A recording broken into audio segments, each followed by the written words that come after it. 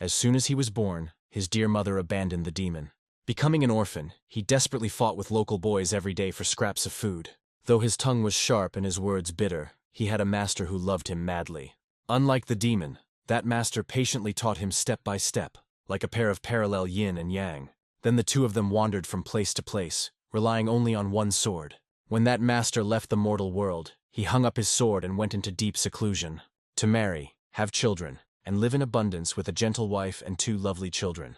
As expected, the demon had no choice. He drew his sword to take revenge. One by one he gutted the sect leaders, tore the flesh from the bones, and threw them to the crows. And then the invisible chain that had held him for so long finally began to weaken. People never knew the true story. They only chewed over in their heads the rumors they themselves invented about him. The demon, a bloody madman, passed into the past and remained only a name in history. But strangely, death did not take him. The heavens tore him back.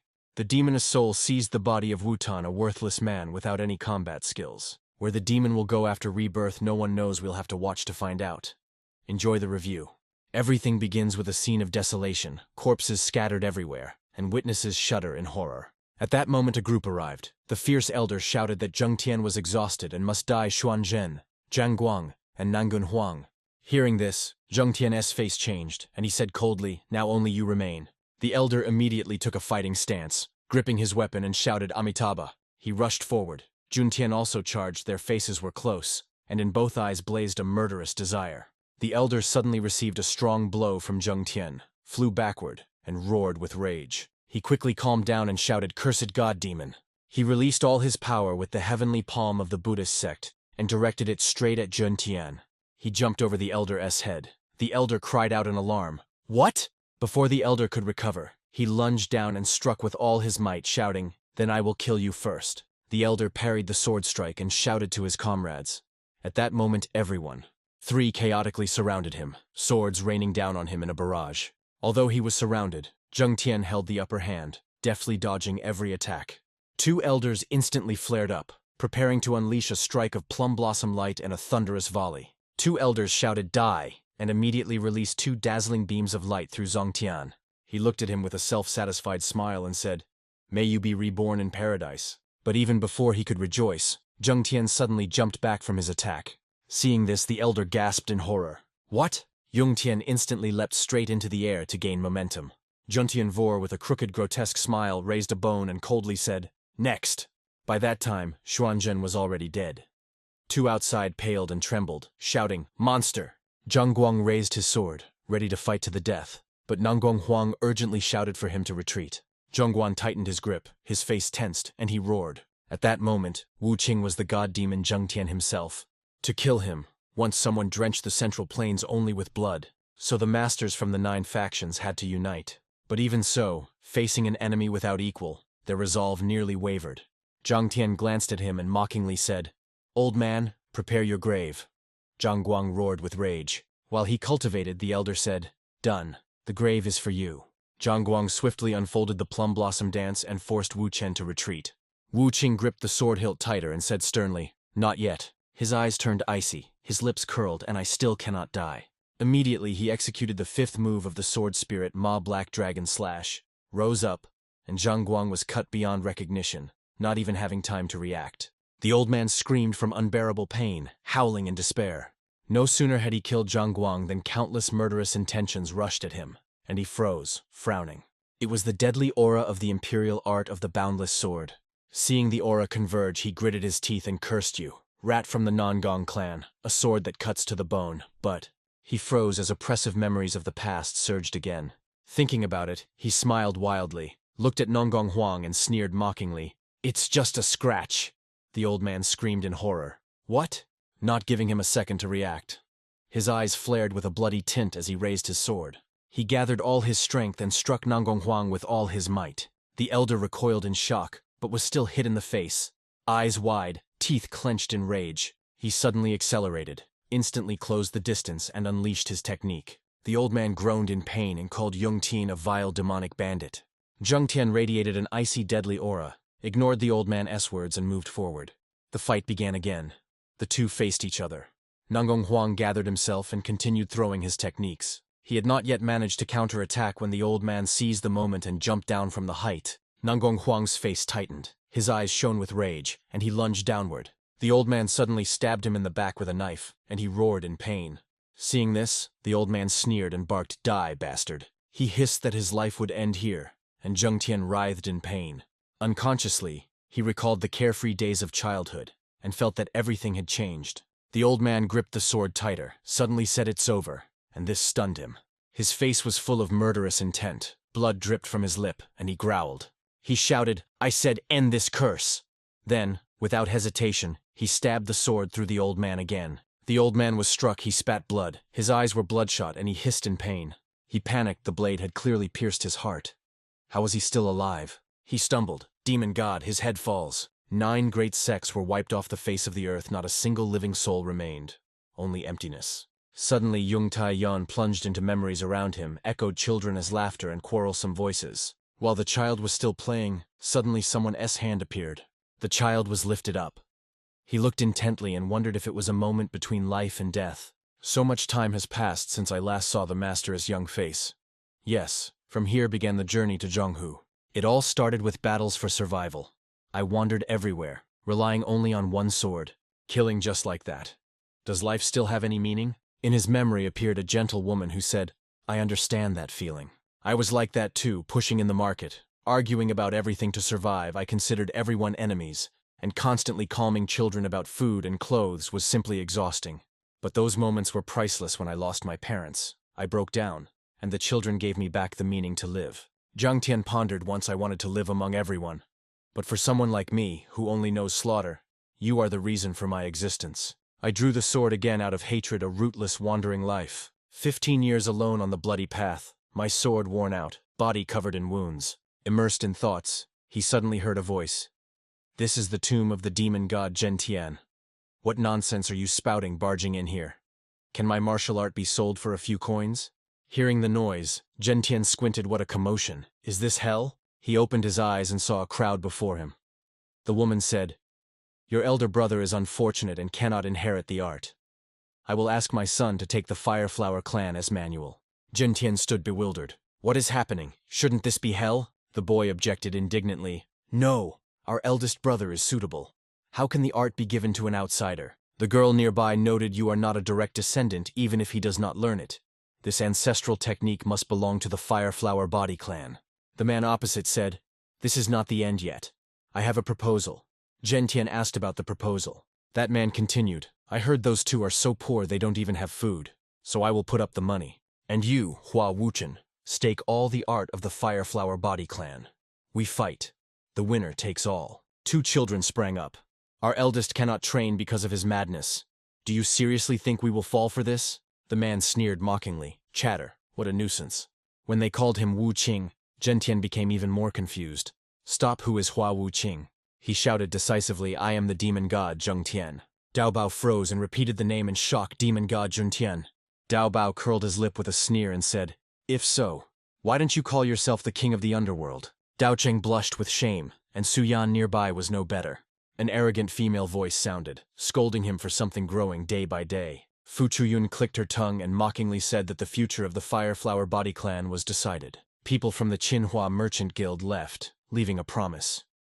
His silence meant he agreed to a duel at the Baiyun Pavilion on the 5th day of the 2nd month. Dao Bao warned, "This is a vow between 2 fighters," then began provoking, reminding the demon god Zheng Tian that he knows well the consequences of breaking an oath. When they left, the 3 who remained stood in shock. They could not believe that this decision was made for them. Su Yan said anxiously, "Remind him that he has never truly held a sword." He laughed contemptuously and said that for such a level, 1 stream of my inner strength is enough. Wu Xin tested his inner strength and instantly felt something strange. He asked himself in surprise where his energy had gone. He panicked and shouted, feeling that his body was empty and there was no strength left inside. He exploded with a scream of rage, cursing his weak body it couldn't even lift a sword. He continued to scream wildly, and the girl begged him to stop. The girl called out to him in despair, begging her brother to come to his senses, even though he was going mad. Tears welled up. Suyon squeezed his hand and said, "No one should endure this." Dao Zhen scolded the girl for calling him a stupid brother, but Suyan stubbornly refused to apologize. Suyon cried, saying it was all his fault because of him their parents died horribly. Having said this, the girl ran away, and Dao Zhen only sighed. Dao Zhen apologized for her, explained that she had lost control, and quietly left. Everyone dispersed, and only Wu Qin remained standing alone. He was ashamed that the children saw him as mad, and only bitterness remained in his soul. Wu Qing froze, looking at the large tombstone, and pondered thoughtfully. He remembered how he had beheaded the head of the Namgong family, and how it felt as if his heart was pierced. He glanced at his reflection in the stone, and thought that after avenging Manhwa and his brothers and sisters, he should find peace. He did not want this, desperately asking why he was still living in this body. His mind was in complete chaos, especially because the children were so similar to Shi and Yue. He grabbed his head in despair when suddenly a loud voice rang out, "Young master!" Ma Shi ran up and grumbled that the young master's weekly outings had nearly given him a heart attack. He asked who this boy was, but the boy only looked embarrassed, not understanding why he was being asked. Ma Shi sighed, thought he was losing his mind again, and asked for permission to explain everything.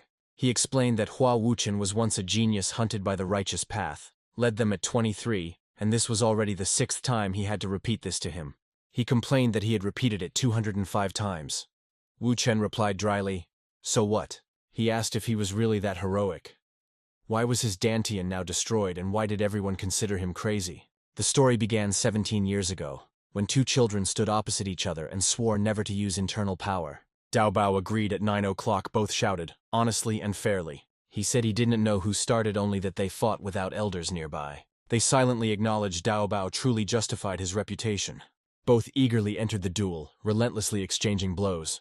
Suddenly Dao Bao stopped admiring him and calling him a genius. This embarrassed Wu Chen. Suddenly he clenched internal power in his hand and spat, "You fool." He coughed again and again, blood spraying from his nose. He asked why Dao Bao used the 7 wounds fist, despite their oath not to use internal power. Dao Bao sneered contemptuously and coldly asked if Wu Qing still considered him a friend.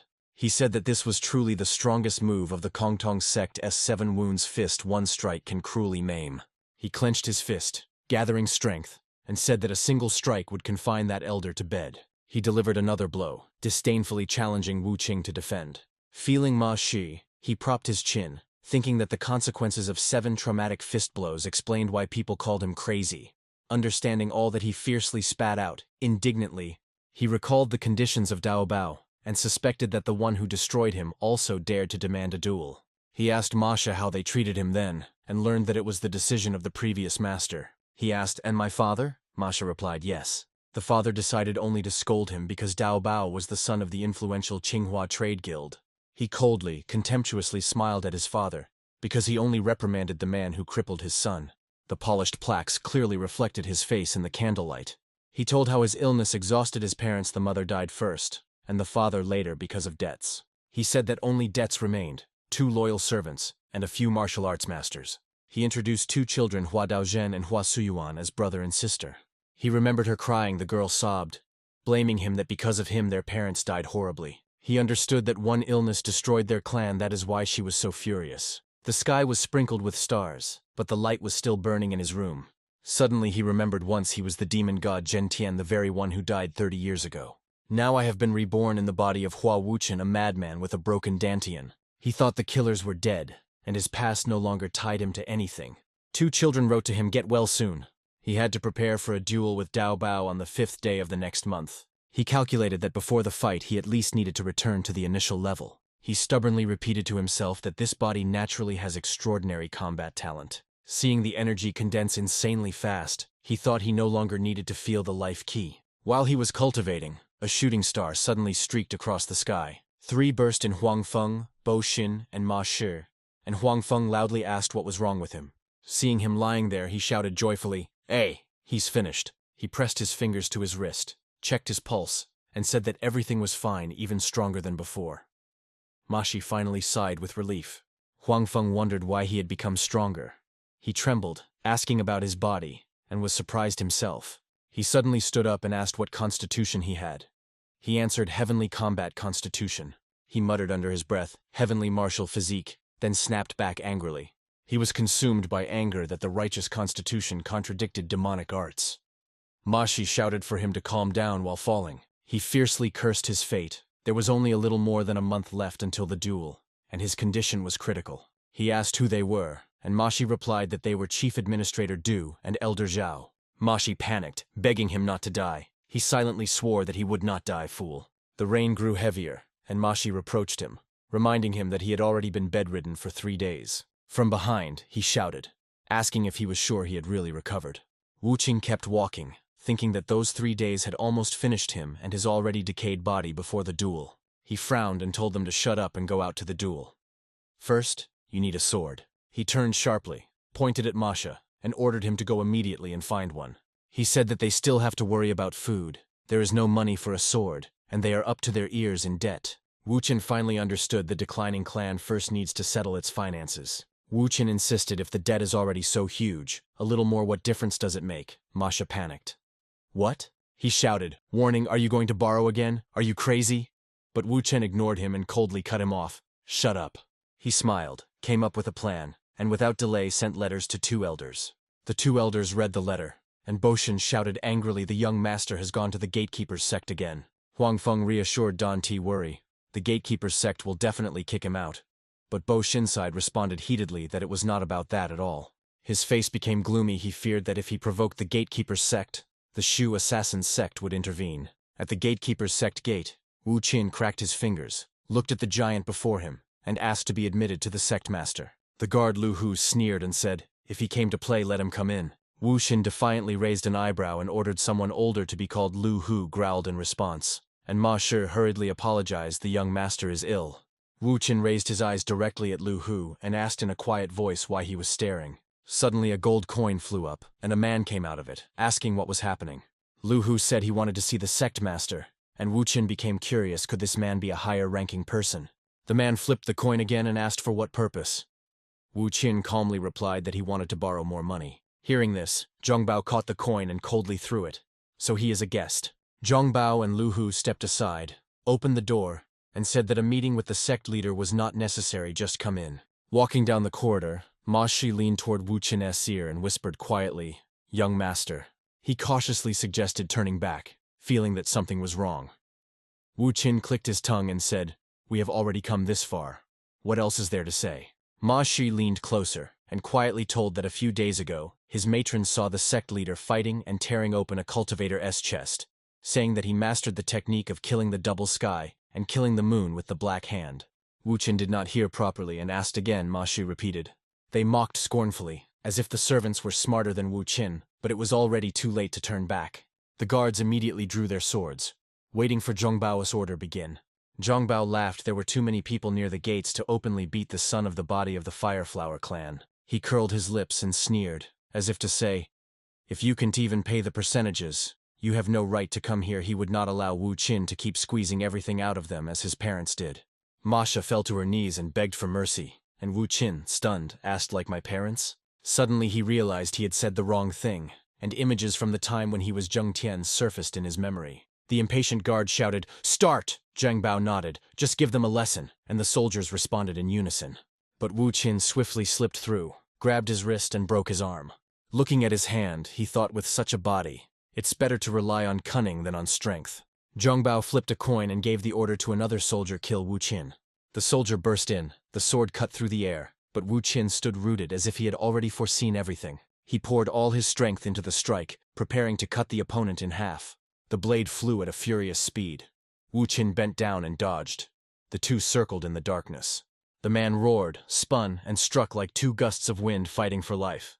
Wu Xin bounced off nimbly and thought, I cannot match strength, I will have to rely on my legs. Suddenly seized by inspiration, he enthusiastically struck his opponent with his forehead on the chin. The man lost his balance, blood splattered, and Zhongbao seized the chance and rushed forward. He struck downward, but Wu Qin dodged. He exploded with a roar of rage. They surged forward, but Wu Qin skillfully flipped and rolled without stopping. No one could guess where he would turn.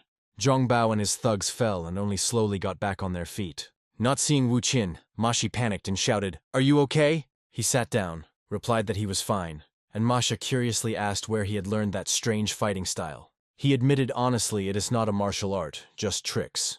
He began wandering the streets. Masha, surprised, asked when that young master had ever wandered the streets. Zhongbao jumped up, flipped a coin, and smiled mockingly, challenging him try to dodge one more move and launched an attack. Wu Qin frowned, thinking, is all this because of one coin? He exploded with fury and sharply ordered the soldiers to step back, deciding to handle it himself. Swallowing, Wu Qin hastily said that he wanted to meet with the sect leader, and asked why it was so difficult. Zhongbao drew his sword and coldly replied that the sect leader was not someone he could meet. He sneered, ordered to smash Wu Qing, and rushed down to strike. A sudden flash of light made Wu Chen draw his stick to block the blow. Zhongbao frowned and muttered in surprise that it was just a stick, while Wu Qin jumped aside and thought that using a stick as a sword was a good idea for now. Blow after blow, block after block they exchanged without pause. No one gave up. He remained alert, thinking that the man's techniques were really as strange as they said. At that very moment Zhongbao opened up, and Wu Qin instantly noticed it. He struck right into the gap, pierced the hand, blood splattered. He was stunned. He did not expect Wu Qin to block the sword with a stick, and immediately find his weak spot. He chased step by step after that rotten rat who growled, while Wu Chen laughed and told him not to underestimate the stick. He twirled the stick and smiled, confident that it would scare him. Chief Vital followed the stick and struck Zhongbao, stunned that Wu Qin had reached that level so quickly. He tried to stab again, but Wu Qin easily dodged, and he wondered if this was the person he once knew. He raised an eyebrow and asked exactly to whom the clan owed a debt. The sticks pierced deep into the flesh and hit the bone in his elbow joint. Standing before him, he sneered at their pathetic martial skills and even dared to demand repayment. To taste the martial art you despise, Wu Qin just clicked his tongue and replied, "When will I do that?" Zhongbao rushed forward with his sword, shouting, "Your farce ends here!" Blackhand, the twin technique of Heaven's extermination and Moon's killing. The ultimate move. But Wu Qin only coldly snorted, the same one who had mocked. "So it s you," he said, and swiftly dodged the strike. The opponent froze in shock. He really dodged. And at that moment, Zhongbao noticed a strong punch from Wu Qin was rushing straight at him. At that moment he saw only the sword spinning, and his head buzzed. He could not understand why Wu Qin concealed such overwhelming power. At that moment Wu Qin directed his strike straight at Zhongbao and everything shook. Zhongbao spat out blood, muttering something indistinctly. "Bastard, how do you intend to pay for the consequences?" Again, Wu Qin lightly tossed a coin into the air and said, "I did not come here to listen to your threats. But if you tell me what I want to hear, I can give you a little more time, so I will say it again." Wu Qin turned around. His expression became terrible, and he said, "Lend me some money." He laughed with pleasure, thinking he had not been this happy for a long time. As soon as he finished, Masha rushed forward and snatched the pipe from him. He slammed the pipe on the table and barked angrily, "This harms the young master." Wu Qin just clicked his tongue with regret. To this Zhongbao stood up, and Wu Qin asked, "Why do they borrow if they are so afraid of losses and do not even demand collateral?" He raised an eyebrow and said he sensed treachery here. The man bowed his head to object, but Wu Qin knocked on the table and said he still hears him plotting something. Wu Qin coldly warned him to think carefully before they shove cubes into his mouth so that he cannot utter a single word. He sighed heavily and admitted that it was an order from the Qinghua Merchant Guild. Wu Qin asked what deal they had made. Seeing him falter, Wu Qin called him out and forced him to tell the truth. He growled as if warning, "Do not pledge your loyalty to those who will abandon you in life and death." Frightened, he lowered his head, trembled, and confessed that there was a secret contract. He said that the merchants forced them to give loans at usurious interest rates to drive the Fireflower Body clan into debt. He continued and added in response that the guild promised to sow the lands. Flipping through the report, he asked how much 300 stories would turn into in a year.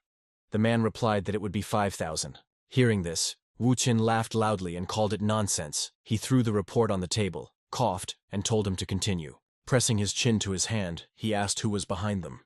He admitted that it was the Shu assassin sect, which had recently joined the Four Martial Heavens. He mockingly declared that the Four Martial Heavens were a real mess. Then Mashi quietly made a sound. When he looked back, the boy immediately asked, "How do you know them?"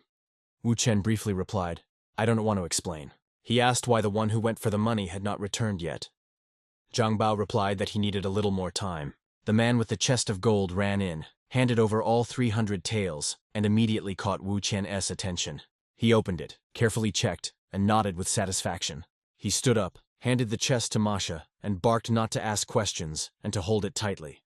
In the rain, he strictly ordered to record the loan in the ledger. He promised to return and pay back every penny as soon as he dealt with the merchants. Suddenly he remembered and warned them do not exploit people uncontrollably. He looked sternly and warned if they cross the line they will be crushed. Hearing this, Wu Qing only sighed as if he understood everything. He and Masha left, walked, and thought about who to destroy first. Returning home, Bo Xin burst out with a joyful exclamation, but seeing blood on himself he screamed in alarm. He asked anxiously about the blood. Wu Qin immediately replied that it was not his. He hurriedly asked what happened in the sect of the gatekeepers. Wu Qin calmly said he just borrowed a few stories, they were short. He said directly that they must watch the martial arts masters and not let them go anymore. Bo Xin trembled and asked where the money came from. The sect of the gatekeepers definitely would not lend. Wu Qin replied that he forced them to record everything in the ledger. He patted Bo Xin on the shoulder, told him to make sure the brothers had food and clothes, and he would take care of the rest. After talking, he went inside, leaving only a brief instruction: do good. He left, leaving three standing there confused, watching him go. Bo Xin quietly whispered if Huang Feng had lost his mind to behave so wildly, and Huang Feng just clicked his tongue and said nothing. He sighed and whispered to himself that he never had parents and did not know what to say at all. He told everything, said that temporarily the money was fine, and promised to take care of the brothers and servants, asking them not to worry. Two children outside heard everything. He also said that in a few days he would fight Zheng Daobao over a secret clan manuscript. He cracked his fingers, full of rage, and said he would break his neck. An old commemorative plaque stood motionless under trembling candles, and the flame flickered in the night wind. In the silent night under the cold moonlight, a lonely wooden tower appeared. Dawn came. The sunlight pierced the clouds and hit the tower, frightening the space. Still at dawn, three men hurriedly carried heavy boards inside. They wearily laid down the boards and grumbled with irritation they did not understand his orders. Masha muttered that those things were so heavy that backs would break, and someone replied that once they finished everything, they would go drink and rest. Hearing the noise, Wu Chen opened the door and cheerfully asked if they had brought them. He inspected each box, frowning and mumbling that in the 50, 80, and 110 containers everything was correct. Masha asked with curiosity what he would do with them, since martial arts masters carry so many heavy things. He simply opened the box to look at the sword. After a moment, Wu Chen said with a sly smile, "If the sword is in the hand, then of course, it is for cutting." He eagerly grabbed the hilt, thinking he would first train with the nastiest of the 50. He tried his best, but could not lift the sword. Masha asked inquisitively if he really intended to use it. He thought irritably he expected difficulties, but did not imagine that he would not even be able to lift 50 carts. His body was too weak. He clenched his fist and firmly swore he would never give up. Soon he was gasping for breath, trembling, and said that he could lift a little with both hands. He shakily turned to Masha and begged her not to stand confused, but to quickly follow orders. Barely carrying the sword, Wu Qin reminded Masha to add a little more meat to the ration. Masha sighed, watching his figure disappear, and said with a sneer that it did not calm him down. In his private room, he slowly raised the sword, determined to master it. Wu Qin raised the sword with both hands, reminding himself that only 2 weeks remained until the duel. He pressed his lips, realizing that his talent contradicted Master Maya's teachings, so he had no choice. He had to learn the 9 unmatched swords from the Master S friend. He firmly told himself that this was the only way to get out of this mess. Elsewhere, Daobao, admiring the scenery and grabbing his loot, suddenly exclaimed in surprise. He raised an eyebrow and asked if Hua Wukin really had blown the guild guards to smithereens. The guard nodded. They were seriously wounded for 2 weeks, and this confused Daobao, because supposedly, Hua Wuchen did not have a dantian. He threw with a sneer that the opponent was clearly not an ordinary person. Daobao smiled and said that maybe he would prepare a gift for the young Master Hua from the Hua physical clan. He continued plucking the strings, pouring gloomy intentions into every rhythm. He thought with pleasure, impatiently awaiting the duel to finally see the true face of Hua Wuchen. Every movement revealed a heavenly combat physique, a body made to endure such intensity. Soon everything he asked for was ready. Wu Qin looked thoughtfully and barely nodded. Mashi had prepared everything. He shuddered slightly, took a deep breath, and promised himself that he could finally begin. At first, Wu Qin subtly shifted the arch of his foot. He prepared to perform the 9 unmatched swords. The first form, advanced step. He remembered the Master S advice, always move forward with the sword. Immediately, Wu Qin rushed into the second form, the technique that breaks soldiers. His heart was pounding, but he continued performing the techniques, enduring the tension, and resolutely not allowing anything to stop him. The ball flew chaotically, leaving streaks that flashed too quickly to be seen clearly. When the sphere flew straight into his face, he executed the third form, the energy rupture. But while he was intently watching the ball, it suddenly looped and hit him in the back. He screamed in pain, sounding even more pitiful than a spoiled old man. Having finished the third form, he immediately prepared to enter the fourth. He hung several bamboo tubes high, let them fall and become targets. Wu Qin was about to perform the fourth form, martial S rupture. There is no martial art that can completely counter every technique. No matter how intricate martial arts are, they always have a weak spot. A pure sword can still pierce through them. But to the master's surprise, Wu Qin failed to land a single strike. Fortunately, suddenly a bamboo tube fell and hit the rope. Even if 10,000 warriors storm forward, all will submit to the sword. As soon as he finished the move, suddenly a log flew from somewhere and hit him on the head. He roared a challenge and threw the sixth technique, one cut to break the moon. This move could have split the moon in half, but in his hands he barely extinguished a few candles. Soon he moved to the seventh one, cut to split the earth, a strike that could cleave the ground. But in a moment his face paled, the statue had not a single chip at all. He was forced to use the eighth technique, Sky Split, which can cut through the very sky. After training for some time, his body was exhausted from fatigue, and the sword slipped from his hands. He lay on the floor, knocked out, and thought that having already shattered both himself and the sword, he could stop using it. Wuqing closed his eyes and barely managed to repeat the last move. He remembered how the master asked, "Did you remember?" and how he answered, "I remembered." But whether this half-learned sword technique can even be called a martial art, I doubted. The explanation sounded awkward, like a child inventing nonsense in martial-esque madness. The master was embarrassed, cleared his throat, and said, "I do not object. But I cannot allow lost supreme mastery to fade away." He was the only swordsman who could match the master, and this made him wonder, does he use inner chi just like I do? The master replied that he applied bodily techniques, and one who joined a sect cannot fully master them. So I had to pass this on to someone who does not belong to any sect. When he heard this, his face darkened. Bodily technique, how petty, he said. But before he could finish, a kick struck him in the forehead. "Do as I say," the master barked, and he grabbed his head and hurriedly replied, "All right, all right."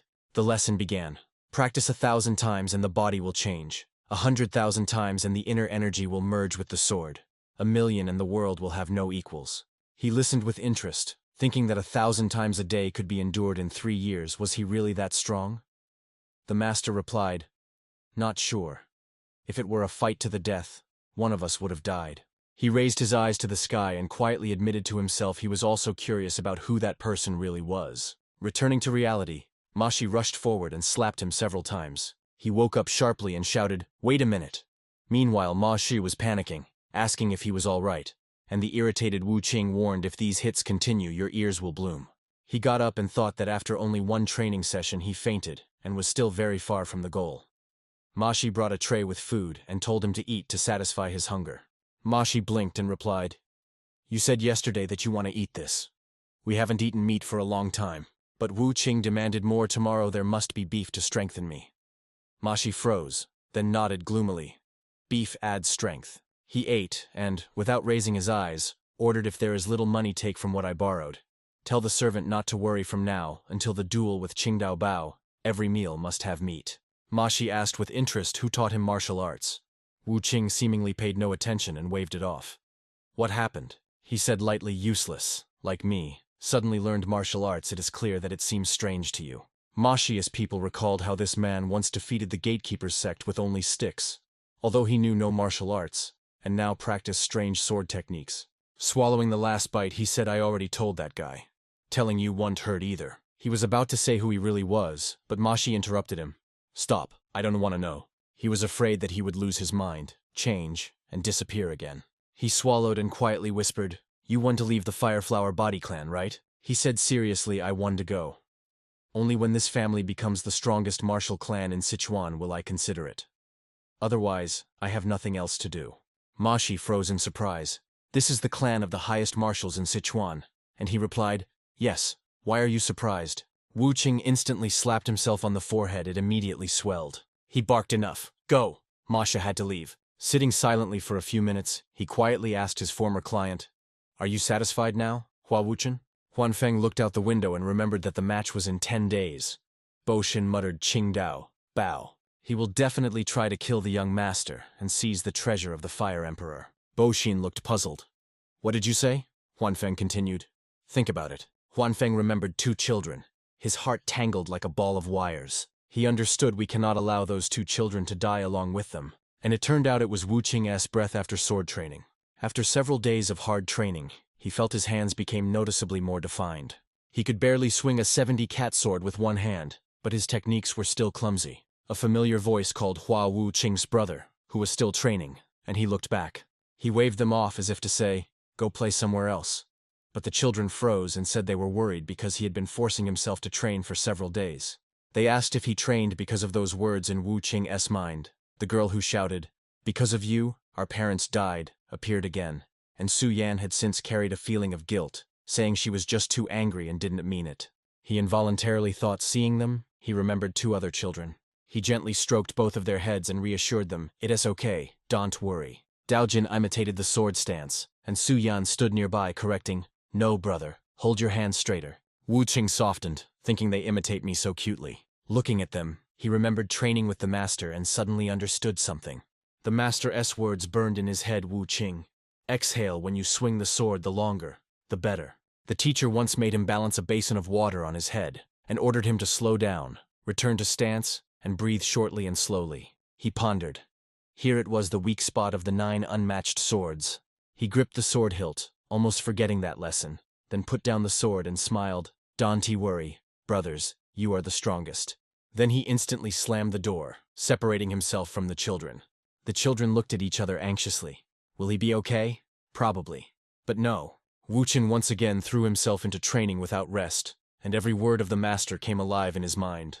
Wu Qin drew his sword and performed the 5th technique, army killing, unleashing all his chi in one explosion. Seeing that his movement had improved, he beamed with joy. This was a chi cultivation method, accumulating internal strength through body movements. He leaned back and with one jerk cut the candle.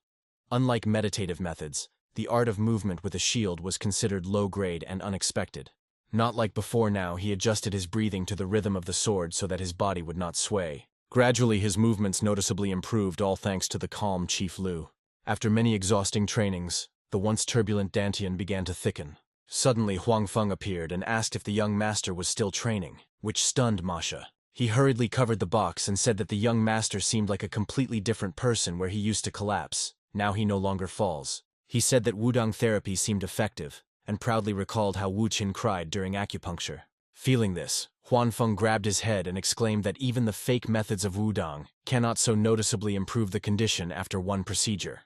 Huan Feng told him to report anything, but Mashi rushed away without waiting for the rest of the words, repeatedly saying, "Yes, yes." He opened the door and, smiling, invited the young master to stop and eat. Sweat was pouring from Mashi, and Vuchin, out of breath, complained that the room was too cramped. He was in shock. "What?" He closed his eyes to catch his breath and repeated, "I said it's too cramped here for training." The next morning at Martial Hall, the sky was cloudless, and the sun gently warmed. He brazenly spat out unpleasant words. "Is someone already here?" Mashi awkwardly followed, announcing that the young master wants to use the great Martial Hall. He cracked his joints, warmed up, and shouted loudly, "I am occupying Martial Hall for training. There is another place, go there." These words angered them. They muttered about how he spoke as if he had never seen a coffin in his life. Yet he was already crying. Having a sword does not yet make one a warrior. He has never wetted his blade with blood. Seeing their faces, Wu Chen sneered, "You have big eye sockets." One man was already about to object, although he was a young gentleman. Someone stepped forward and stopped him. That person spoke for everyone and gestured to let him know to step back a pace. "Sir, let us go. The young master wants to practice." The novice turned out to be captain of the cold sword Ta Bao Ren. He thought Wu Chen was half-conscious and didn't want to bother him. Mumbling as he passed by, he had gone mad again. Wu Chen, enraged, immediately called back. Wu Chen teased further, "If you have an opinion, say it to my face. Talking behind my back is cowardice." Bao Ren paused for a moment, ready to argue. "So what?" Wu Chen laughed. Then the swordsman appeared. "Young sir, even if the sky fell, no one would dare resist the future head of the family." But Wu Qing did not let go. "You know the saying, a dog that bites does not bark. If it barks, it is out of fear." He continued to tease. "If you don't intend to be a hero, then don't bark. Live your cowardly life." Wu Qing became even more agitated. "Who are you to make demands?" Masha was so tense that she dared to peek with only one eye. Wu Qing stepped forward and resolutely replied, "I have never known regret." The sheaths fell, but instead of continuing the fight, he thrust his Tao into the ground. The martial arts masters froze in astonishment. The duel took place without swords. Although he was pressed, Boren lunged in response, a sharp upward stab, and Wu Qing spun to dodge. His constant dodges drove the man to shout, "Young Master Hua, take the sword and fight like a man." Boren said sharply, "I have served Hua for 25 years. The clan's decline is your fault." He took a fighting stance and said mockingly, "Now you want to learn martial arts?" He performed the second form of the 9 unmatched swords, a technique that breaks soldiers. Sparks flew as the weapons clashed. As soon as he finished, he immediately struck the man in the face. He declared decisively, "From now on, everything will be different." The man thought to himself, incredible, his eyes have changed. In the last clear moment, He thought this is the gaze of a martial arts master and instantly fell. The spectators were stunned. Could it be that young Master Hua really won? Wuqing placed his hands on his hips and asked, "Any more complaints?" The outraged martial arts master shouted, "That was a cowardly act." He yelled that Captain Baoren had no right to wrong him, but he was cut off by a sharp, "Shut up." He said he learned from him. Wuqing briefly replied, "Fine, step back." The man bowed and said, "Yes, sir." Wuqing coldly threw out, "You two go." The previous fighter still protested. "He is the young master. Isn't that too much?" He asked, "Why did you spare him?" The man replied, "Who said I spared him? I was going to cripple him." He was surprised. "Are you serious?" The man replied. "Do I sound like I'm joking?" He stammered. No." Mashi also pondered, when did he start being able to do this? He placed his hands on his hips and looked at the sky. Still, it's an improvement, right? Probably. The figure stood, looking into the distance, while someone's voice discussed the duel with the Tsinghua Merchant Guild. Bo Xin asked Elder Zhao, "How long have we been in the sect?" He replied, "About 37 years. Bo Xin sighed. "Oh, what a long time it is." His hand-to-hand combat skills made even the proud Duan clan acknowledge her brilliance. He clasped hands and said that we were both captivated by his radiance and swore allegiance. Bo Xin said this is not betrayal but a way to settle family affairs. He replied, "I know. No need to lecture me." He looked at the ancestral tablet and said in a heavy voice, 17 years of caring for the madness of the young Master Hua. That is also 17 years of watching the decline of the Yanhua clan.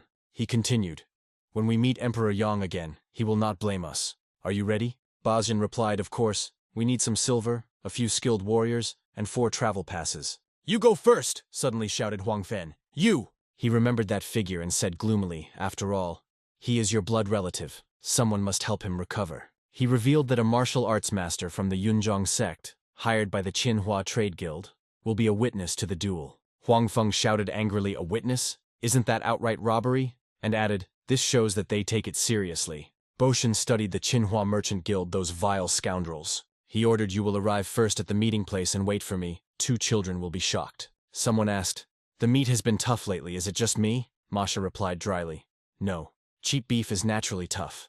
Wuqin asked, "Are we without money?" Mashi replied, "I don't know," and the servant extended 2 small silver coins. Wuqin asked, "Are you crazy?" Masi took a sip and calmly replied, "I don't get angry over trifles," then teased, "So why do you say things that make me want to hit you?" He stood up, patted his chest and said, "Enough. How do I look today in this outfit?" "Masha is cold. I don't know for sure, but when you are in bandages it suits you more." A bump grew on his head. Wu Qin said coldly, "Let's go." Offended, he followed him. He squinted. "Dante say you were here to advise me to run away." The man put his hand on his chest. "Of course not," he replied. "I know. Wait for me. I will deal with those bandits myself." He muttered to himself, "This old man worries too much. I will smash them to pieces. Old people are so nervous." The manor gates suddenly opened, and sunlight flooded the yard.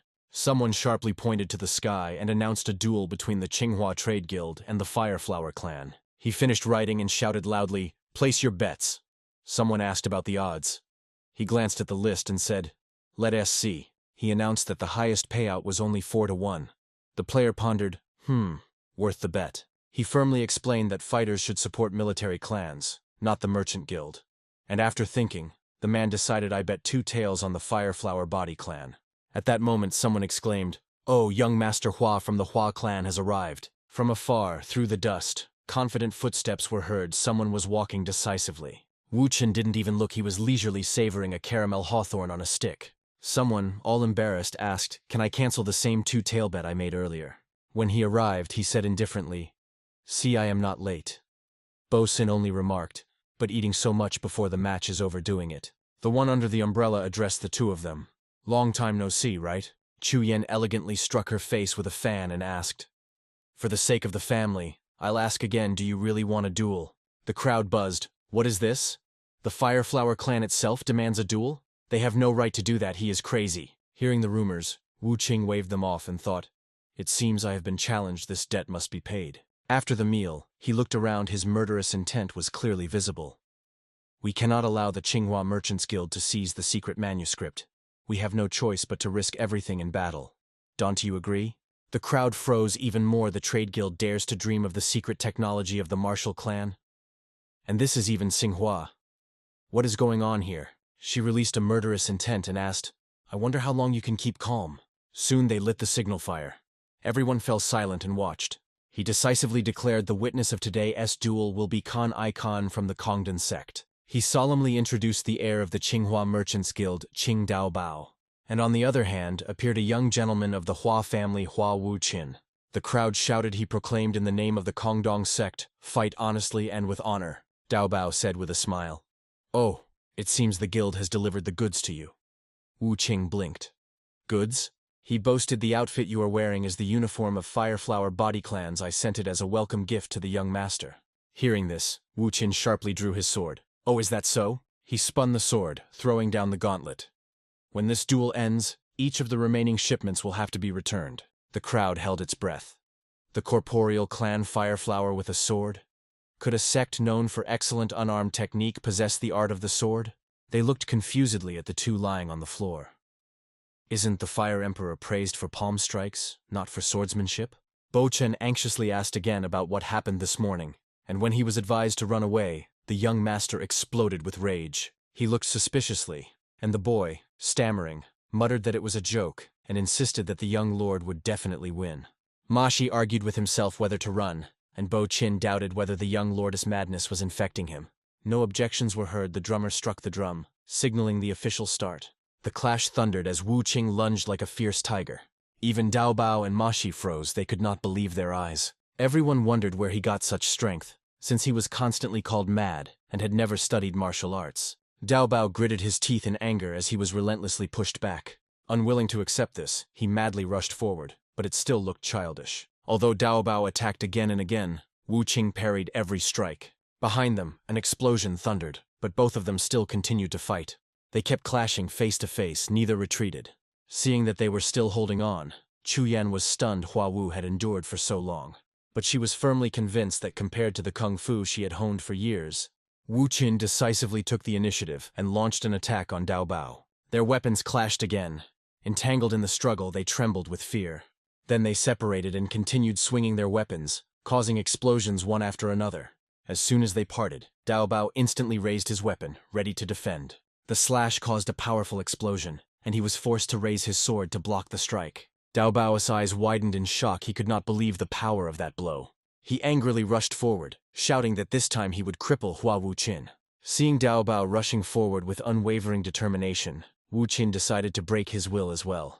The nose carried murderous intentions and a deeply rooted grudge. He lunged forward, confident in his skill. Both unleashed their signature moves, unwilling to yield. He instantly dodged to the side, evading Dao Bao's deadly strikes. Bo Qin panicked but admitted that Wu Qin was holding well, and Ma Shi tensed, convinced he had not yet given all his strength. Hearing this, the man asked in surprise, and the boy explained that he had secretly seen him training hard, so even greater strength might soon break out. Zhao Zhao felt that his current skills matched the opponent's, although perhaps the latest training was still insufficient, and Wu Qing only wiped the sweat and secretly decided that how strong the opponent was did not matter. Then he charged again, convinced that he would eventually defeat them all. Like a gale, Wu Qing rushed forward, launched a move, and spat. You scoundrel!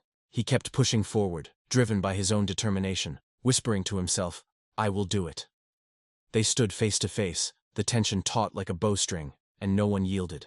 Wu Qing lunged forward and struck with his sword. Full of hatred, he was ready to defeat him at any cost. A guiding voice came from the tent. Go straight east 5 miles. Then the voice ordered to turn aside, meet the camellia, and travel 3 more miles. Following Huan Feng's instructions, the carriage stopped in front of a secluded but picturesque tavern. Seeing the inn, the man sighed with relief. He had finally arrived. Seeing Dao Zhen and Su Yan still asleep, he relaxed with relief. It meant delivering them had gone smoothly. Before leaving, Huang Feng asked again, but the bosun stubbornly insisted on staying. He wanted to personally retrieve the young master's body. He closed his eyes and stubbornly whispered, I will personally escort young Master Hua the last stretch of the way. Unable to convince him, the man said goodbye and agreed to meet again at the agreed place. He raised his eyes to the sky and sighed quietly. He did not know what was right and what was wrong. Every time Wu Qing made a move, Dao Bao immediately responded. Green and red flashes, embodying their clash, exploded and flickered again and again. He thought Dao Bao is young, but there is strength in him. He just lacks experience. 2 streams of murderous intent collided, and a cloud of dust and smoke rose into the air. The fighters and spectators below held their breath and watched every movement tensely. The crowd gasped and murmured how could they be equal. The young Master Hua even seemed a bit better, and someone whispered Dao Bao was once an external disciple of the Kongdong sect, but clearly not outstanding. Dao Bao gritted his teeth, enduring the barrage of Wu Qin's attacks. Bo Xin shouted in an alarmed voice, and Ma Shi hurriedly warned young Master Hua to dodge. Chu Yan stood aside, forcedly smiling, but it was clear he was tense. Wu Qin delivered the first strike from the 9 unmatched swords, the Vanguard Dep. Someone exclaimed in shock. He really blocked that. An explosion sounded. He was thrown back a staff S-length, barely staying on his feet. Dao Bao's shout burst out in fury. Damn this madman. But Wu Qin did not wait. With a mocking smile, as if saying you're too slow, he delivered a decisive blow. While Dao Bao rushed into attack, he only gritted his teeth and looked helplessly. He executed the second technique from the 9 unmatched swords, the soldier breaking technique. He panicked, not understanding why he was powerless against that attack, not grasping the situation. He only stumbled in his thoughts. He couldn't repel it. He took the entire blow of the sinister Wu Qin upon himself. He stubbornly resisted, not wanting to admit it. Could it be that I lost to someone without an elixir field? In an instant, he swung his blade in one motion, and one of Dao Bao's hands flew off. Falling in choking smoke, the sword and body collapsed like withered leaves. Bo Xin and Ma Shi were covered in cold sweat and froze in shock. Dao Bao lay motionless, blood flooding the severed hand. Someone asked. He raised it high and declared, "This is a blood debt for 17 years. He calmly replied that since Dao Bao belongs to the Tsinghua Merchant Guild, they will simply find a way to sew the hand back on. He asked why it had to go so far. Wu Qin snorted coldly. What did you say? The man objected, saying the duel was already decided, and Wu Qin calmly replied that if so, then he also has something to say. He asked bluntly, did you really use the 7 wounds fist against a 5-year-old who didn't know martial arts? His voice was icy. This put an end to 17 years of revenge. From now on, anyone who dares to provoke the clan of the body of the fiery flower will pay. He warned them to prepare, then turned and walked away. Tears choked her. She silently vowed never to forget this humiliation. The martial arts masters froze as if struck by lightning. Everyone's jaws dropped at what had happened. Only when Wu Qin raised his blade and left did the crowd erupt in cheers. The crowd buzzed. In a few moves he dealt with the outer disciples of Kongdong. His swordsmanship was strange. It was as if an unparalleled master had appeared. Masha and Bo Xin rushed after him, calling out, "We are returning to the residence," he said. Bo Xin was confused but obeyed nonetheless. Looking at his figure, the man silently thought, when did young Master Hua's shoulders become so broad? Suddenly he called the chief steward Du, who, startled by the surprise, responded instantly. He vaguely hinted at the matter that threw the steward into panic, and made him wonder if young Master had learned about the escape.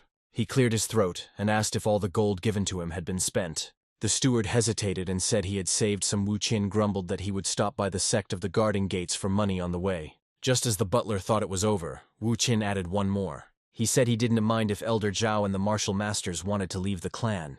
The steward froze when he continued. But if they dared to tear him away from his 2 relatives, Wu Qin coldly warned they would have to risk their lives. Huang Feng sat next to Dao Zhen and Su. Yen the girl grabbed his hair and scolded him. The boy puffed his cheeks and put his hands on his hips, and Huang Feng hurriedly unfolded the pigeon letter to calm them before reading. Huang Feng shouted in panic, "Oh no!" and scared the girl who was still holding his hair. He sighed heavily over the letter. The escape plan was exposed. And now they demanded that young Master Hua return immediately. Wu Qin spoke directly. As for the money, it is time to settle up. Bo Xin froze. Wu Qin coldly and emphatically declared that he intended to deal with the sect of the guarding gates. Didn't he think so? He told the chief steward to rest calmly, but the steward was still worried. He saw that the young master was already different. Noticing his concern, Wu Qin said he was too worried, but the caretaker still warned him not to get involved with the sect of the Su assassins. Wu Qin reluctantly replied, and left. Although he had already left, the steward did not take his eyes off him, watching as he walked away, and felt uneasy. Masha quietly asked if he really intended to go to the sect of the Guardian Gates, and he replied, "Yes. If we leave everything as it is, it will only get worse. Solve this now." He smiled and gently asked Masha to always stay close, and the boy was embarrassed, but obeyed anyway. Zheng Bao came out to meet him. Barely hiding her surprise, he had appeared again, quite unexpectedly. He remembered how he had injured the second young master Tsinghua, and Wu Qin simply said, "I am here to repay a debt." He looked around and teasingly said, "It's so quiet here when you are bankrupt." He behaved politely, and said that the gamblers had come to watch his duel. Wu Qin nodded. He asked, "Ulot probably bet on me, right?" Zheng Bao panicked, bowed, and apologized, while Wu Qin coldly asked, "The odds were in my favor. Did you make good money?" Wu Qin continued sternly, "You profited because of me. Are you really going to pretend that that's not the case?" Although irritated, he still politely promised to repay the debt. Wu Qin barely smiled and sat down. "All right, I'm glad to hear that." He glanced at Wu Qin and felt he had become stronger and different, cold, balanced. With the aura of a deadly martial arts master, he asked where their big boss was, and Zheng Bao wearily inquired why.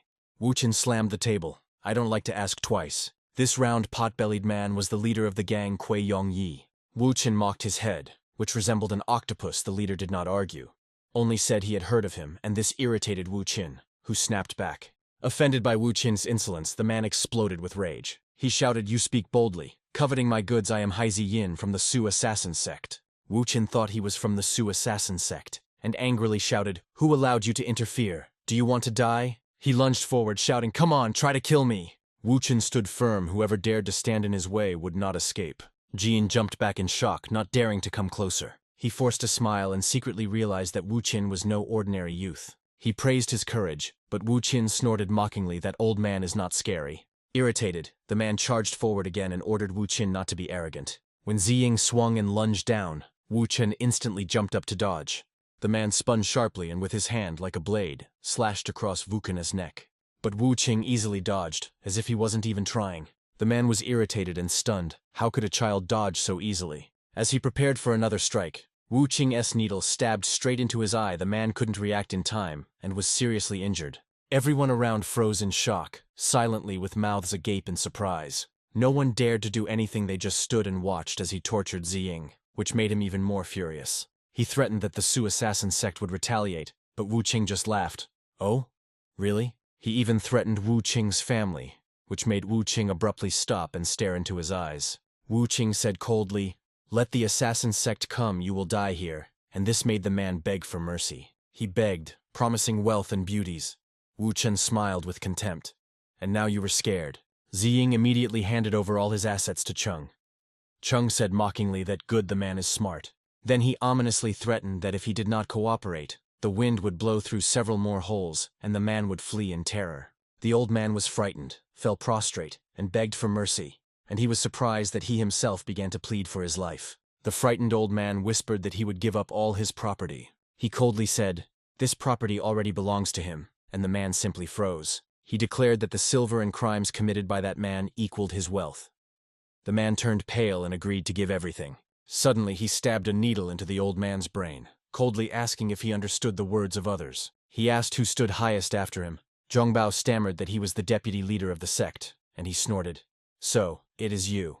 Zheng Bao instantly fell to his knees, begging for mercy, and swearing to live honestly if spared. He asked how much the deceased's property was worth, and the man replied, "A total of 4,000 gold taels." He asked about the gang's wealth. Zheng Bao revealed everything, at least 10,000 gold taels and 500 taels of tribute. He quickly calculated in his head 4,000 from the leader, and 10,000 from the gatekeeper's sect, all belongs to him. Adding another 500 taels as tribute and compensation, in total about 20,000 taels. Well, fair enough. The man hastily promised to prepare the papers. When he was told to resolve it right on the spot, he replied, "Yes." He said coldly, "And now, how much are your lives worth?" He said he would spare only that one man, and the crowd panicked, fell to their knees, and begged for their lives. Standing before a pile of things, he said it was just loot from debt collection.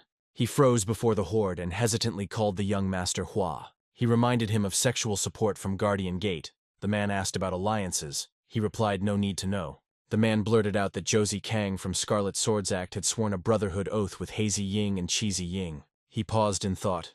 Hazy Ying, the very one whose all 10 fingers are black. Boshan froze and asked. He nodded and told how he stuck a chopstick in the man's eye. The man was stunned. He whispered in a quiet voice, "It's hard to deal with such people. But if your restrictions appear, don't impose them on me.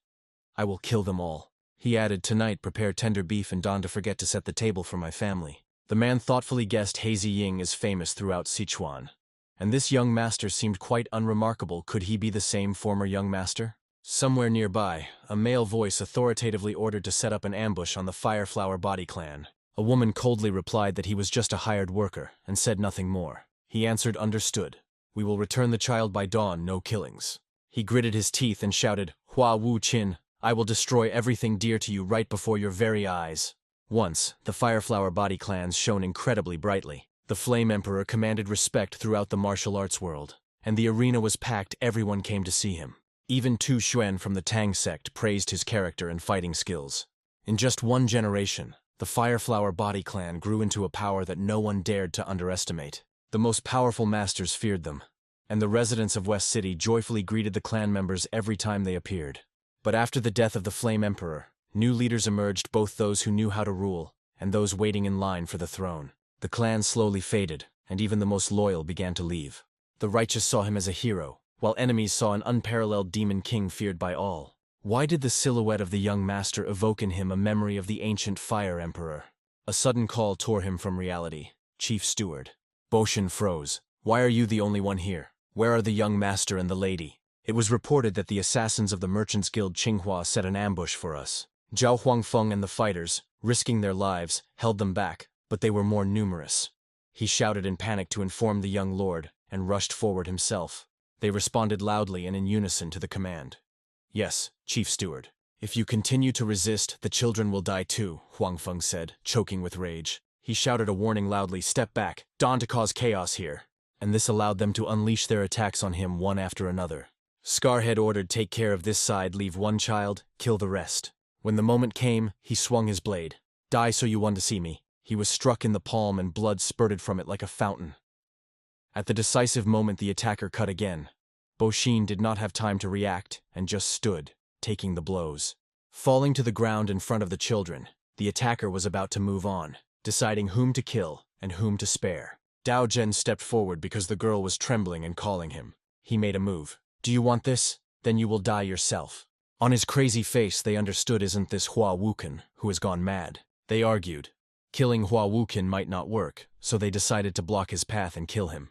Throwing himself into the attack, the man still threatened, "You will not see the dawn, Hua Wu Qin." He could not recognize the opponent as skill, he was only good at intimidation. The bald man panicked. What the hell was that? Yet still they clung to hope and rushed forward together. Kill him. To give Wu Qin time to deal with them, he used the fifth form of the Sword of Nine Absolutes, and crushed everyone before him. This scared the others. They looked at him in horror, and wondered what kind of monster he was. Seeing that everyone was safe, especially the children, he finally exhaled. Only then did the little girl slowly open her eyes and look at him. Her brother covered his eyes. "Danti, look," Suyan said emptily. "What are you doing? Is this Hua Wuchen? Did he defeat them all?" But Dao Zhen still covered his eyes. "I told you, Don, to look." Wuchen asked anxiously, "Are you two okay?" The boy stammered, "I am okay." He softened. "You must have been very scared." The boy shook his head. "No. I come from the Marshall family." He ordered Elder Zhao, "Take the wounded and the two children back to the manor." "Yes, young master." The wounded were carried out. He turned to the last one. "Well then, you were sent by a spy from the Qinghua Trade Guild, weren't you?" He panicked. "You will really spare me," he barked sharply. "Don T, make me repeat myself." He confessed it was Fu Chuyan, head of the Qinghua Trade Guild.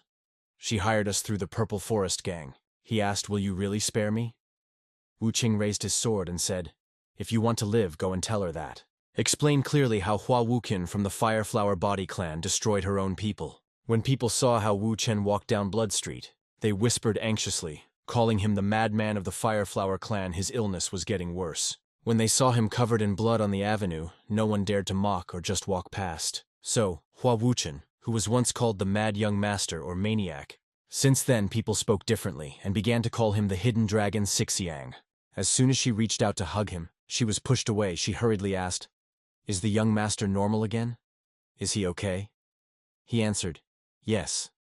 Then she asked, "Is everyone in the infirmary?" He nodded. Yes, not everyone was fine. The second young master and the young lady were taken to the infirmary to be revived. Wu Qing praised, "Good. Go and prepare the bath now." He replied, "Understood. I will do it." Under the quiet moon, Wu Chen sat in the bath, immersed in warm water. His face darkened, and he forced himself to calm his thoughts. The Marshall S. child should not have to endure this. But he did not want to show them the cruelty of the world. He wanted them to hear only honest words and see only good deeds. The next day at the pharmacy, voices rose in alarm. "What? The red burning heart method. Wu Hin replied, yes, exactly. Why did you flinch? Did I say something wrong? Putting that aside, Huan Feng asked, may I ask why you need that mental method? Wu Qing teased, fearing that I would tear it to pieces again. He was embarrassed. No, that's not the point. Wu Qing said sternly, do not start learning this secret manuscript now. From tomorrow I will personally teach both children. He remarked, I can see from your face that you don't believe me. He objected, no, not at all. Wu Qing sighed to calm him. Don't worry, Zhao Huanfeng will be fine. Yes, understood. After the conversation, he pulled out a stack of papers. It was a copy of the thinking method. Wu Qing grabbed it and left. I am going, rest. They bowed with deep respect. Young master, take care. After he left, Huan Feng sighed anxiously. Will everything be all right? Bo Shun reassured him. Don't worry, the young master showed powerful swordsmanship. It saved us and sped up our recovery. Huan Feng felt some relief. His recent madness had subsided. His body and mind had changed and almost fully recovered. The Hermit S method had probably worked. Could this method really accelerate his combat skills so rapidly? I've never heard of such a thing. Bo Shun also doubted such a sudden leap could only be due to fated Cu, a rare encounter. This is not a simple coincidence, probably an encounter with an extraordinary master. No other reason. Finally, it seems that the 17-year-old shadow pressing over the Fireflower body clan is beginning to retreat. At the training ground, Wu Qin taught the children the butterfly dance, or the resonance of the yellow bee. Su Yan blinked. Brother, what did you say? He explained more simply. When the enemy freezes at your feet, move lightly and gracefully, like a butterfly in the wind. I created and honed this basic technique in bloody battles. The children are simply delighted with it. Su Yan pondered. Strange, you have never fought in a real battle. Daojin gave a sign. Idiot. Don't say that out loud. Wu Qin cleared his throat. Enough theory now, and practice hit me with simple fists. Because the children just fought out of habit, without real technique or form. What are those two doing? How clumsy their movements are. Are they really descendants of the Marshall family, or just too young? Still, it is funny that they can't even maintain balance or control their bodies. The children, surprised, pulled their hands away from him. He pressed his head with his palm. Tired. I have a headache. Let us stop training today. The girl worried. Young master, are you okay? We didn't hit your head. He said you have more potential than I expected. First strengthen your bodies, then learn more complex techniques. And now go rest. See you tonight. His praise ignited enthusiasm in the children, and that night they could not sleep. But the children did not even suspect this. Wu Chen was still grumbling that it would not be easy. He laughed, thinking that the master had probably gone through many hardships. The student-s guilt cut the clan-s fighting vein. But I will restore its glory and revive the traditional martial arts of the Fireflower body clan. I will find that scoundrel with the cursed mark without a blade, the one-eyed demon god Zhen Tian, whom I could not defeat in my past life. He took a stance, ready to train. No matter what happens, I will kill him. He gave in to inertia, and each swing was stronger than the previous one. That afternoon, Wu Qin trained tirelessly and joyfully with the sword.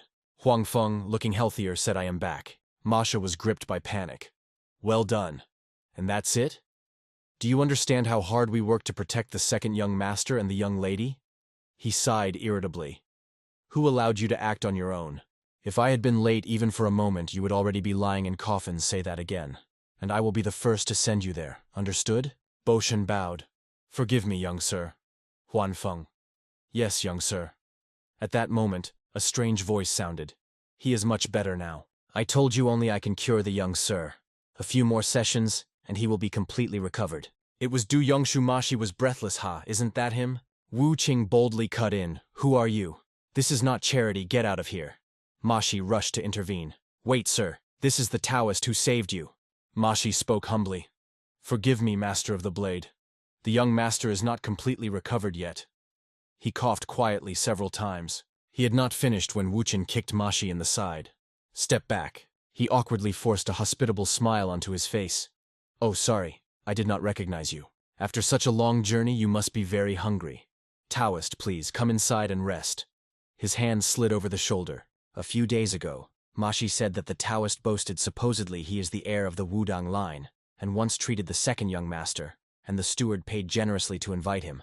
Returning to the present, Wu Qing barely smiled and feigned warmth as he invited him inside. Yang Shu, considering himself a guest, entered quite naturally. But he had no idea how treacherous the person who brought him here was. Wu Qin changed his tone and asked, You are the heir of the Wudan line, right? He had no doubts, and answered calmly. Yes. I alone inherit the essence of the Wudan line, Baxian. He showed a deadly smile and sneered contemptuously. You are the one everyone talks about? How strange that Wudong has someone with such a big nose like Era because of this. He turned pale. Before he could finish speaking, Wu Chen barked, Hey, big-nosed, confess now, or I'll send you to the ancestors. He stubbornly clung to the false title and tried to explain something, but fell silent when Wu Qin drew his blade. If you are a disciple of Wudan, you must dodge a few simple sword strikes, he heard. And fear made him retreat several times. Wu Qin instantly lowered the sword down to test him. He was so scared that he wet himself and fell, and Mashi nearby could only stand and watch. Wu Qin suddenly snapped, Shut up and bring me a ladle of water. In a moment, a large ladle of water slapped and the water splashed down. It turned out Wu Qin was not ceremonious. He grabbed the ladle and poured it right on his back to sober him up. Yongshu shouted angrily, but Wu Qin immediately grabbed his fake beard. He pulled so hard that the veins on his arm bulged, and his eyes popped out of their sockets. It turned out that it was just a fake beard, bought at the market for 36 coins. Wu Qin sneered, using 502 glue from Troop de Bang holds well. That is just a trick. 4 people stood before Yongshu and demanded, How dare you deceive the Marshall family, old and still cunning? Masha whispered worriedly, and Wu Qin, thinking, said, Of course, we can just leave it like this. His face became demonic. He threatened to cut off limbs, and he panicked and began begging for mercy. Wu Qin softened his voice and joked, Who will pay if I kill you? I'll just cut off a few necessary parts. He trembled, begged to keep his body intact, and promised to return all the money he had extorted by fraud. Wu Qin nodded, but added count the fee for limbs and valuables too, and in panic agreed to everything. He smiled contentedly, and continued to demand ransom for limbs and valuables, which made him panic and give everything after bargaining. Wu Qin called the butler and asked how much the fraudster took. Boshan replied 50 taels of gold. Wu Qin sneered contemptuously, pathetic. At your age you are still so naive. Boshan awkwardly began to explain something, but Wu Qin sharply interrupted, Enough. Let's go. I don't want to hear this anymore. Wu Qin tensely said, Here, the starting price is 50 gold taels. He fell to his knees. I don't have that kind of money right now, unless I give it to Jin Yan. He interrupted there 2 hours. Lead the way. Han Feng followed, but shouted, Stop. Your hands are injured and you still ask for legs? What do you need them for? Help me clean up the corpses. Don T make up nonsense, stay obediently inside. This made him fall silent. He angrily left and the swindler stumbled behind, confused. Yes, yes. Bo Xin and Huan Feng stood behind, still stunned by Wu Chen's unpleasant behavior. Bo Xin thought to himself, Don't worry, this man is no longer the young master we once knew. He muttered under his breath, Damn. I should have borrowed a fresh horse. How poor this clan is, that they don't even have a horse. When he approached, the man stammered, This is my carriage. Please sit down, sir. Wu Qin said with a sneer, Ah, you cheated for a decent sum. A rare 4-horse carriage for 50 gold taels, this makes perfect sense. The carriage was too pompous for their clan, shiny and lavish. He stammered. The skin was tightly wrapped. I travel a lot and sit in the carriage for hours. Wu Qin teased, So devoted to your work, why not do something useful? He bowed his head and said, One day I will do it, sir. He lay down and quietly said, I'll nap a little. Wake me when we arrive. The man obediently said, Yes, please rest. Then he quietly slipped outside while Wu Qin was still asleep. While he was sleeping, they pulled him outside and were about to deal with him. Wu Qin was so furious he almost went bald. Another gritted his teeth. Damn, another one. Thinking so, he raised his fist and muttered, Don't blame me. Suddenly the enemy had a third, involuntarily alert eye. Wu Qin parried with his blade and frowned. What is this? Not a bad greeting. The blade hit the big boss, and he instantly raised his hand to block the strike. The main boss was boiling with anger. The hidden dragon from Sishan lived up to its name. Wu Qin smiled mockingly. When did Jin Yan turn into an abandoned forest? He left. So, was I chosen as the target from the very beginning? I thought it was just some petty fraud. It turns out, it is serious. Just when boredom struck, Wu Chen suddenly ignited a wild power. Wu Chen instantly radiated an aura. I am bored too. Wu Chen feared no one. Your gaze is disgusting, like a devil from hell. How strong is this demonic aura? He sharply drew his blade, and you have a real arsenal of weapons. A powerful aura burst from him, proof of his strength. They saw the big boss pushed far back into an open patch of land.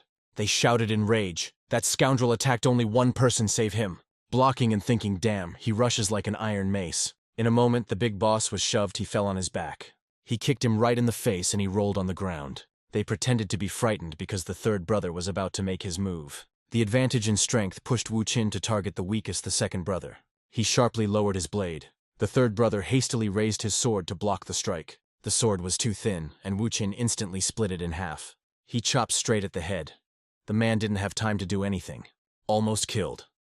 The third brother managed to tilt his head and dodge, but immediately after that, Wu Qin delivered a powerful kick right to his stomach. Watching them, he hesitated. Yes, this was demonic kung fu. Why had such arts appeared in the Central Plains? He sighed.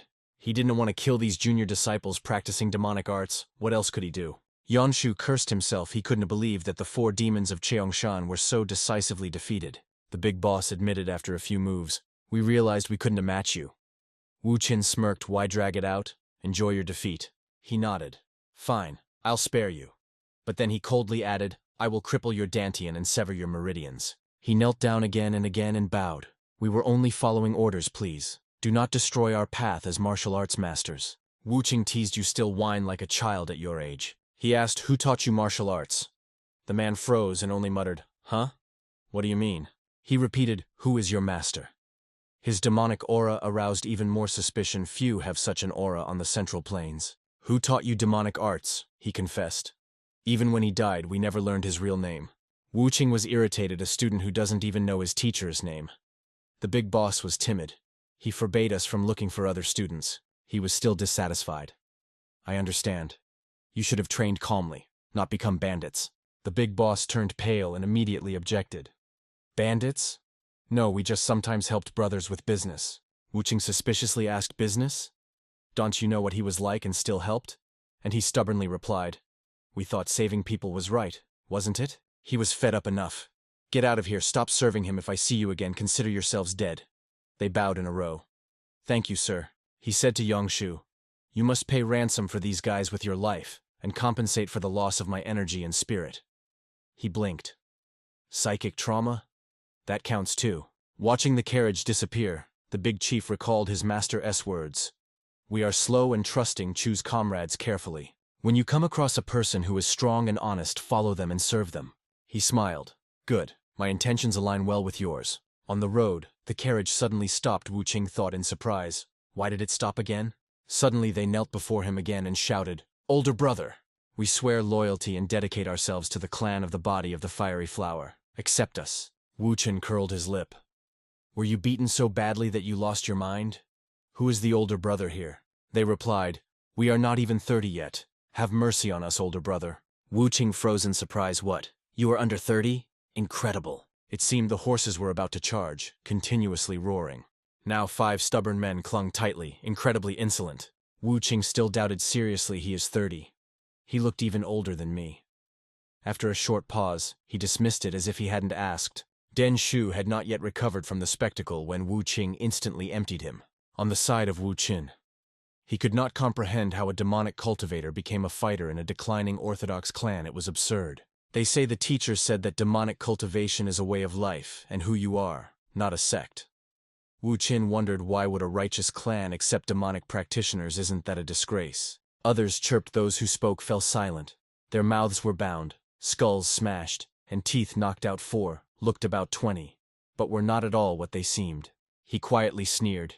"You burst in with such arrogance, you'll get a lesson like those I once valued," and coldly snorted, "If you want to serve another clan, lay down your life for every one of my orders. There is no freedom. Submit for the honor of the clan like a dog." They answered in unison. "Clearly we give all decisions to the big brother." He turned pale. "All right, do as you wish. From now on, you are warriors of the Fireflower clan." They rejoiced and shouted, "Thank you, elder brother." He frowned. "Don to call me elder brother, call me young master." And they replied, "Yes, young master." Wu Qin peeked out and said in surprise, "So this is your estate?" Yangshu, "Yes, please come in." About 20-year-old boys signaled to open the gates, imitating Wu Qin's manner. The servant asked, "What is going on here?" Yangshu sharply waved his hand. "Don T ask, quickly prepare food in the annex." Wu Qin waved off. "Not yet. First show me the treasury." He obeyed. "Yes, this way." Wu Qin thought, "So you live easily on silver stolen from the world."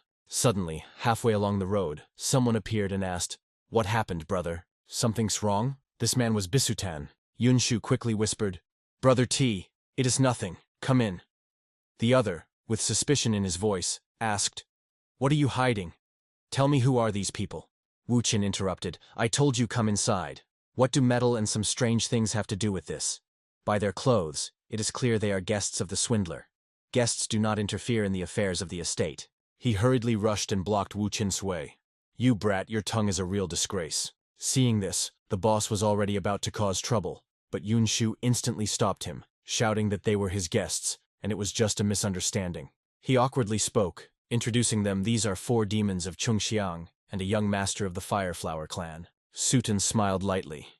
"Here he is, the furious young lord raging over the Fireflower. Says he is orthodox, but scares ordinary people interesting." Wu Qin did not want to argue, smiling. He asked him to step aside, but that man still mocked, insisting that orthodox sects engage in demonic arts, and mocked their ancestors.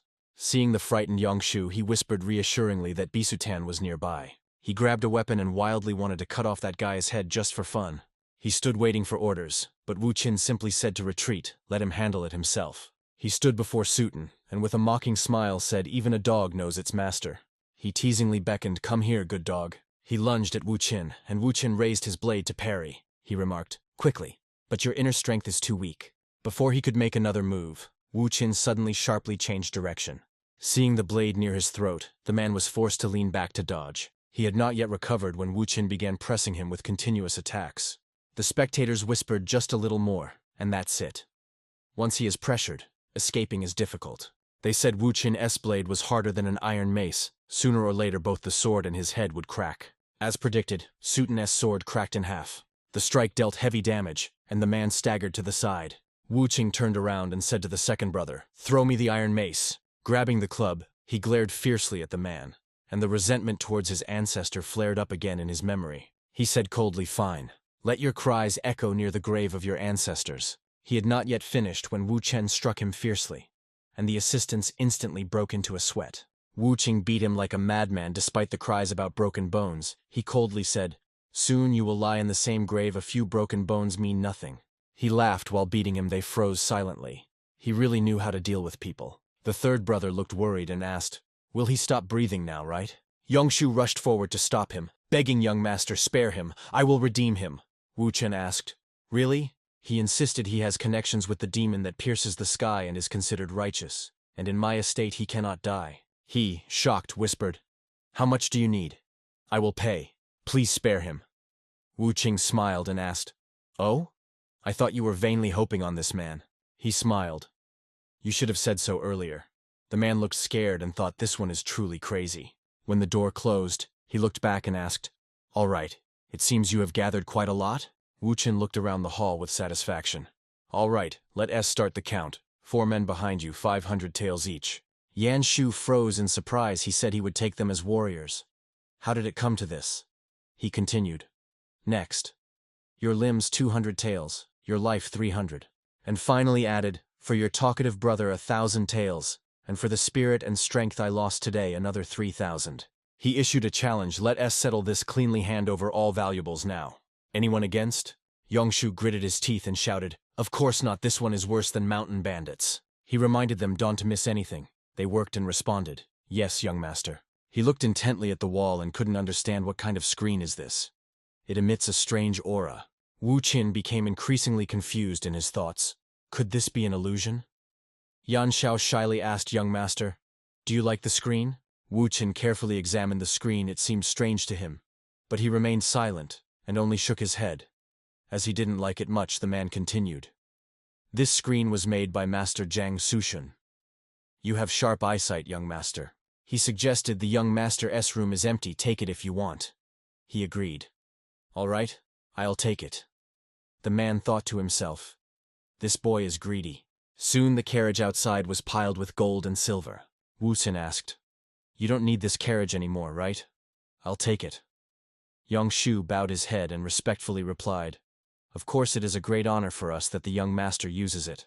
Wu Qin shouted, "All right, let's go." As soon as he finished, the wheels immediately started moving. From afar he bowed and shouted farewell, and ahead, leading the way, Wu Qin loudly exclaimed, "Live well, see you again." Seeing those treasures, Yangshu trembled and shouted, "See, you've already grabbed enough. Are you even human anymore?" His eyes filled with tears and he whispered, How can the sky be so cruel? What did I do to deserve this madman? Masha froze and shouted, "Wait, what is going on here?" He opened his mouth, looked, and asked, "What happened?" Masha asked in surprise, "Young master, where did this money come from? Did someone die because of it?" Wu Qin calmly explained, "No. You said we lacked funds, so I got them." He asked Masha, "How old do you think they are?" Judging by their build, these were not ordinary men. He guessed, "Look closely, they are all over 40. This news will definitely interest them."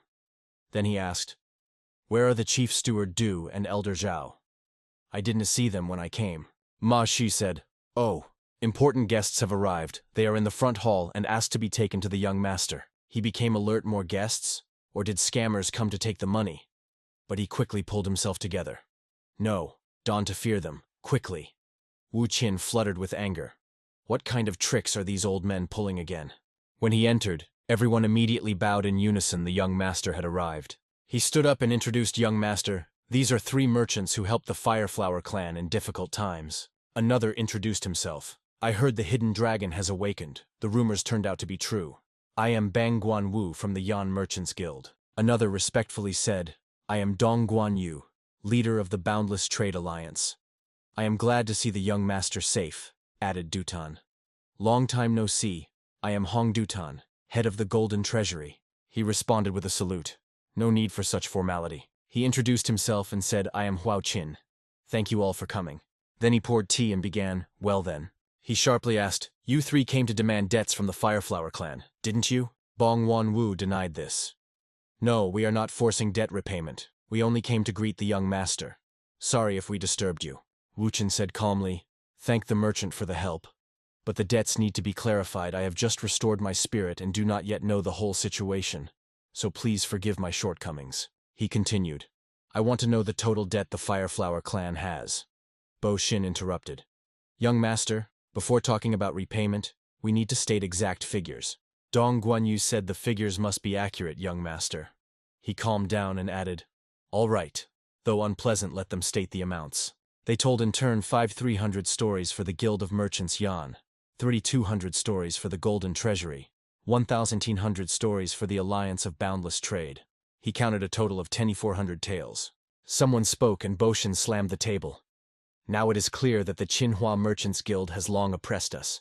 He calmly asked, "What does the Qinhua Merchant Guild want?" Bang Guangwu said, "They want the right to collect debts that your families owe us. This will harm you, so we firmly refuse." Dong Guanyu continued after the clash. "The Qinhua Merchants Guild threw huge resources to crush competitors and monopolize supplies, breaking ties with other trade unions. They even shamelessly poached branch leaders to their side." Huang Feng listened anxiously, never imagining it was so serious. He added, shamefully admitting, "But we no longer have the strength to resist." Guan Yu said before granting them the right to collect debts, "At least warn the young master." Wu Qing sincerely thanked them. "We are deeply grateful for your concern. And the thought of what you had to endure weighs heavily on my heart." He said sadly, "Those who held on to the Fireflower clan at its peak have left only Elder Zhao and Chief Administrator Du remain." He sincerely thanked that all 3 stayed to protect the family. He slammed the table. "I know little about literacy, but one thing I know well, a debt of gratitude must be fully repaid." He promised, "I will immediately repay all the debts of the Fireflower clan to you." Everyone, full of surprise, asked, "Is this really possible?" Wu Qin resolutely swore, "I will return every percent and repay every favor. I will free your merchant associations from the oppression of the Qinghua Guild." "Young Master Hua, are you really going to use force to help us?" Wu Qin answered instantly, "Of course." Bo Xin flinched. "Young Master Hua," he warned anxiously. "What are you saying? Do you know who stands behind them?" Bo Xin emphasized, "It is the Kongdong sect, one of the most powerful fighting factions." Wu Qin did not flinch. "So those old ones are pulling the strings?" He called back young Master Hua. Guan Yu interrupted. "Chief Steward do it. Don't worry." He reassured, "If we write off the debt, they will lose the reason to bother us. That is a great favor in itself. We will not dare to directly challenge the Kongdong sect." Everyone smiled. "Thank you for your words, young master. We feel much lighter at heart." They said goodbye. "We also say goodbye.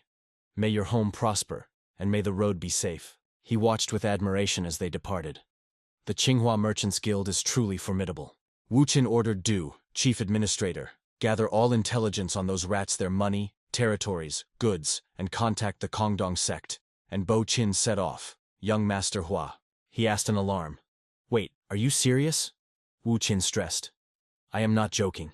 Grievances, blood deaths or favors must be clarified. Wu Qin angrily said, you know what they have done. If we let this pass now, next time they will aim straight for our throat. Now either we risk everything, or we lose everything. He said for over 10 years they helped us, and in return like this now they will no longer help us. Wu Qin smiled. So we need to repay properly at least once. They will brush off my words as the ravings of a madman. He gazed into the distance. Let fate take its course. At that moment someone shouted, Young Master Hua, the task is completed. He replied, Good, gather here. Wu Qin reminded, Present them properly, they are the elder and the chief administrator. Both shuddered. Young Master Hua, yes, it is them, he announced. From today they are combat warriors joining the clan of the Fire Flower. They responded with deep respect. 4 demons of Chongshan, have mercy on them. Wu Qin indicated. Do not be surprised yet. What comes next will shock you even more. All of them. He continued. They are all younger than me. They froze in shock. What? They stood still. Incredible. It can be. 4 demons of Chongshan went to look for food, and another froze, stunned by our presence. They froze and exclaimed, Young Master Hua, don't you know about the reputation of the 4 demons of Chongshan?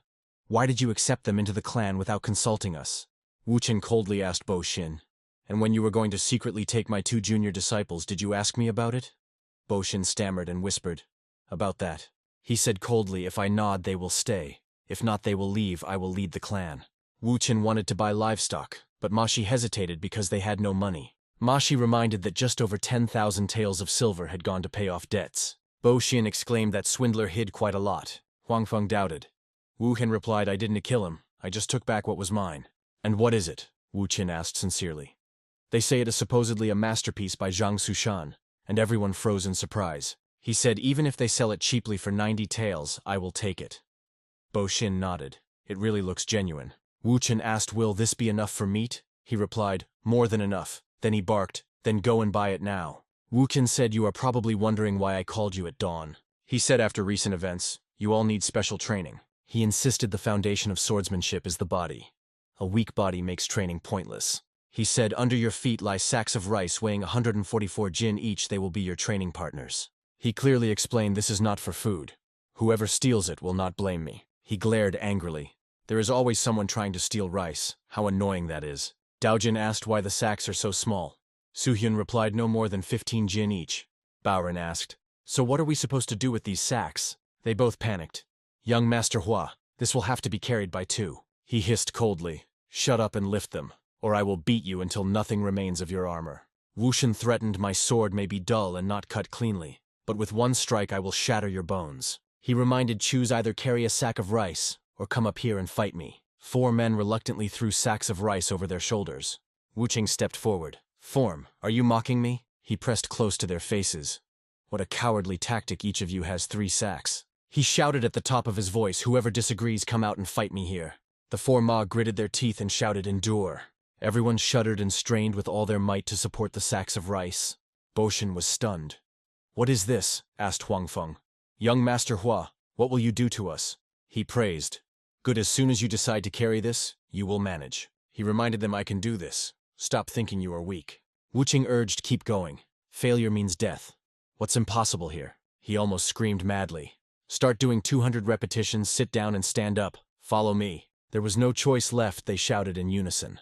Tighten your abs, lift your little snakes, and do it again unless you really want to die. At that moment the elder brother, drenched in sweat, felt, what is this sensation? As if the whole body is falling apart from feet to head. No.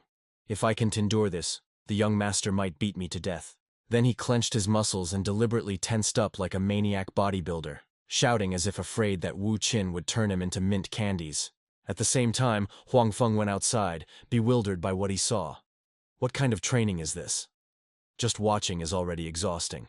Can these fragile bodies endure this?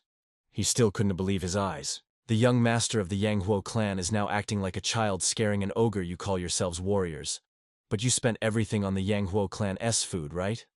And now you whine about this ordinary training? Such people do not deserve mercy. Every coward pretending to be weak will die here. His face turned pale. He could neither eat nor rest, only counted to 200. Wu Qin said mockingly, pathetic.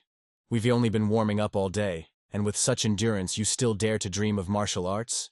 But in a moment he added a line that made everyone grimace. Instead, from now on, you will become one with those rice bags. Eat with them, relieve yourself with them, carry them during training, and even sleep with them. You will always carry a rice bag. Wu Qin asked and answered himself. And for how long? He called, "Hey, older brother," and he immediately responded yes. Wu Qin ordered, "Bring ropes and tie everyone up. Whoever removes the ropes will lose part of their life. Remember this." Even the older brother's nostrils externally contracted, and he quietly cried inside, "I have never met that man. But today, I really want my mother." In a moment he said to Masha, "From now on, make sure the children get beef at every meal." The boy blinked and replied, "Understood. Shall I prepare a bath for you?" He shook his head. "No, I'll say later." After that, Wu Chen entered the room and coldly closed the door, because he himself was exhausted after training with them, but never complained even once. At the banquet, everyone had to carry those bags of rice on their backs. Even the children were no exception. Their hands trembled, and their legs were completely exhausted. None of them even knew how to hold chopsticks, let alone put food in their mouths. Meanwhile, the second brother became emaciated, staring at his hands that trembled like those of an old man. He looked back at the fourth brother and blurted out, "Isn't it strange? I train my legs, but my hands tremble." The fourth brother frowned and replied, "Do you feel it too? I noticed it earlier, and it's somehow strange. Even when I trained with our master, this never happened. It's the same here." This made the third brother break out in a cold sweat and want to give up. The next day, torment. No, the training continued. "Why aren't you pressing properly? You still have 120 left. Focus. Do you hear me?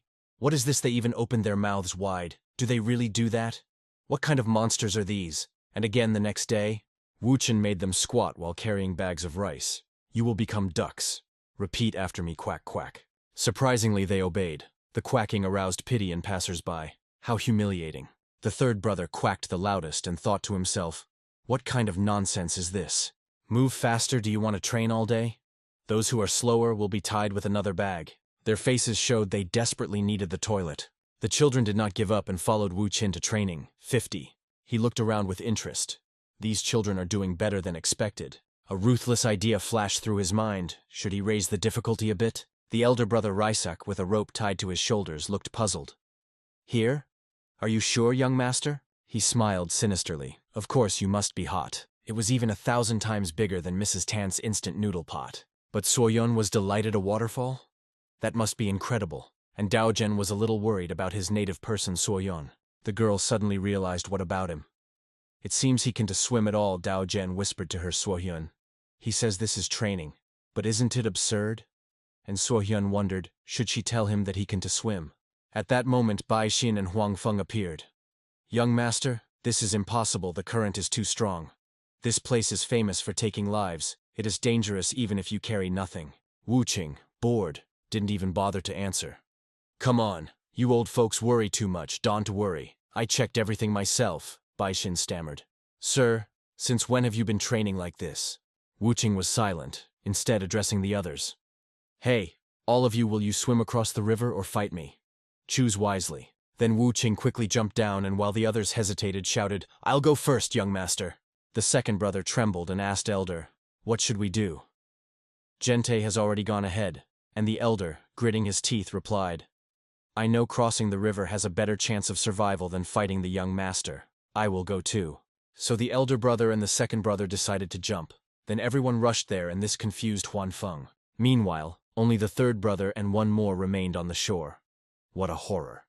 The second brother urged the man ahead of him if you can to step aside. Suo Yan happily followed and reassured Don to worry, your brother want to beat you to death, then added, "I'll go first," which made Dao Zhen confused. "Wait." The boy calmed himself. "I could never tell him this. I am a warrior of the Yanghuo clan." He used the momentum, jumped high, and landed flawlessly. It is a trifle. This shocked Huan Feng. Young Master Dao Jin. Wu Qing moved ahead and threatened the younger ones. "If you fall, you will really die. Move your arms and legs. Don't stop." At the same time, Dao Jin slowly surfaced and gasped for air convulsively. He encouraged himself, "I can do it, I can do it." But in a moment, the great panic could no longer hold and subsided. The face was covered with sweat, and panic froze in the eyes. The tension around rose to the limit. The young man, along with the heavy load, went to the bottom, leaving a bloody trail. A desperate scream was heard from the shore. The boy was being carried away by the current. Hoa Dojin struggled with the waves that were carrying him straight to the waterfall. He took a last desperate breath before diving. The bearded warrior, without hesitation, rushed into the whirlpool to help. The man powerfully cut through the water despite his own heavy burden. The rescuer gripped the boy with a death grip amid the chaos.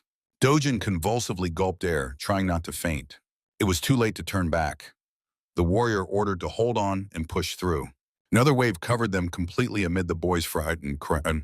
They dived into the very epicenter of the current, bypassing sharp rocks. A fierce and silent battle with the element began. The elders on the shore finally noticed the fugitives from death. Exhausted fingers clung to the slippery stones on the land. The warrior pulled the boy ashore, praising him for his endurance. Dripping with water, the exhausted Dojin bowed in deep gratitude. The rescuer only smiled softly in response to the youth's words. Unexpected footsteps nearby made the warrior become alert. The elder brother made sure that the little one was all right. The warrior warned his brother against unnecessary risk, reminding him of the importance of their mission. Dojin silently realized the full weight of his responsibility. Determination to no longer be a burden flashed in the youth's eyes. He struggled to rise with the load, proclaiming himself a warrior of the Manhwa clan. A barely noticeable approving smile appeared on the face of the elder brother. The rocks trembled from the excited cry of the bearded warrior. The witnesses of the event on the shore finally sighed with relief. Ahead awaited the misty peaks of the next difficult trials. Fingers dug into the sharp rock on the way to the very summit. The silent, exhausting ascent continued. One of the warriors warned with a smile, a fall meant certain death. The neighbor on the rock only fiercely cursed the madness of his leader. Suddenly, the dissatisfied climber lost his grip and fell down. The man flew into the abyss with a desperate scream. At the last moment, someone's hand gripped the rope with a deathly grasp. The rescuer froze from the wild jerk, barely holding his weight. The man above the abyss begged for rescue in tears. The warrior gritted his teeth, holding his comrade above the abyss with his last strength. The mountains trembled from the swearing and the stern order to immediately cling to the rock. The training turned into exhausting running under the scorching sun. Eyewitnesses compared the warriors of the Manhwa clan to those condemned to execution.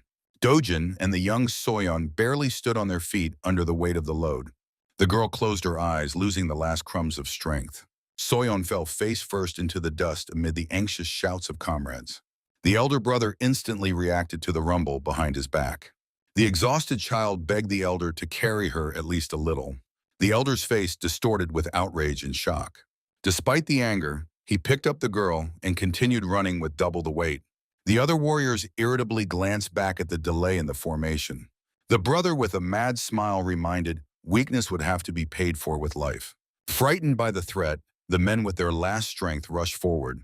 After the finish, the exhausted fighters fell dead on the floor. One of them remained kneeling under the weight of the sack. The comrade nearby was not going to hide his irritation. He harshly scolded the loser for constant lagging behind. Rage boiled.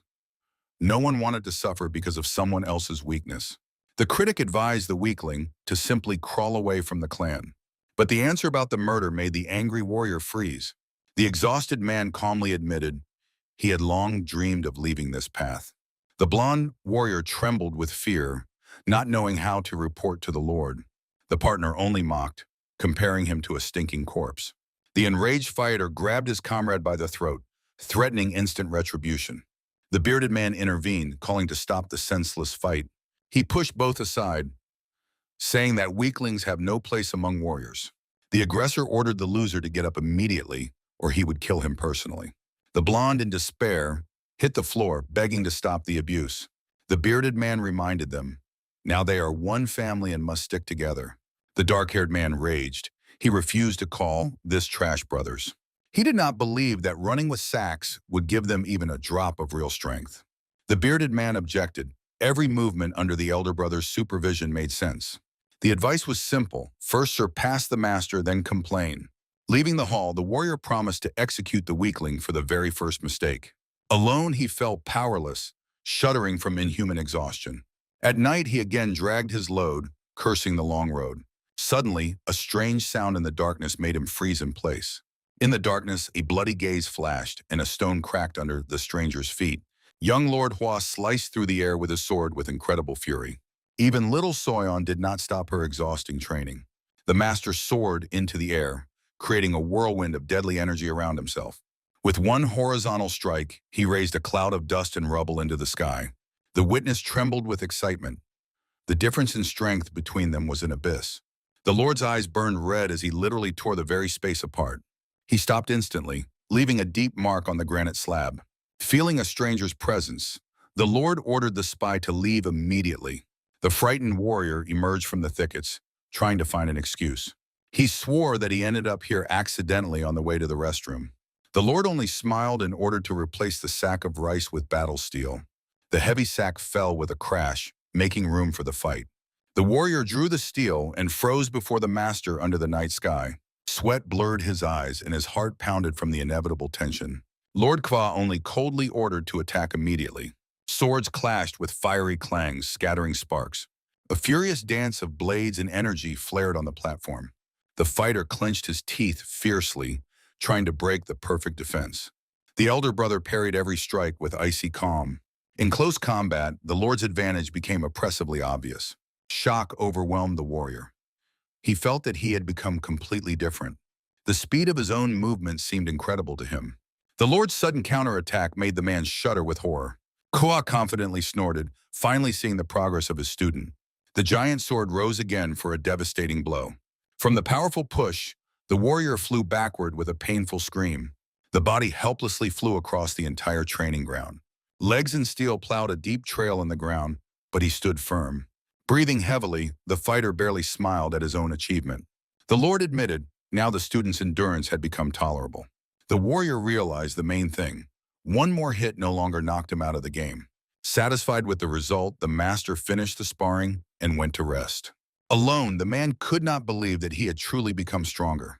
The next morning began with a new exhausting test for the abs. The fighters hung on the bars for hours, gripping the weight with their legs. The dark-haired warrior trained with double, almost fierce zeal.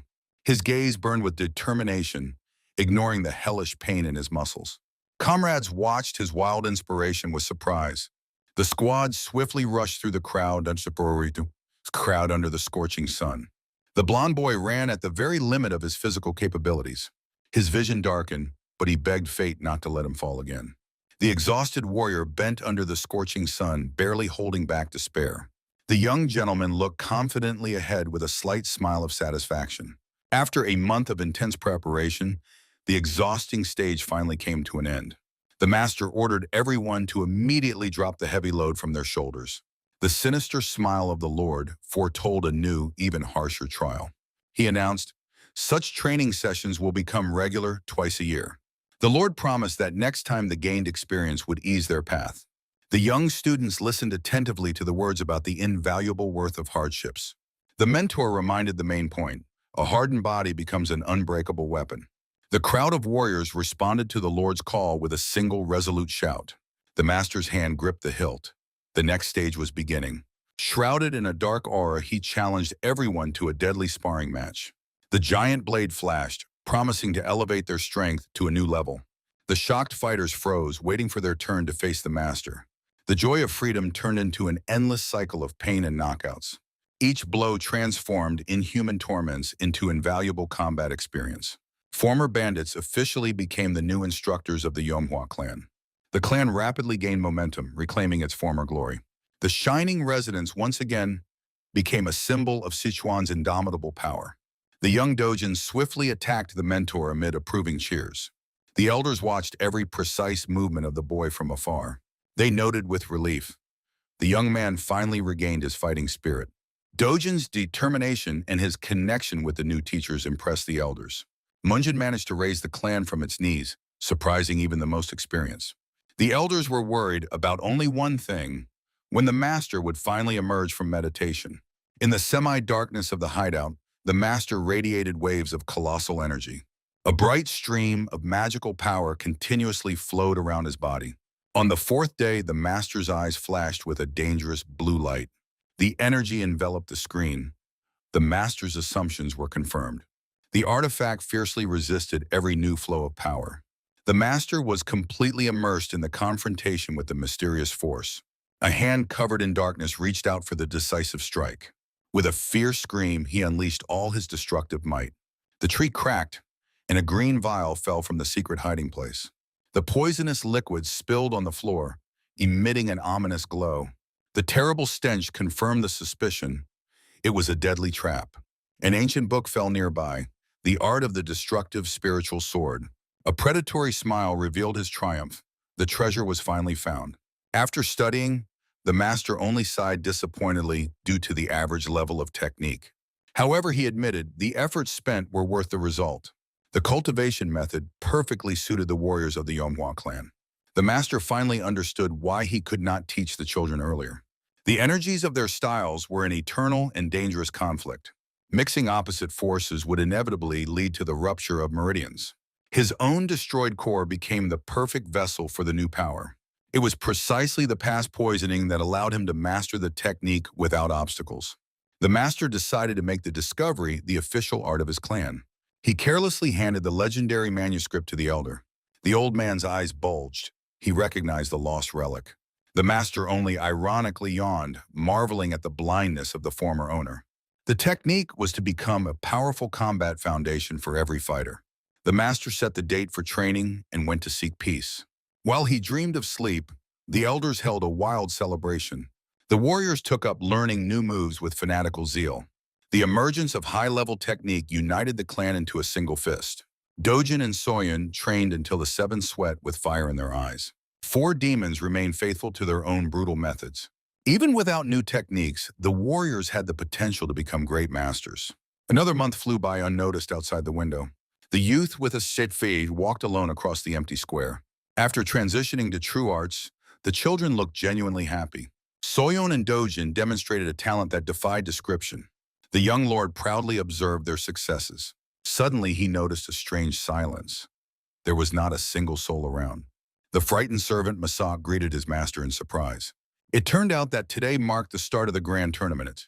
The rise of the little dragon occurred only once every 5 years. Without listening to the end, the master soared into the sky, leaving a bright blue trail. He swiftly raced over the rooftops using internal energy. Rage boiled. He had been forgotten to be informed about such an important event. The Lord suspected that the elders had decided to have fun without him. With a crash landing on the roof, he began searching for his people. In the noisy square, the familiar trio of the Manhwa clan finally appeared. The bearded warrior encouraged the children before the participant registration. Suddenly, a sinister figure with a mocking voice blocked their path. The clan steward Beck sarcastically greeted the old losers. The representative of Manhwa respectfully explained their long absence. The enemies only mocked, wondering where the poor found money for the contribution. The mockery continued. They recalled both decade-old debts and hunger. Soyun and Dojin barely restrained their rage under a hail of humiliating insults. Munjin froze in a majestic silhouette at the very edge of the tall pagoda. Suddenly, the pathos disappeared. He realized he did not know the way to the tournament. The young man looked confusedly into the endless city blocks. Meanwhile, 2 mysterious figures in cloaks were making their way through the crowd. Passers-by watched them with fear and admiration. The beautiful stranger noted with amazement the humanity of the great city. But Munjin roughly pushed her off the road, clearing his way. Munjin wandered the streets, cursing his forgetfulness. The stranger woman stared in shock after the audacious youth. The woman could not endure the impudence and loudly called out to the boy, but he only snapped back irritably. A tense moment was broken by a calm and balanced male voice. From beneath a green cloak appeared a bearded elder with a friendly but mysterious smile. His eyes shone with ancient energy as he asked the youth to become their guide. Munjin remained unyielding, drilling the stranger with an icy gaze. He rudely refused the elder, advising the travelers to find their way on their own feet. The youth disappeared in a cloud of magical dust, leaving the witnesses of his rudeness in complete stupor. The elder understood. Before him was not just a rude person, but a man whose madness had turned into greatness. The woman shuddered, finally realizing exactly whom fate had brought them to. In the elder's memory surfaced the image of the mighty ancestor of this boy, the legendary Hua Jute. He quietly pronounced the name of the future storm of Sichuan province, Hua Munjin. The master sensed his arrival was not in vain, for the air already smelled of a great battle. Meanwhile, the steward Beck continued to humiliate the warrior Manhwa with debts of the past. The enemy suspected that the clan had broken the ancestors' covenants for survival. Sion laughed contemptuously. openly mocking the rumors about the recovery of the Mad Lord. The bearded man barely restrained his rage listening to insults directed at his martial art. The hand of the warrior Manhwa gripped the weapon's hilt with a death grip. The steward only provoked his opponent, hoping for a swift reckoning. The warrior warned Soon one last time against dirty words in the presence of children. The enemy's shining blade partially left its sheath, radiating deadly energy. Soon arrogantly ordered the warrior to finally draw the steel for the last fight. The frightened crowd scattered, feeling the breath of death.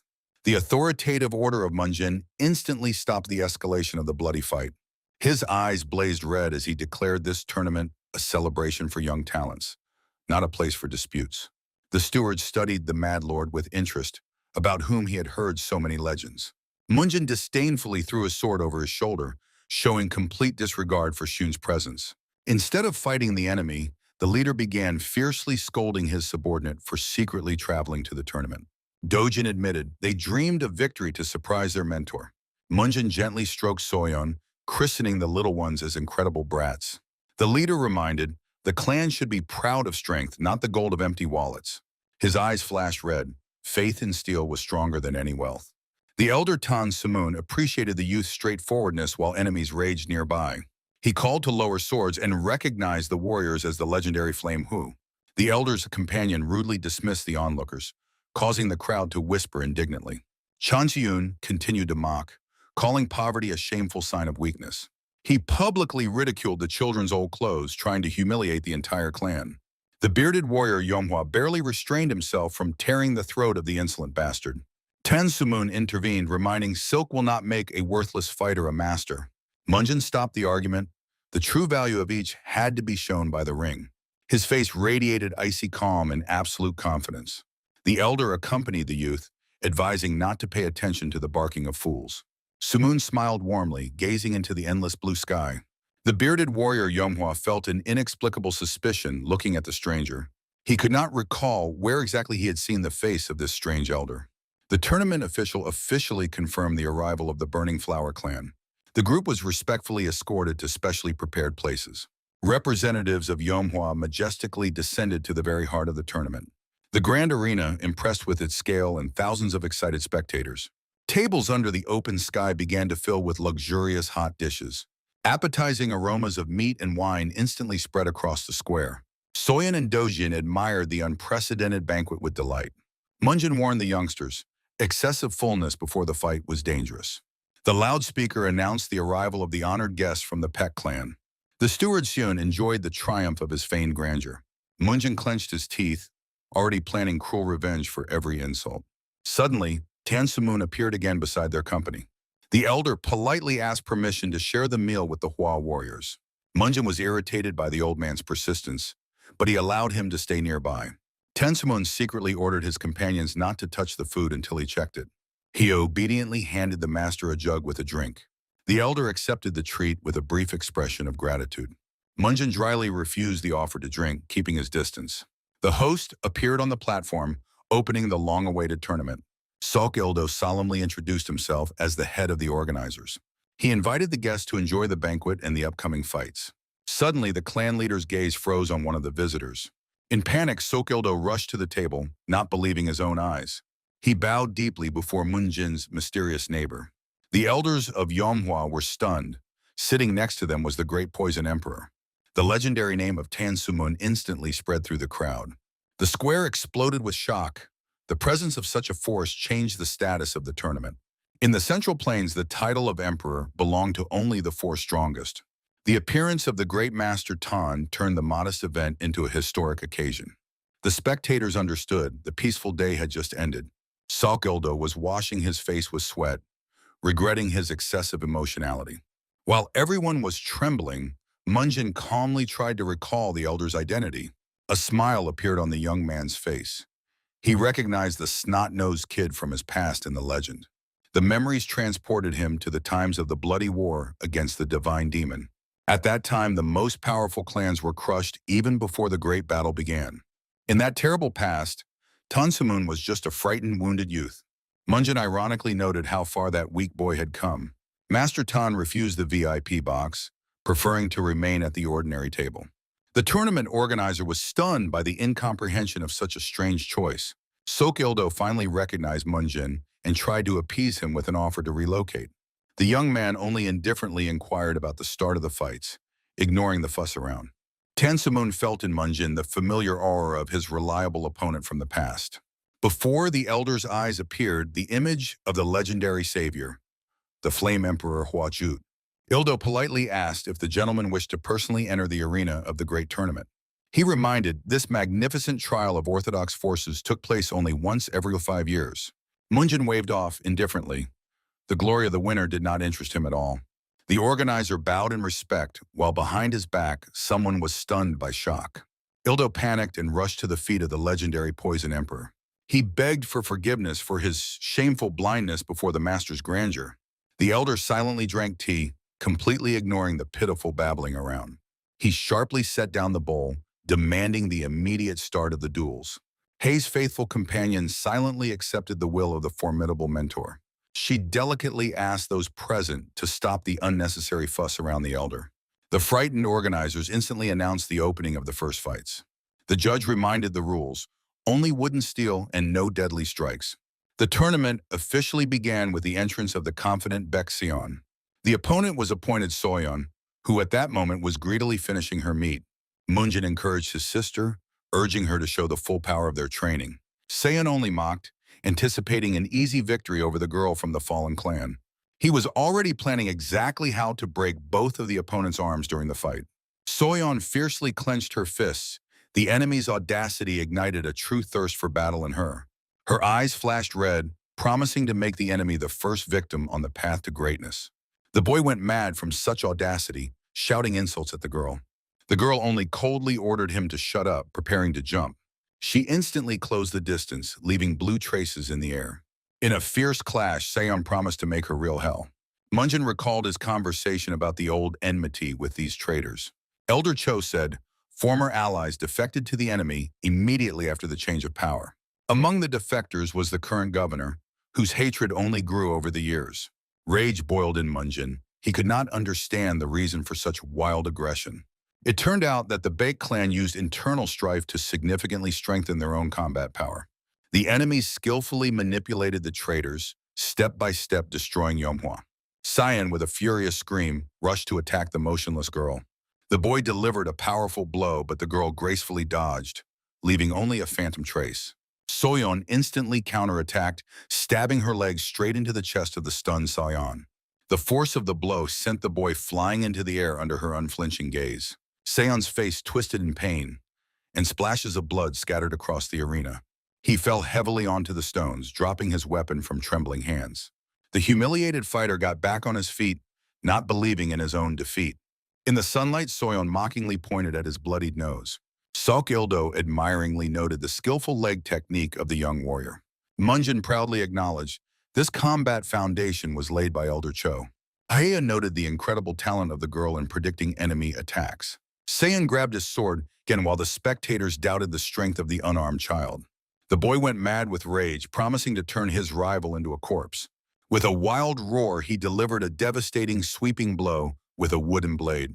Soyeon jumped back in time, and the weapon shattered the stone slab with a crash. A furious assault began, but the girl literally dissolved into the air. The technique of her swift steps made even the experienced Heir hold her breath. Overseer Baek raged, watching the helplessness of his protege. Seon in despair cursed the elusive rival, calling her a snake. Each swing cut through only emptiness under the girl's feline grace. Suddenly, Soyeon realized she was on the very edge of the arena. Elder Cho screamed in panic, seeing the trap the apprentice had fallen into. Overseer Baek clenched his fist triumphantly, giving the order to destroy. Seon put all her hatred into the decisive, devastating strike. At the last moment, Soyeon soared into the air, allowing the blade to strike the wall. The girl's skillful maneuver made the clan leaders freeze in amazement. Pushing off the wall, she dashed at the enemy like a blue lightning bolt. Frightened, Seon raised a block, trying to hide his horror behind weak jokes. The sinister smile of Soyeon foretold inevitable and cruel retribution. Seon only managed to freeze in confusion under her fierce gaze. A devastating kick from above put a full stop to this duel. The sinister smile of Soyeon promised the enemy a swift and painful punishment.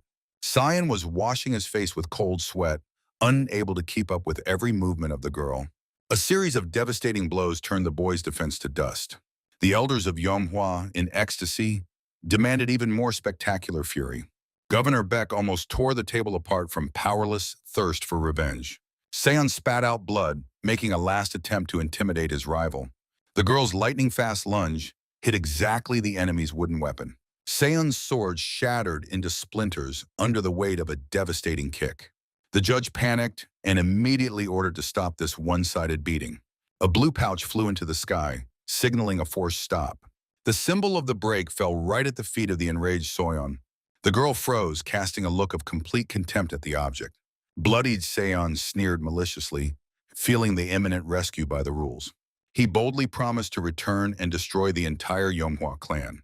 Soyeon's psychopathic smile made the crowd momentarily freeze in horror. She stated outright, "A broken sword will not save the insolent from retribution." The girl moved forward, openly ignoring all the tournament rules. She promised to make a cutlet out of the enemy right here and now. Animal fear finally completely paralyzed the body of the humiliated Sion. Soyeon flew into the air to deliver the final devastating argument. Manager Beck was stunned by such an unprecedented violation of sacred traditions. A flying kick shattered the enemy's nose, flooding the arena with blood. Munjin burst into wild laughter, fervently approving his sister's cruelty. The judge went mad from having his authority trampled before thousands of spectators. Soyeon calmly left the arena amid loud announcements of disqualification. For Munjin, this defeat became a true triumph of will and pride. The judge's enraged scream caught up with the girl already exiting the field. Soyeon only contemptuously stuck out her tongue, not regretting her act for a second. She cheerfully ran away, leaving the organizers to burn with powerless rage. The girl returned a true winner to the joyful cheers of her clan. Soyeon grabbed the meat and confessed, hitting the scoundrel was more pleasant than victory. Munjin burst into laughter, proud of his sister's rebellious spirit. Out of wild happiness, he started dancing right in the middle of the banquet. The leader danced on the table, shocking the crowd with his unrestrained energy. The elders begged him to come to his senses, but the Lord's madness could no longer be stopped. The scale of the drinking spree was impressive. Munjin treated everyone at the expense of the Poison Emperor. Heir only sighed irritably watching this chaos. Soyeon explained she deliberately hid her trump cards so the enemy would not guess her strength. Tansuin appreciated the strategic genius of the little warrior. While Munjin demanded more wine, the children cheerfully argued over the best piece of meat. An unprecedented sight. Young Lord Yomhwa drank on par with a living legend. Time passed, but the crowd's attention was fixed only on this crazy company. The tournament organizer barely restrained his rage over the behavior of the audacious guests. The time for the next fight has come. Dojin versus the heir of the Sok clan. The young man went to the arena amid loud cheers from Munjin, holding a gnawed bone in his hands. Dojin froze in the center of the platform, tightly gripping the wooden steel. The spectators were surprised. The fist-fighting clan suddenly chose the path of the sword. The blades crossed, and the air trembled at the start of the new duel. Sok Ildo desired only one thing: to crush his opponent before the Emperor's eyes. Chuyeon rushed into attack, putting all his strength into the strike. Dojin cold-bloodedly parried the attack, slicing the space with blue energy. The organizer was stunned. The enemy's skill exceeded all his expectations. The crowd froze, not understanding the nature of such perfect technique. The Yomhwa clan erupted in triumph after the young man's lightning victory. Experienced masters acknowledged these moves had nothing to do with ordinary fencing. Munjin only smiled fiercely, preparing to reveal the secret. The intrigued crowd demanded the name of this unknown style. The young man triumphantly raised the manuscript, The Art of the Destructive Spiritual Sword. The light from the book was so powerful that it blinded the spectators. The crowd held its breath while Munjin proclaimed the conditions of entry. He stood on the table, calling on all willing to join the Yomhwa clan. The master promised even half of this knowledge would transform a novice into a true warrior. The square exploded with shouts. Hundreds of people wanted to become part of the clan. Administrator Do was already preparing the lists, barely restraining joyful laughter. Tansumun laughed. Such a brazen recruitment only confirmed the master's madness. In the distance, someone's fist clenched with uncontrollable bloody rage. Elder Peck raged, but the presence of Emperor Otrut restrained his movements.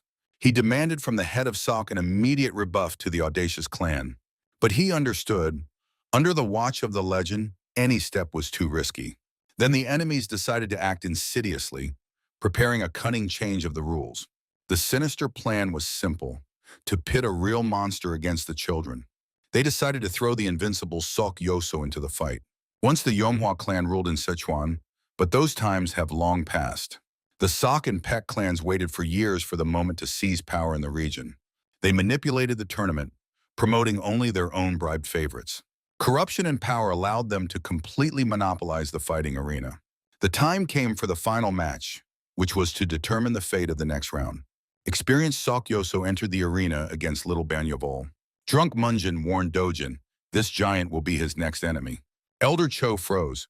The participation of an adult in a children's tournament was absurd. It turned out that Yoso was a former champion who should have long left these competitions.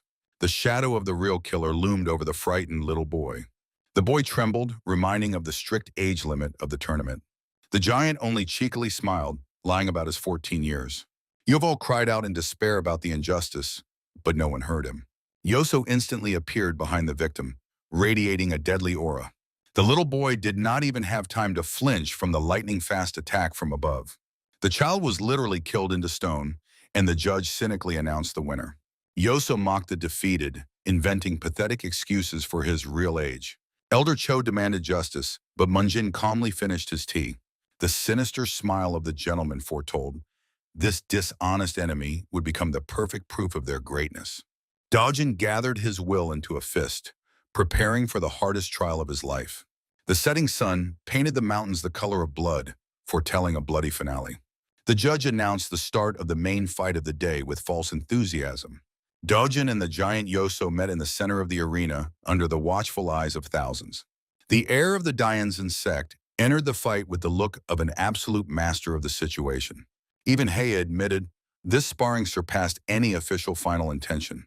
The head of the Sok clan was already celebrating the victory of his adult protege.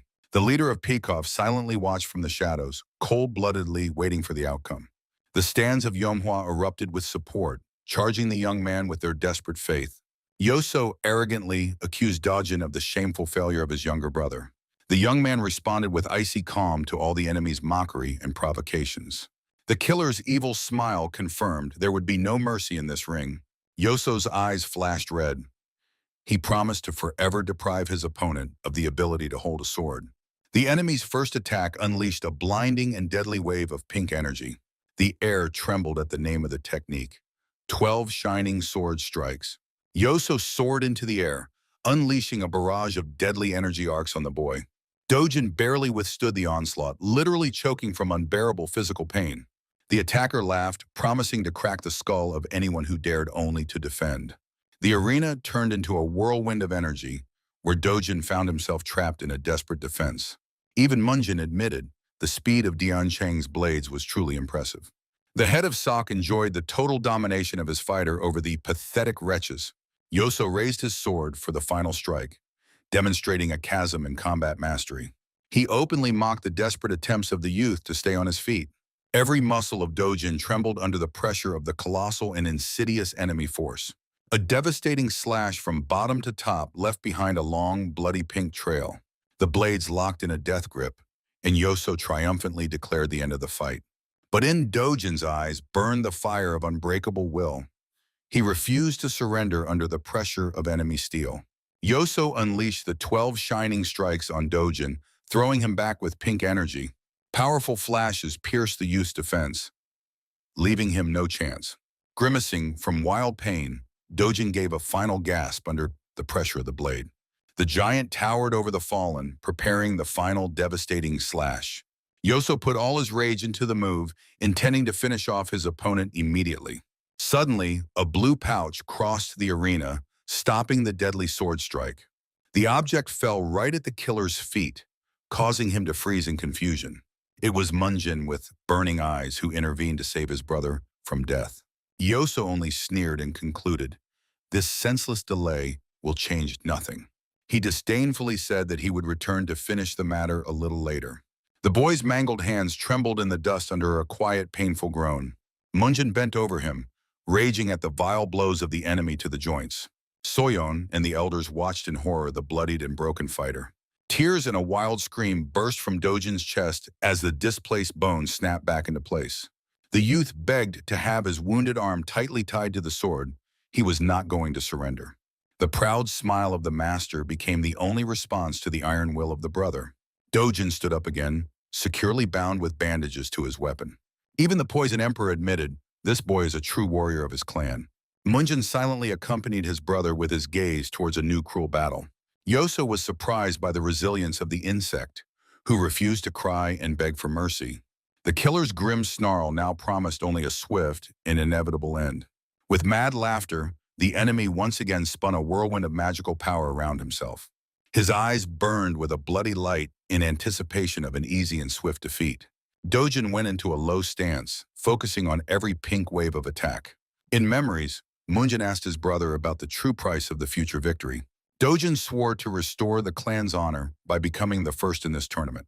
The brother reassured, the greatness of the clan is his concern, and the young one just has to endure the fight. Munjin's cunning gaze foretold the secret of the confident enemy's deadly technique. The mentor pointed to the main weak spot, a tiny gap in the very center of the strike. The enemy's blow shattered the ground, but Munjin ordered an immediate counterattack. Dojin instantly slipped under the blade, preparing a devastating finale. The rising strike left a red mark, tossing the giant into the air. Yoso froze in horror, not understanding how the insect pierced his defense. Wooden steel pierced the enemy's chest with a dazzling flash of energy. The killer's face twisted in pain, and the speed of the attack left him no chance. Dojin unleashed the final blow from top to bottom, killing Yoso in the arena. The young man froze, stunned by his own new and devastating power. The enemy fell with a dull wheeze, raising a cloud of dust into the sky. The elders of Manhwa roared with happiness, and Soyeon cheerfully greeted the victor. But the monster proved resilient. Yoso fiercely rose to his feet. Shrouded in a dark aura, he cursed the boy for every second of humiliation. Dojin took a stance again, feeling that his strength was already at the limit. An apple that flew straight into Yoso's face interrupted his deadly threat. Enraged with shame, the giant demanded to immediately find the insolent one. Munjin calmly stepped into the light, calling the enemy an ordinary brazen puppy. He gently stopped his brother, announcing that this fight was over for them. With a warm smile, the master suggested to the exhausted young man to finally go home. The judge panicked over the disqualification, but Munjin was indifferent to formalities. He was not going to risk his brother's future for a victory in this worthless tournament. The clan began to retreat, preparing to immediately tend to Dojin's wounds. The Poison Emperor unexpectedly invited himself over, shocking his own granddaughter. Munjin just carelessly threw over his shoulder that the old man could do whatever he wanted. The silhouettes of legends disappeared in the rays of the sun under the amazed whisper of the crowd. Left in the arena, Yoso helplessly gritted his teeth over the spoiled finale. Meanwhile, on the city streets, random passers-by felt the breath of death. 3 grim shadows emerged from the crowd, radiating deadly energy. Dojin promised to break the neck of the hidden dragon today. Black Raven of Death received a clear order, complete and merciless destruction. Masters of the Crimson Sword joined the ambush. A large-scale battle became inevitable. The man smiled predatory, dismissing any objections. Shu Sungen guaranteed his sect would instantly restore order here. Mercenaries approached the estate with laughter, shocking the guard. The rotten gates of the residence caused only contempt in the leader. One powerful kick turned the entrance into a pile of splinters. The servant was stunned by such unheard-of audacity. The attackers confidently walked through the yard, ignoring the guard's shouts. The villain slyly justified the rot of the tree, hiding a snarl. A brief flash of anger quickly silenced the servant with horror. Meanwhile, the warriors of the Manhwa clan were returning sated after the banquet. Giants enjoyed memories of a delicious dinner and rest. The brothers joked, mocking the awkward shyness of one of the warriors. However, near the house, only completely shattered gates awaited them. Shock instantly turned into rage at what was seen inside. While the mercenaries hurried their own, the hosts had already assessed the scale of the audacity. The leader trampled on Ma Sok's head, pouring outright dirt on the clan. He mocked rumors about the questionable connections of the estate owner. The 4 brothers gloomily prepared to tear apart the uninvited guests.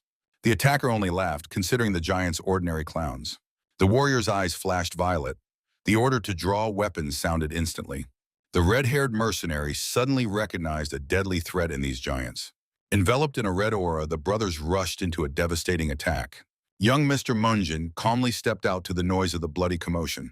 In a moment, the attackers were already lying pressed to the ground.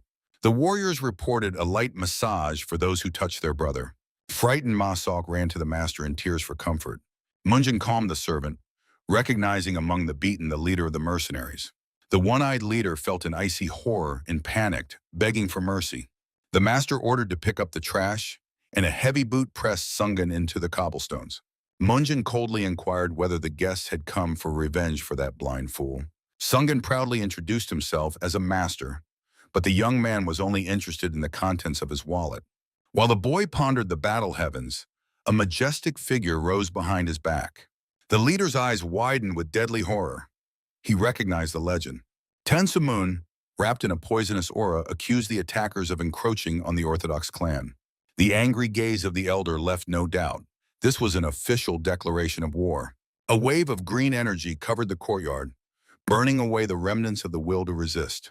The mercenaries choked on panic, sensing the approach of the end. Even the clan warriors and children froze under the incredible pressure of power. The earth trembled from the terrible thirst for murder emanating from the old man. Sungan did not understand how this monster ended up defending the worthless estate. Before them stood the legendary Emperor Yadu, one of the strongest men in the world. Every second of hesitation promised the attackers a painful death. The leader fell to his knees, smashing his forehead against the stones in hope of forgiveness. The rest of the villains instantly joined the humiliating plea. Animal fear turned the formidable fighters into trembling rats. Sumun promised to gnaw on their bones during the evening drink.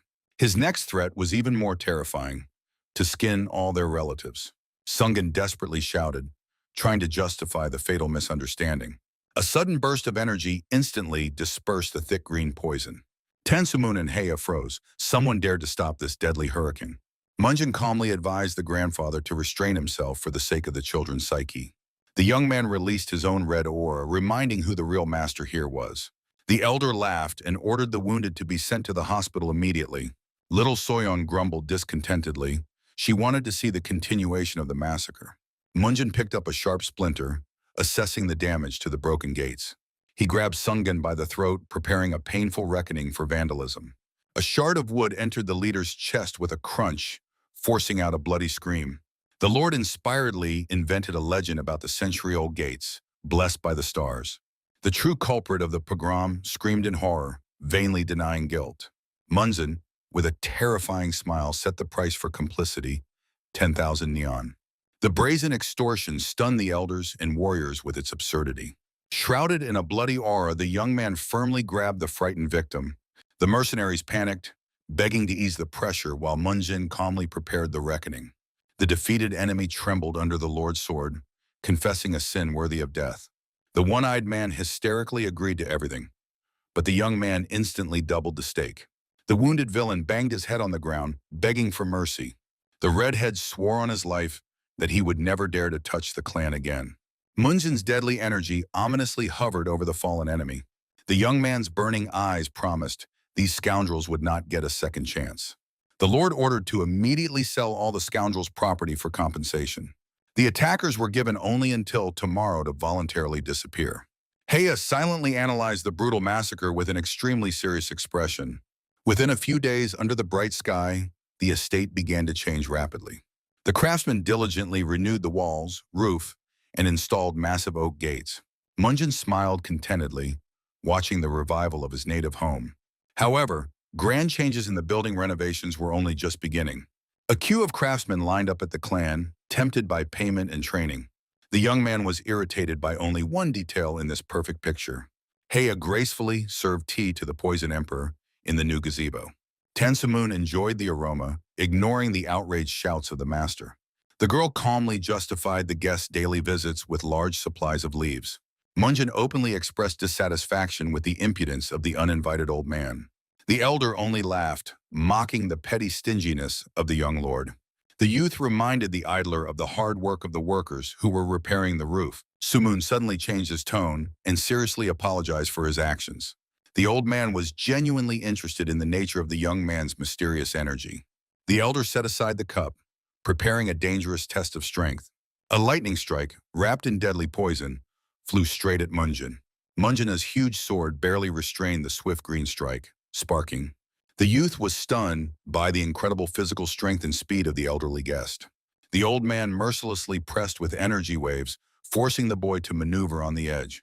Frightened, Heir vainly begged the grandfather to stop this unexpected duel. The fight engulfed the yard, shocking the workers with massive bursts of power. The clan elders watched in panic as the sudden deadly battle unfolded. Tansumun concentrated a dense, deadly cloud of poisonous smoke in his fist. The powerful, poisonous, explosive fist crashed down on the motionless Munjin. The young man activated the third form of the secret technique, preparing to repel the devastating attack. The boy's face contorted with tension, and his eyes flared with red fire. The giant tornado, Destruction Chi, tore through space, colliding with the poison.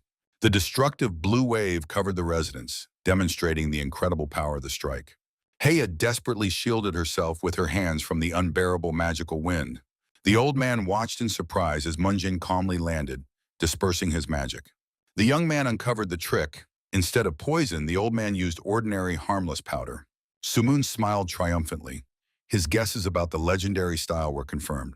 Munjin demanded explanations on how the old man knew his secret technique. The old man calmly returned to tea drinking, inviting the impressed boy to sit beside him. The young man only smiled boldly, assessing the impudence of the cunning old man. The old man croaked from back pain, demanding a new portion of tea after the warm-up. Heir obediently filled the bowl, taking care of the tired grandfather. With deep nostalgia, the elder rejoiced that he saw this magnificent art again. Munjin insisted on the truth about how the elder knew the secrets of his sword. Tansumun began a melancholic story about events of long ago. Memories carried him to the mountains, where as a child he fished with his grandfather.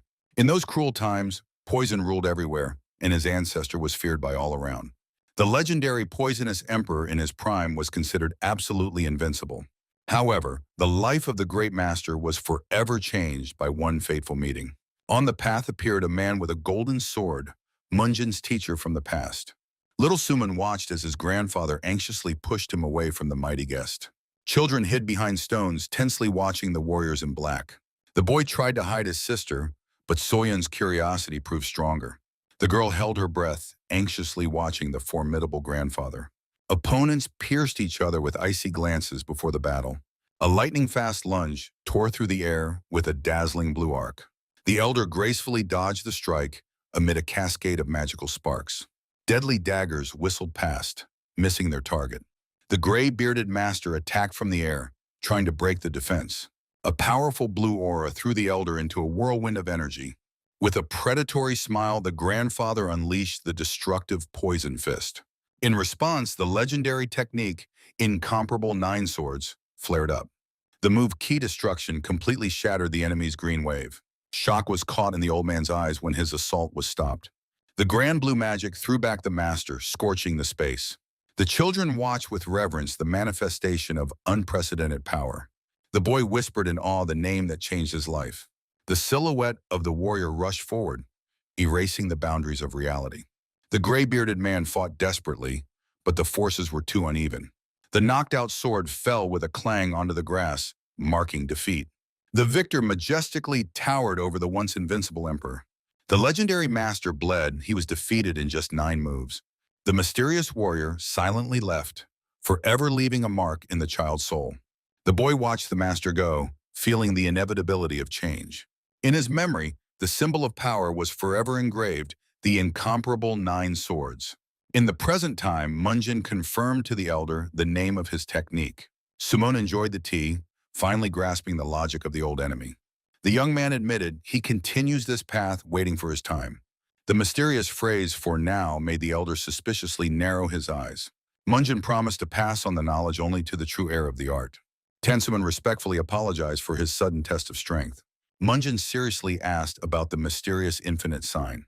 He confusedly repeated the unfamiliar name, blinking her eyes. Tansumun just shrugged. He had never heard of such a thing. Having been refused, the young man prepared to go about his own business. The elder stopped him for the most important question. Munjin looked around in surprise, waiting for the conversation to continue. Sumun directly asked about the attitude towards the granddaughter, making her blush. The grandfather slyly teased the boy, accusing him of feigned misunderstanding. The clan warriors instantly picked up the topic of the future wedding. The courtyard exploded with joyful gossip about the young master's marriage. Irritated Munjin demanded to immediately stop this chaos. The elder unequivocally declared Hia the future bride. The boy's eye twitched from a sudden internal jolt. A warm image of a woman from a past life flashed in memory. The youth gently refused, stating that he would not marry in this incarnation. Hia froze from such a devastating and strange refusal. Munjin finished her off with a phrase about inappropriate taste. The girl burst out in anger, denying any interest in the insolent one. The gentleman and the elder arranged a loud quarrel over the idea of marriage. Sumun sincerely did not understand how one could reject such a beauty. The boy dryly asked to respect his choice and walked away. The elder pondered whether the young man was blind to feminine charms. Kea raged, begging the grandfather to stop shaming her. She disdainfully called Munjin arrogant and haughty. Sumun decided to bring a gentler younger sister next time. He was not going to let go of such a rare find. The offended girl left, leaving the grandfather to catch up with her. In the shadow of the hat, a mysterious figure smiled slyly. By the pool, a formidable one-eyed giant appeared before Munjin. The young man smiled boldly, preparing for another clash. Hua Munjin confidently strode towards the new recruits. 200 volunteers lined up in the courtyard of the residence. The young gentleman introduced himself succinctly, wasting no time on an introduction. He was interested only in strength and loyalty, not the motives of the recruits. The selection drill promised to be the hardest test of their lives. The gentleman's predatory smile guaranteed a worthy reward to those who survived. A group of 4 former demons stepped forward menacingly. Munjin ordered unconditional obedience to every one of their words. Sinister sarcasm sounded in his final wish of good luck. The gentleman turned around, leaving behind a crowd of bewildered fighters. His last phrase sounded like a verdict: not all will survive. Senior instructor Chol Mook instantly announced the start of the selection. The first task was to lift huge sacks of rice. The recruits shuddered from the unbearable weight of the load. Chol Mook ironically suggested an alternative: a fight with the instructors. Fear paralyzed the crowd. Victory seemed impossible. The first cowards tried to desert right from the ranks. However, the path to the exit was blocked by the formidable figure of a demon. It turned out that one could leave only after a brutal reckoning. The choice was simple: either hellish training or half-death. Under inhuman screams, the first sacks flew onto the shoulders of the fighters. The instructor promised to force-feed rice to anyone who dropped the weight. A red aura of rage urged on those who were already losing strength. Munjin watched from afar, satisfied with the work of his torturers. Meanwhile, an unknown danger was approaching the estate. A bloodied man was running to the clan gates with his last strength. His face was distorted with pain and despair. A trembling hand reached out to the guard in a silent plea. The messenger fainted, managing to croak the name Munjin. The guard froze, trying to comprehend the dying man's last words. The messenger fell heavily onto the stones, and the guard desperately tried to revive him. The man's battered face was instantly recognized. The messenger's condition was critical. The evening residence was drowned in an anxious red light. The bandaged warrior reported the atrocities of the Qianhua Guild on the trading streets. Munjin coldly ordered preparations for departure without any delay. The youth's eyes flared red. It was time to settle scores a little earlier. 3 instructors were ordered to gather while the elder obediently accepted the will of the Lord. Soyeon and Dojin overheard the conversation, hiding behind a massive chest in the corridor. The girl smiled slyly, and she had long been waiting for a chance to take revenge on the scoundrels. The boy hesitated, but his sister harshly mocked him for cowardice. The ultimatum was set: either Dojin goes with her or she goes alone. Munjin checked the readiness of his warriors. The answer was unequivocal. The squad set off into the night, shrouded in a heavy battle aura. Cunning Soyeon giggled contentedly, pulling her frightened brother along. 2 child silhouettes swiftly raced through the night forest under the moonlight. Dojin barely kept up with the adults, marveling at their incredible speed. A sudden, authoritative order from Munjin made everyone freeze in place. From the shadows emerged assassins, and the forest instantly exploded with the sounds of steel. The children barely stopped at the edge of the cliff, watching the unexpected slaughter. They froze in hiding, looking at the cruel ambush with horror. Chkolmuk only snarled fiercely. The ambush was exactly what he needed. Munjin calmly placed his hand on the sword. He knew they would come. The bearded demon swung with pleasure for the first devastating blow. A huge fist cracked into the face of the enemy ninja. The heavy stick of the instructor forced the killers to bend from unbearable pain. The warriors of Yomhua arranged a real massacre. scattering the enemies like dolls. The last killer tried to fly into the sky, trying to save his life. But a lightning-fast steel swing cut his flight with a bloody fountain. The maniacal gaze of the instructor fixed the final death of the attacker. The children watched the fierce slaughter in the blue magical light, mesmerized. Dodgin froze in shock. He saw a real brutal fight for the first time. Even on the heights, the air was saturated with the nauseating smell of fresh blood. The last enemy in a mask crashed into the ground with a rumble, raising dust. Shkolmuk calmly surveyed the pile of bodies. The cleanup was complete. Munjin offered the prisoner life in exchange for the name of the client. The instructor's iron grip quickly made the mercenary talk. The culprit confessed. The attack was prepared by the Blue Flower Guild. The man's eyes flared with rage. He had not forgotten the previous attempt on the children. Contrary to expectations, Munjin ordered the survivor to be released immediately. The frightened killer was to deliver an open threat to his masters. The young man's predatory smile promised death to anyone who came again. The mercenary panicked and disappeared into the darkness of the forest, saving his own skin. Soyeon silently watched the fugitive with a tense gaze. The finale of the massacre left a disturbing residue in the girl's soul. The brother wanted to leave, but a menacing voice sounded behind their backs. The children froze from the unexpected and icy horror. The huge figure of Shkolmuk loomed over them like a dark demon. Having received a huge bump, the little ones pitifully begged for forgiveness. Munjin sternly reminded, the enemy noticed them earlier than they noticed him. Such recklessness in the world of warriors always costs lives. The young man pointed to a pile of dead bodies frozen in grotesque poses. None of these mercenaries intended to die today. Munjin warned, the same fate awaits every ignoramus. The children realized, every decision in battle is the boundary between life and death. The Lord concluded, the world of Miraim is a place where only strength rules. Soyeon forever engraved this bloody lesson of her brother in her memory. The children obediently swore never to act without orders again. Under the moonlight, the squad stayed in the forest until dawn. In the night silence, a sharp knock of a stone was heard. Time to light the fire. Shkolmuk ignited a bright fire with fire magic. The flames crackled, illuminating the forest darkness. The children watched the dance of sparks in fascination, getting used to the smell of burnt flesh. The reflections of the bonfire were forever imprinted in their eyes along with the eerie aroma of war. This night became the first step into the adult world for the little ones. At dawn, the forest was filled with golden sunlight. Munjin hurried the squad home, anticipating a grand scandal. The instructor jokingly urged the young troublemakers. The squad briskly moved towards the residence, quickening their pace. Meanwhile, in the mansion, the elder was frantically searching for the missing heirs. The man grabbed his head, not understanding how the children slipped out of supervision. In the forest, Chanthi mocked Dojin, who had again fallen under his sister's influence. Soyeon only slyly squinted, enjoying her power.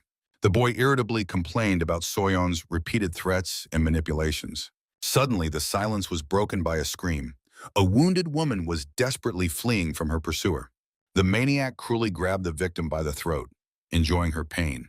The killer's sinister smile promised the woman a terrible death. The unfortunate woman reached out to the travelers, begging for rescue. Chanthe was outraged by the cruelty and ordered Dojin to stay behind. But the instructor suddenly froze, seeing the true face of the enemy. Before them stood a demon with a long tongue and bloody eyes. Chanthe instantly shielded the children, realizing the deadly threat. Cold sweat appeared on the warrior's forehead. A fight with this monster promised only death. He tried to settle the conflict with words, hoping to simply leave. The madman only snarled, ordering the dog to get away. The monster mockingly offered Dojin to enjoy the bloody spectacle. The boy clenched his teeth, unable to endure the mockery of the nun. Dojin boldly stepped forward, demanding the woman be released immediately. Chanthe was stunned by the boy's audacity, and Soyeon anticipated an interesting outcome. A sinister shadow loomed over Dojin. The maniac threatened to beat the boy to death. He promised to tear the child apart, enjoying each of his screams. At the decisive moment, Chanthe covered the children with his massive blade. A powerful strike tore through the air, but the killer instantly vanished into the shadows. The red silhouette easily flew over the instructor, demonstrating insane speed. Cold sweat froze on the giant's face. The enemy turned out to be too fast. The maniac landed softly, maintaining a confident predator's grin on his face.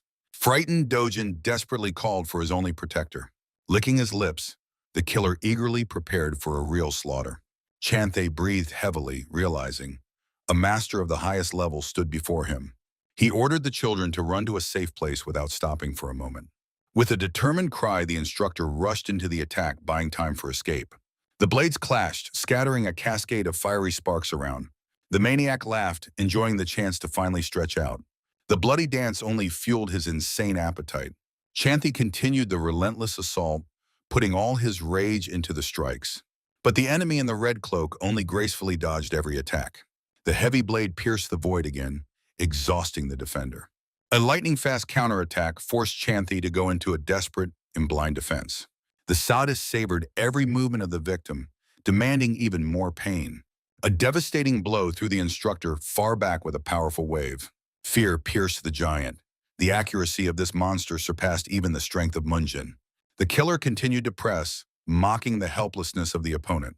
The children froze in horror, seeing the inevitable defeat of their mentor. With a demonic grin, the maniac rushed to deliver the decisive blow. Chanthe closed himself with his sword, panicking over the fate of the abandoned children.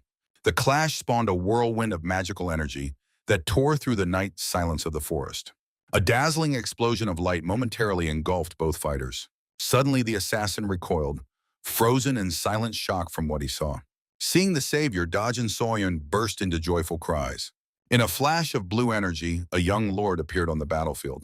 Munjin instantly crossed blades with the assassin, causing a powerful explosion. Chanthe greeted his young master with boundless respect. However, the instructor's heart tightened with sudden anxiety for the youth. Shock. Even the incredible power of the Lord began to yield to the enemy's pressure. The maniac smiled predatory, assessing the skill of the new opponent. A barrage of devastating moonstrikes crashed down on the defender. Munjin barely held back the fierce onslaught, gritting his teeth from the strain. A powerful wave of energy threw the young man far back. The gentleman gracefully landed after a somersault, instantly regaining his stance. New instructors arrived at the scene, fearing the worst. The bald warrior froze from the incredible ranged power of the maniac. The clan warriors were ready to intervene to save their leader. However, they were stopped. Intervention would only hinder the frantic speed of the fight. The giants could only closely watch every move of the gentleman. Munjin skillfully parried every attack, not allowing steel to touch flesh. The rescued nun watched this dance of death in fascination. With a mad look, the killer charged again in a frontal attack. The young man focused all his spirit on the speed of his own blade. Blue arcs sliced through the air, calculating the perfect trajectory. Steel against steel, sparks rained down after every clash. Munjin's cold-blooded calculation took into account even the smallest detail. The maniac went mad, not understanding how the boy parried all his attacks. The killer put all his dark power into his last decisive move. A colossal wave of deadly energy covered the surrounding space. A dispute about the power of legendary sword techniques flashed through the memories. Munjin ordered himself to endure this hellish onslaught a little longer.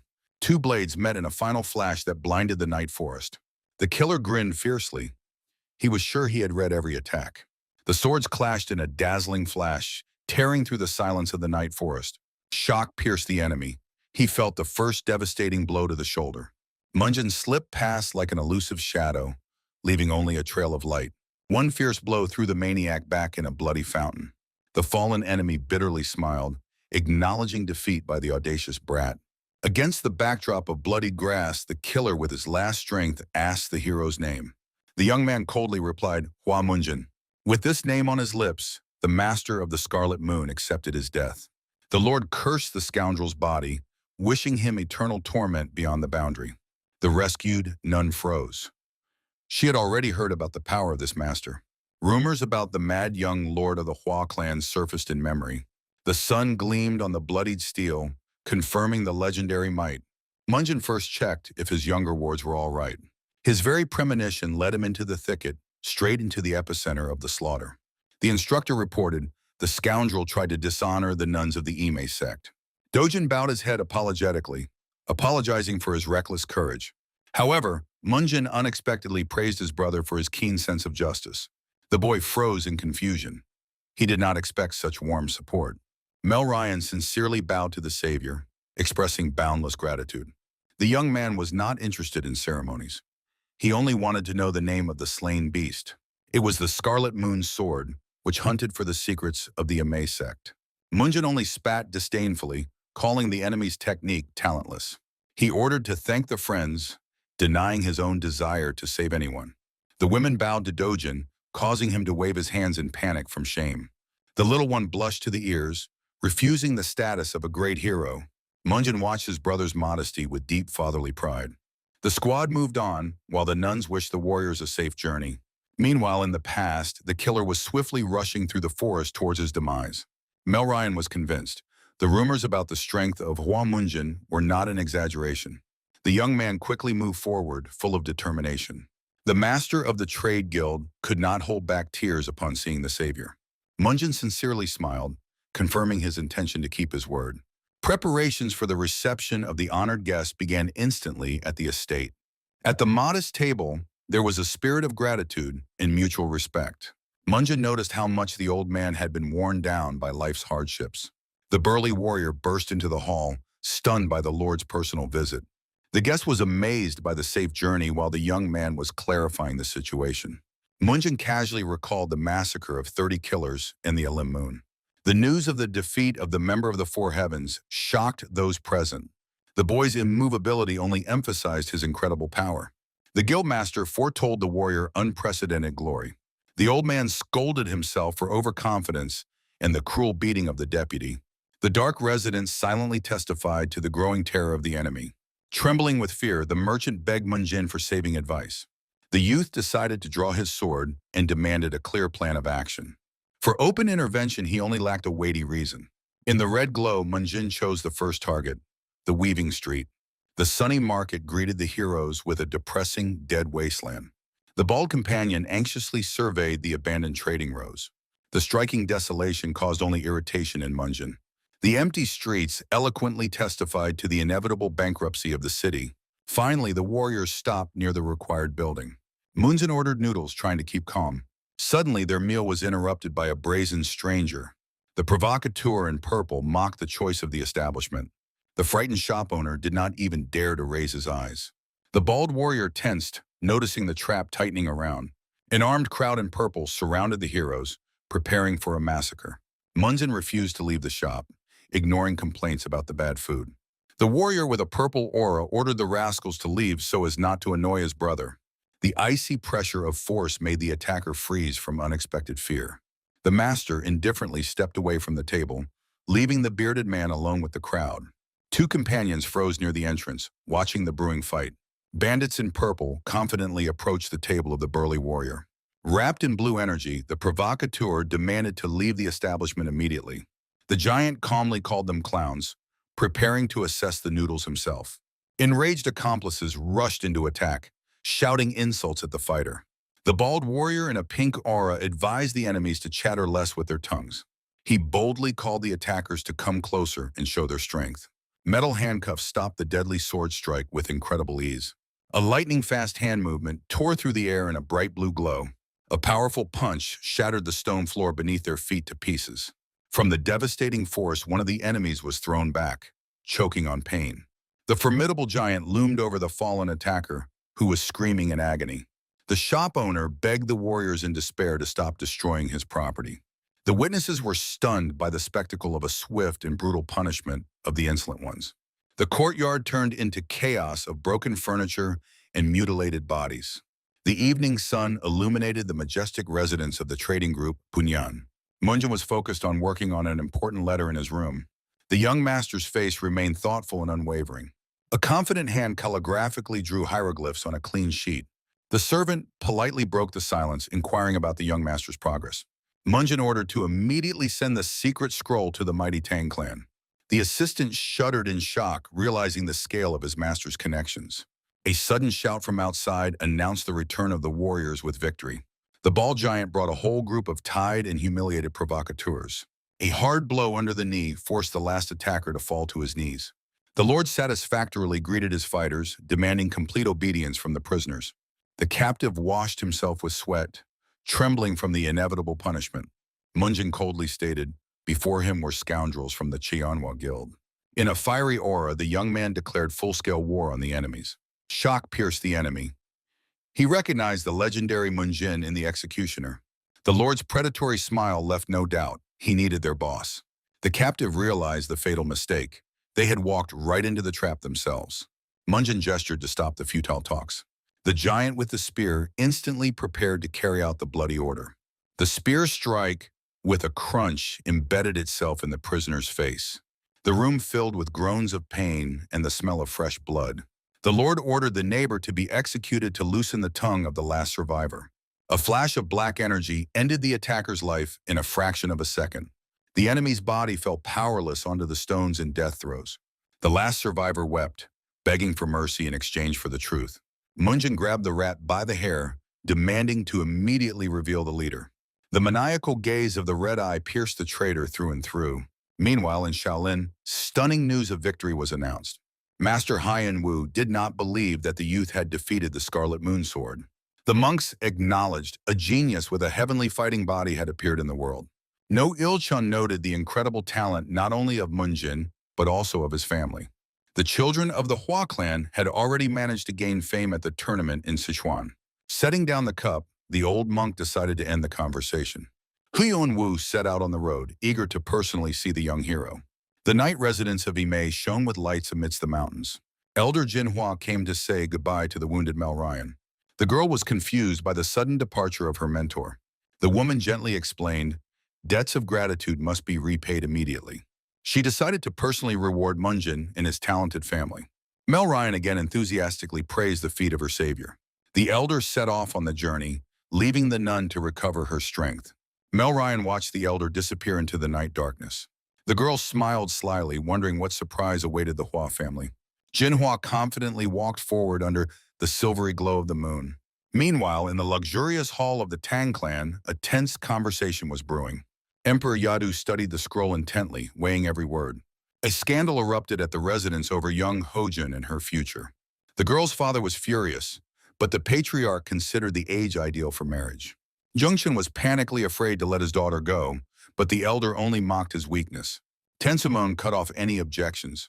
His word was law. The clan leader did not believe that the father was personally going to the estate because of a letter from the boy. The patriarch, with an escort, was preparing to depart, ignoring his son's whining. Suddenly, the trip was interrupted by a decisive female voice. Tun Sohei demanded to participate. A woman in a bamboo hat appeared before the group, full of determination. Sohei insisted on accompanying her niece, who knew nothing of the real world. However, Hojun was only happy for the chance to break free from stifling guardianship.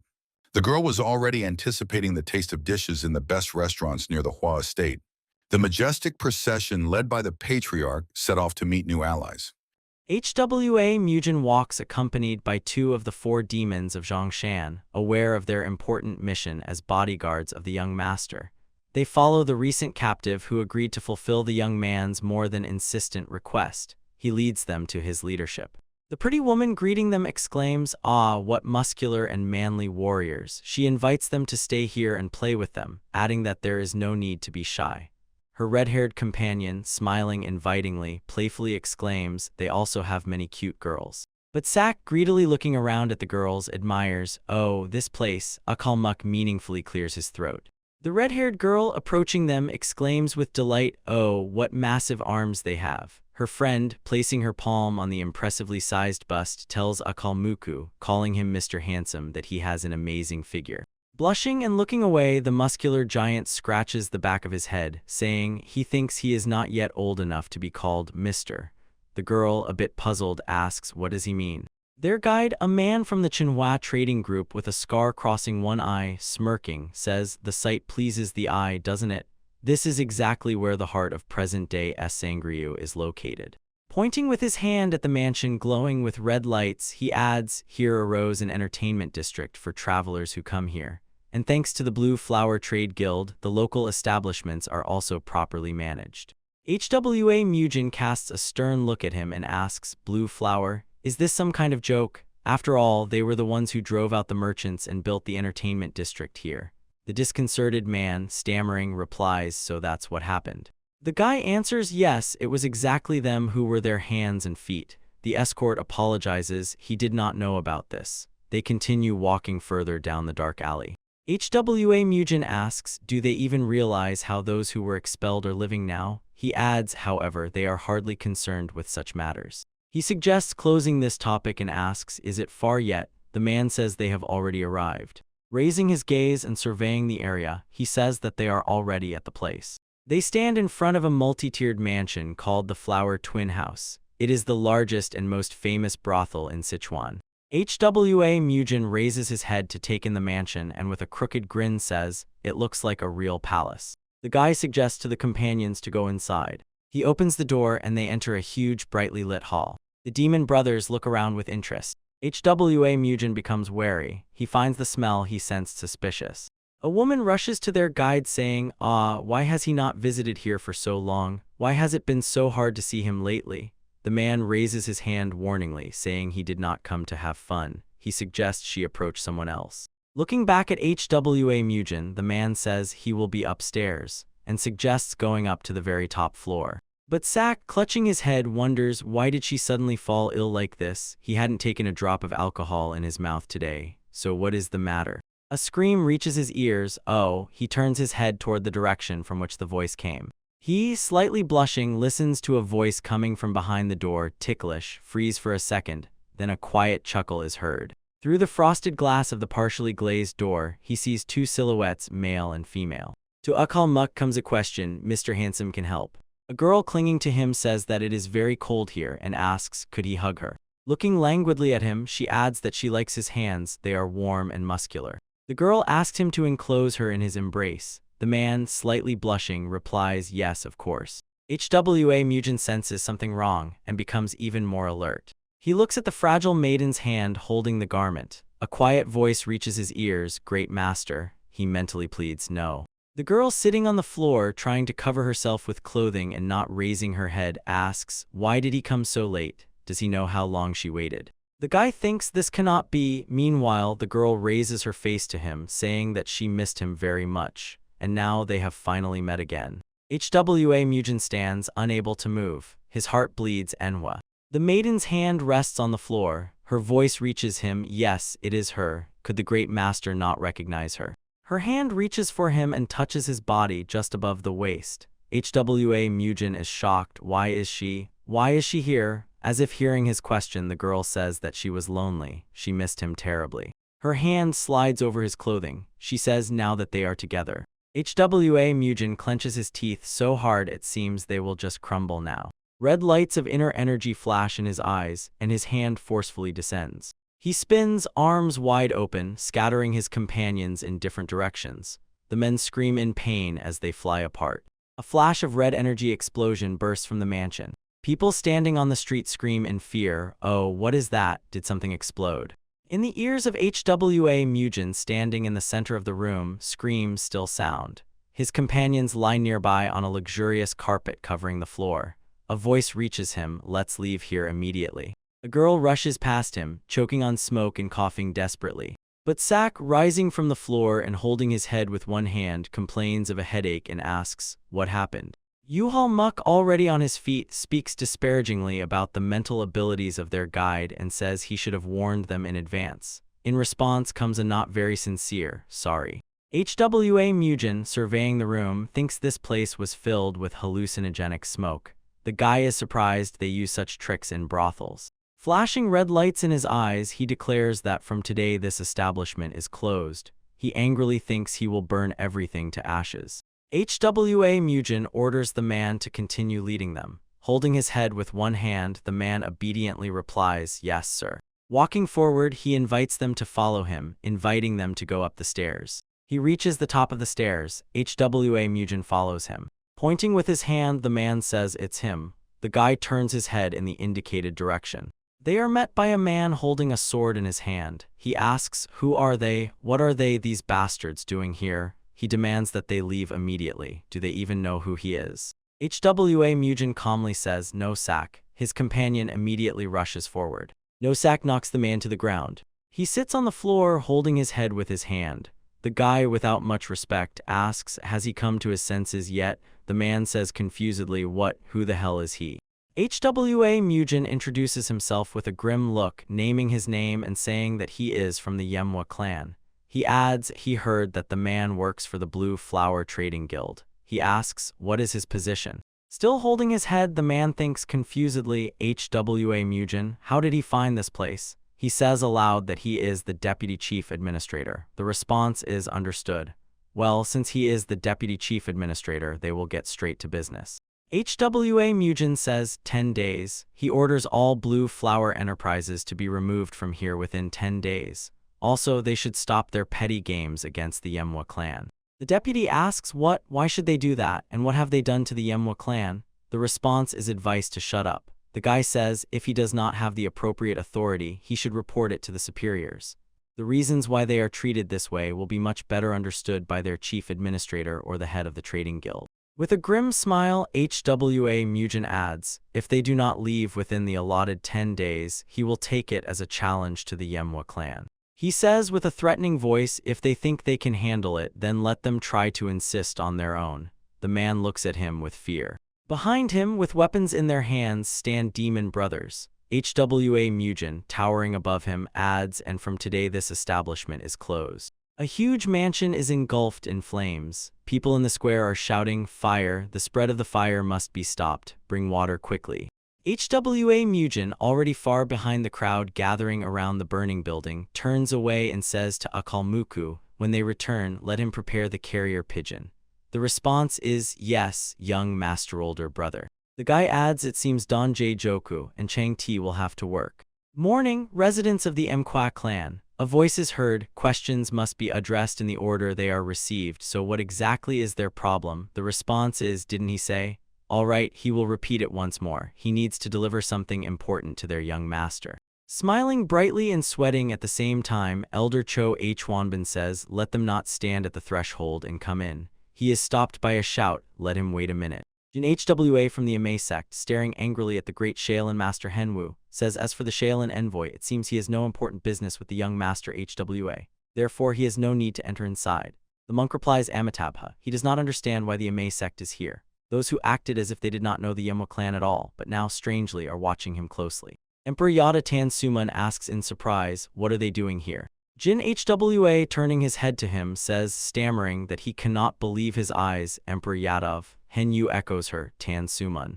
They are interested what brought the Tan family here. The answer is they ask what business he has here. He received a letter from young Mr. HWA and hurried to his residence. Jin HWA and Henyu shout simultaneously, they are first. Let him wait his turn. Tan Suman asks, what did they just say?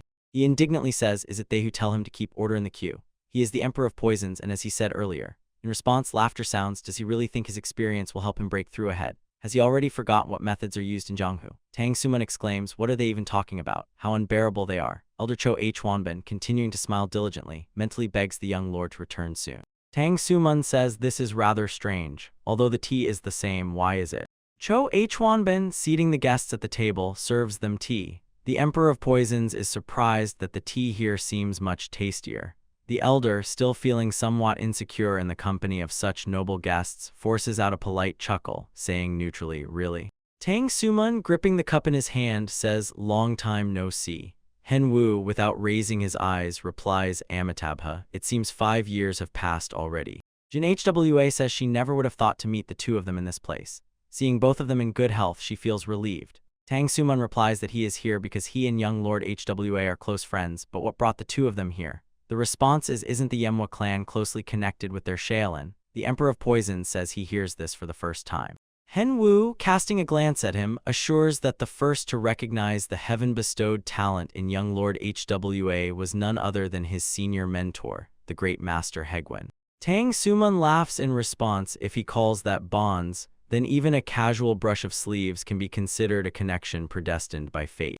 Henwu admits he has no argument there, and the Emperor of Poisons turns to the Abbess Jin HWA. What about her? Could it be that Amei also has ties with the MANHWA clan? The woman replies that their bonds are much closer than those of Tang Suman.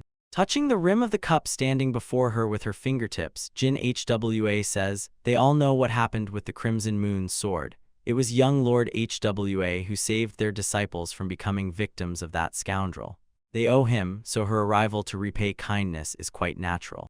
Tang Suman says understood. He asks, how exactly do they intend to repay this debt? Jin Hwa says, no matter how you look at it, to repay such great kindness. After a few moments of silence, she adds that she has no choice but to offer him something valuable from their sex treasury.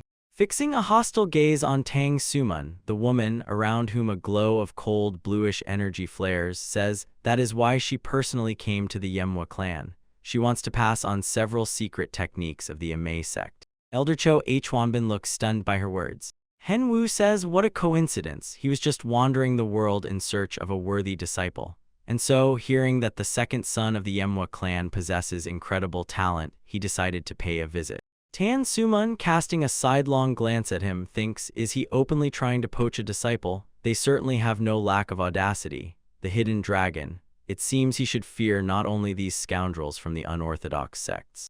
Jin Hwa says she understands him. It so happened that the clan has a pair of twins, a boy and a girl, so everything fits perfectly. Hen Wu agrees, correct. Isn't this the perfect coincidence? They both look satisfied. But the smug smiles leave their faces when Tan Suman's voice sounds. Both younger HWA have already completed the initial training in the secret arts of the Manhwa clan, and they want to take such children as disciples of Shaolin and Ma. He adds, if they take the monastic vow, they will cease to be successors in the clan. Elder Cho Hwanbin casts a thoughtful glance at him. The Poison Emperor, reaching for a cup, says, to decide such important matters on which the survival of the clan depends. A dark purple aura thickens around Tan Suman as he continues speaking, without even consulting the head of the house. He asks his interlocutors, don't they find this too audacious? The Poison Emperor adds, maybe he spoke too harshly. He asks them to understand him. He said it only because they, people claiming to observe the laws of Jianghu, seem too worried. A smile slides across Hen Wu's lips as he listens attentively to the speech. The monk says there is no rule stating that to become his disciple one must take the monastic vow. He simply wishes to leave his modest achievements to this world. Tan Suman casts a worried glance at him, thinking this damn monk decided to go this far. Elder Cho Hwanbin mentally appeals to the young lord, begging him to return soon. In the courtyard stand two men, one of whom is engrossed in reading a letter. Chang Ti asks his brother Don Jae-hawk what is written there. The same one, having finished reading the letter, utters the name of his brother and falls silent for a few moments. A blue aura flares up behind his back as he says that it is time for them to move out as well. He suggests Chan Ti prepare. A clear girlish voice reaches them, a master, and the man casts a sidelong glance. Two embarrassed girls stand before the brothers, Tan So says, and young master Hwa. They do not know when he will return. Tan Hajan, peeking from behind her back, thinks the men look intimidating. Both brothers seem to have turned into blocks of ice. They continue to stand motionless, unable to look away from the girls. Unaccustomed to talking with women, they instantly froze. The surprised Tan So asks them to answer already. The Gungdan sect abode, Ganyasu province, Gungdan mountain. A voice comes from the mansion, insisting that the sect leader must make a decision. After all, the Blue Flower Guild supported them in the hardest times. In the large hall, three men sit at a table. One of them exclaims in response, no, they have no grounds for intervention. They cannot draw swords without a valid reason. The Lord of the Sea Gate Pavilion, Li Hei Chong, shouts, isn't Chindobo their disciple? He was crippled. The Lord of the Clear Clouds Pavilion, Han Jok-un, asks in response, should they really intervene even in personal disputes? He reminds that they even sent a witness to the duel. What more does he want from them? Appealing to the person sitting at the head of the table, he adds, the Manhwa clan is an orthodox clan like them. They cannot point blades against their own. One wrong move in Gungdan's honor will be trampled into the dirt. The person he addresses replies, nevertheless. Leaning on the table and intertwining his fingers, the head of the Gungdan sect T. Ho-won says, they can't just ignore the Blue Flower Guild, can they? If they abandon those who help them in need, how can they speak of duty and honor?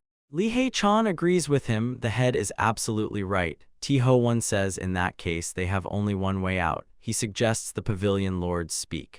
Han Jok-un says they must ensure the Manhwa clan does not dare act rashly, while not breaking their duty to the Blue Flower Guild. He proposes sending a respected master to settle everything peacefully without drawing a sword.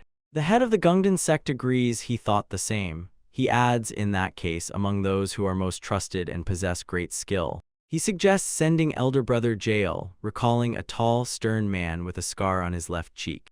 Deputy head of the Blue Flower Trading Guild Jung-ho Yeon, bowing respectfully, asks permission to express gratitude on behalf of their trading guild to Master Jael for coming to them personally. The men stand in the courtyard facing each other.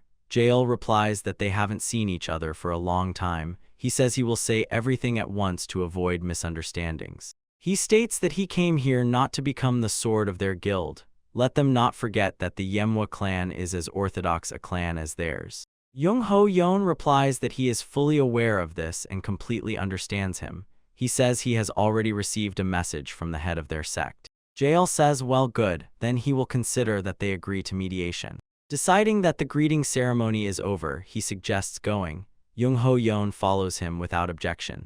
Trading Guild of the Blessed Winds, two men are fighting on the platform. A man in a red cloak, clutching a sword in his hand, attacks his opponent. Aniclimax meets his attacks with a series of counterblows, using his impressively large fists. HWA Mugen easily dodges his huge hands. Slipping under his arms, the guy strikes an elbow to the solar plexus, literally tossing Aniclimax upwards. The blow knocks the breath out of the man's lungs. A muffled sound escapes from his mouth. His body crashes forcefully onto the platform, shattering the stone surface into pieces. The men watching them look excited. One of them asks, do they really train like this? The second says, it looks like a fight to the death. Aniclimax, having risen to his feet, spits out blood and growls menacingly. HWA Mugen, whose eyes shine with yellow sparks, says with an evil grin that the man's endurance has increased significantly. He admits that this time he hit him quite hard. At that moment, No-Sak attacks him from behind, clutching a spear in his hand. The guy delivers a slashing sword strike while turning, but No-Sak avoids the blow. And immediately in a jump, he attacks HWA Mugen. No-Saka's spear strikes the platform's surface, shattering it into small fragments. A young man appearing beside him says too slowly. Standing behind the man, he lowers his sword onto him, saying in passing, if he intends to attack suddenly, he needs to move more swiftly. Like this. HWA Mugen's sword barely touches him, indicating a probable strike. The hunched No-Sak says the young master's speed is simply phenomenal. Striking his propped back with his elbow forcefully, the young man says he talks too much. Addressing Aniclimax standing nearby, HWA Mugen says his attacks are also too monotonous. In every movement, he should seek a new path. The man replies that he understands everything. A shout reaches HWA Mugen, young master. He turns his head to the man who looks frightened and asks, what happened? The man shouts that he needs to leave right now. He reports that representatives of the Blue Flower Trading Guild and the Gungdan sect have just arrived. HWA Mugen enters the room and scans it with his gaze. Three men sit at the table. One of them says, oh, he is already here. Sitting opposite him, Jael says, so, the very champion of the spirit of the righteous factions has deigned to honor them with his visit. He says he has heard much about young Master HWA and is glad to meet them. The man introduces himself, saying that he is Jael, head of the Law Hall of the Gungdan sect.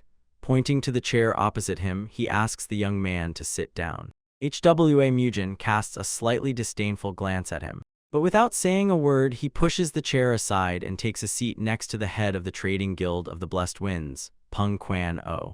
Sitting down, he tells Jael that he is HWA Mugen from the MANHWA clan. The head of the Law Hall of the Gungdan sect mentally protests, just look at this impudent fellow. He simply nodded his head. Does he really think that the nickname Sleeping Dragon makes him a real dragon? Meanwhile, his companion also introduces himself, saying that he is Jiang Hon, deputy of the Blue Flower Trading Guild.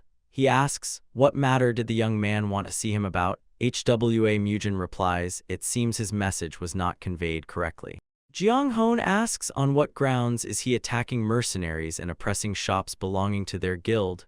The young man mockingly says, the pot calling the kettle black. He is the only one here making unfounded demands. Jiang Hon exclaims indignantly, what did he just say? The young man replies with a smirk, the influence of the Blue Flower Guild must be quite great. He adds, well, as soon as he fought back, they immediately ran to Gungdan for help. Jael and Jiang Hon look shocked and outraged at the same time. Purple sparks flare in HWA Mugen's eyes as he says, they thought that if they dragged along the elder of the Gungdan sect, he would whimper like a frightened puppy. Jael is stunned, how dare this scoundrel. He turns to Jiang Hon and asks, what is young Master HWA talking about? The attack was not without reason. The deputy of the Blue Flower Trading Guild answers somewhat uncertainly that he does not quite understand what is being referred to. Head of the Blessed Winds Trade Guild Pun Quan O says that recently 2 warriors of the MHWA clan were ambushed in the Fabric District. They were attacked by people from the Blue Flower Trade Guild. Many shops of the Blessed Winds Guild suffered serious losses during that skirmish, and the fire at the Blue Flower Brothel was just an unfortunate misunderstanding when they came to hold them accountable. Pun Quan O asks Jael, hasn't he heard about this?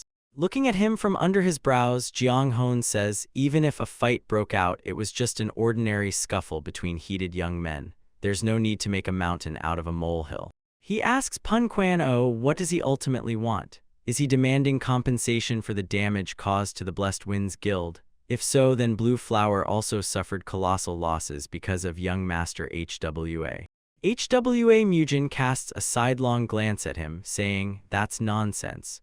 Those lands originally belonged to the Blessed Winds. What losses is he babbling about? They just returned stolen property to the rightful owner.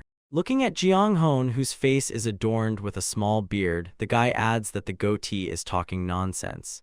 He'd better shut up and listen. HWA Mugen demands that Blue Flower completely wind down its operations in Sanryu. Moreover, they should stop using their financial power to pressure the Blessed Winds Guild, the Warriors' Domain, and the Golden Land. Jiang Hon, clenching his fists, exclaims, what? How dare he, the scoundrel, talk such nonsense? Does he even understand what it's like to run a trade guild? Capital competition is the foundation of any business. HWA Mugen interrupts him, saying he hasn't finished yet. The guy puts down a sheet of paper and presses it with his hand, asking, does he know what this is? A red aura flares around HWA Mugen and his eyes fill with the same color glow of inner energy. He says, this is the confession of mercenaries sent by Jiang Hon. He personally extracted it from them. They dared to touch his loved ones. Red sparks flare in HWA Mugen's eyes as he asks the deputy head of the Blue Flower Guild, and after that, he has the audacity to come here and threaten him. Let him name at least one reason why he shouldn't kill him on the spot. A deadly aura emanates from HWA Mugen as he casts a glance at the choking Jiang Hon. Jael is shocked. What a monstrous thirst for blood. His whole body is trembling. Just think about it. A young man barely of age possesses such an aura. Jiang Hon calls for help from Jael. He conciliatorily raises his hand and asks young Master HWA to calm down. Jael asks the deputy head of the Blue Flower Trading Guild, what does this mean? What other assassins? Did they really plot an assassination? Jiang Hon exclaims that he has no idea. He is hearing about this for the first time. Why would an ordinary guild send mercenaries against a warrior clan? HWA Mugen says, so he continues to play the fool. Well, then he will settle everything his own way. Jiang Hon exclaims, addressing young Master HWA, should one trust the words of those who earn a living by such a dirty trade? Suddenly turning to Jael, he shouts that this is all blatant lies. He was set up. The head of the Law Hall of the Gungdan sect ponders. Mentally addressing the head of the sect, he says that they interfered in a matter they should not have meddled in. Jael says that he understands the anger of young Master HWA. However, the Blue Flower Guild and his sect have closely cooperated for many years. He finds it hard to believe that they could resort to such vile methods. As for the reliability of this confession, he asks, would they really allow a bloody massacre to erupt based solely on the words of some bandits? He believes they need more solid evidence. HWA Mugen raises a heavy look at him. He says so, he wants him to go and find even more clues. Fine, but on one condition, the Blue Flower Trading Guild must immediately leave Sanryu. He adds, if they do this, there will be no bloodshed. Jiang Hon casts a sullen glance at him from under his brows, deciding that he has deluded himself into thinking he is above others just because he has power. A typical soldier. He thinks behind him stands the Gungdan sect, so this puppy's plans are doomed to fail. Jiang Hon says that he refuses. They cannot call off the matter in Sanryu because of such absurdity. Leaning his hand on the table, HWA Mugen says, well, then they have nothing more to talk about. He gets up from the table, saying, they will see if he sings the same way in a few days. Jael asks him to wait a minute. He asks, if he leaves like that, what will happen to the dignity of their Gundam sect? HWA Mugen snorts. Does he really think he cares about that? It was the Blue Flower who rejected the proposal, so let them talk to them. The Gundam sect better retreat and not interfere in this conflict. He adds, and let them stop deluding themselves that everything will be forgiven just because they are from the Gundam sect. Jael is shocked. What did he say?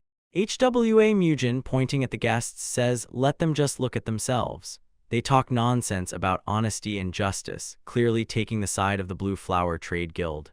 They use the influence of the Gundam sect to boss around clans weaker than theirs. Throwing an angry glance at them, HWA Mujin adds, let them excuse him, but he is not one to allow himself to be treated like that. It seems Master Jael made this journey in vain. The head of the Hall of Law grits his teeth. The guy is more stubborn than he thought.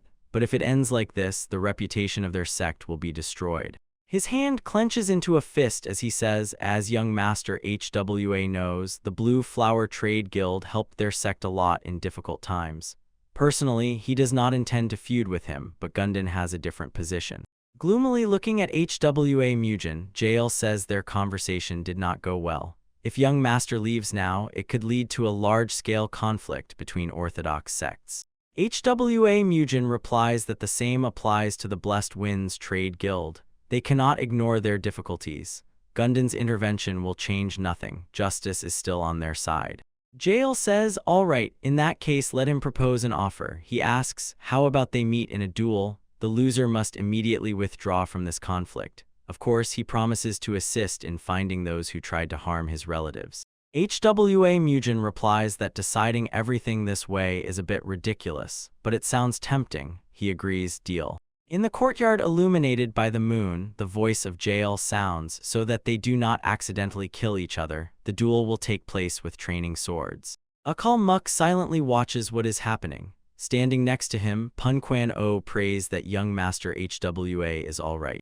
Jael, standing opposite the guy holding a huge sword in his hand, says, a man's word is worth more than 1,000 gold coins. The loser will immediately leave Sanryu. HWA Mujin only briefly nods his head, agreeing with him. Zhang Hon says the Blue Flower Trading Guild will support the initiative of the Gundam sect and will oversee the progress of this duel. In the eyes of the deputy head of the Blue Flower Trading Guild, blue sparks flash. He mentally celebrates. This puppy has fallen into the trap himself. He is sure there is not a single chance that a scoundrel like him will defeat Master Jael. The guy, gripping the sword in his hand, gloomily looks at his opponent. Jael, looking at him, thinks that his internal energy at best reaches an average level. The victory over the Crimson Moon sword was surely just pure chance. Gripping the sword handle, he thinks it is regrettable to extinguish the rising star of orthodox factions, but he will make sure that the guy, at the very least, remains crippled. Raising the sword before him, he says, let's begin. His sword is aimed at the guy standing before him, who in response raises his weapon. In the blink of an eye, HWA Mujin is beside his opponent, knocking him off his feet. His sword descends on Jael, who is trying to prevent the strike. The head of the Law Hall of the Gundam sect lies on the ground, drooling. A huge bump rises on his forehead. Frowning in pain and groaning, Jael sits down. A voice reaches him, finally awake. Confusion appears on the man's face. HWA Mujin, towering over him and shrouded in a purple aura, asks, does he admit his defeat? Jael looks at him in shock, mentally wondering he lost. Seriously, what the hell just happened? Punquan-O is surprised. Wow, it all ended in the blink of an eye. Aniclimax says it couldn't have been otherwise. Jael grits his teeth. A drop of sweat crawls down his cheek. A red aura flares around Zhang Hon. Mentally, he curses, thinking that things are bad. Jael rises and bows, folding his hands in the traditional gesture where the palm of one hand covers the fist of the other. He says that, as promised, the Gundam sect is withdrawing from this conflict. He expresses hope that mercy will be shown to the Trade Guild. Jael adds, and now, HWA Mujin coldly interrupts him, wishing him a safe journey. The head of the Law Hall of the Gundam sect can only silently turn away. Young Hon looks at him with wide eyes and reaches out a trembling hand to him. Jael even closes his eyes, suffering a shameful defeat. HWA Mujin silently watches the man walking away. The guy turns to those remaining and orders them to bring him a chair. Aniclimax replies, at your command. Sitting down on the chair, HWA Mujin says to Young Hon, come on, let him keep barking just like before. The deputy head of the Blue Flower Trade Guild starts to equivocate, assuring that he did not mean that at all. HWA Mujin says, on your knees, unless of course he wants to lie in the damp earth. Young Hon obediently drops to his knees. Glancing at the shining celestial body in the night sky, the guy tells him to listen carefully. They have two options. First, let them forget what will happen to Bu Chon and their manager. Those scoundrels have crossed the line, so they are already dead men. Then he orders Young-hoon, who is listening attentively, to clean up all the mess they made in Sanryu, and then let them get out of here. Also, let them give 30% of the share from exclusive tea sales in Hubei to the Blessed Winds Trade Guild. With a sinister smirk, HWA Mujin asks, "Don't like it? Then there is another option. They can end all this once and for all right here and now." Glancing at the two demon brothers present here, he says he will take his warriors and head straight to Hubei. They will slaughter everyone who stands in their way. Will they dare to attack? Let them send everyone at once, no need to be stingy. Killing hundreds of such brats will be no trouble for him. Cold lights flash in his eyes as he says, everything related to the name Blue Flower will simply fade into oblivion, and their place will be taken by the gracious winds. Well, how about him? Or does he think he is bluffing? Looking at the shocked Jiang-hoon's face, HWA Mujin urges him, let him make a decision. Right now. Walking down the street, Jiang-hoon thinks, no, he could do nothing. Who would have thought that Jael would be so easily defeated? Remembering HWA Mujin's cold gaze, he thinks that they have no way to stop this man now. Continuing to walk, the man reflects that he cannot stake the fate of the Union. He is sure the chief will understand this decision. The rays of the rising sun fall on the face of the sleeping chief manager of the Manhwa Trade Union, Lee Suman. A man appears near his bed, clutching a huge battle axe in his hand. The axe whistles through the air, splattering blood. The head of the Manhwa Trade Union, Bu Chin, suddenly sitting up in bed, shouts, "Who is he? Let him get out of here immediately." The man, whose lower face is hidden by a mask, says he will show her a little mercy. The figure of the man is hidden by a cloak with a hood. Raising his sword, he says for her to close her eyes. Bu Chin screams in horror, mouth wide open. Several days later, Pyongyang Trade Union. Demon brothers hugging exclaim, finally they have all gathered together, the four demons of Yongsan. HWA Mujin silently watches them. Two of the brothers approach him and the guy says they did an excellent job. Chang Ti replies, it took quite some time to track down that man from the Sapam gang who escaped. After he cut off one of his hands, the man easily wrote a confession. He adds, well, he managed to confirm the reputation of the HWA clan and young Master Mujin. Don Jae-jok says that just mentioning his name made everyone bow their heads immediately. HWA Mujin asks, and the other two, did he take good care of them? Chang Ti answers yes, just in case he tore them apart before leaving. There is no need to worry about them. HWA Mujin says, good, let him keep his mouth shut and not mention this matter anywhere. The reply is understood. HWA Mujin raises his eyes to the turquoise shining sky. He says, all right, enough, it's time to return. Peng Quan-o exclaims, oh, he's already leaving, but they haven't even properly treated him yet. He asks him to stay a little longer. HWA Mujin replies that he has already been absent from the clan for a long time, and says they will leave it for next time. Peng Quan-o agrees, yes, understood. He asks the guy to definitely visit them again. The head of the Blessed Winds Trade Guild watches the departing carriage. A carriage drawn by a team of 4 horses is traveling down a city street. Passers-by stare at the carriage. One of the men says, oh, that carriage, it seems that young Master HWA Mujin is inside. A woman standing nearby asks, is he leaving? A shout is heard. They ask HWA Mujin to wait a moment. The carriage stops. People approach the carriage window. One of the men thanks the young man for saving the fabric district. He invites him to come back sometime and promises to treat him to a bowl of delicious noodles. HWA Mujin, who is uncomfortable with such attention, replies, yes, yes, thank you. On the other side of the carriage, girls approach the window. Masha waves with her hands. They invite the brothers to definitely return and play with them again. One of the girls adds, next time, let them first stop by their house of pleasures. HWA Mujin bows his head, and the carriage starts moving. The carriage moves away from the settlement, and people continue to stand and wave their hands after it. The young man thinks, and this really isn't so bad. HWA Mujin, accompanied by demon brothers, smiles, declaring that he has returned. A mask with tears in its eyes rushes to him headlong. HWA Mujin pushes his hand against its face, pushing it away. The servant shouts he doesn't even realize how much they missed him. Is he wounded anywhere? The young man answers that he is fine, just don't cling to him so much. HWA Dojin and HWA Son rush to him headlong, shouting, brother, older brother.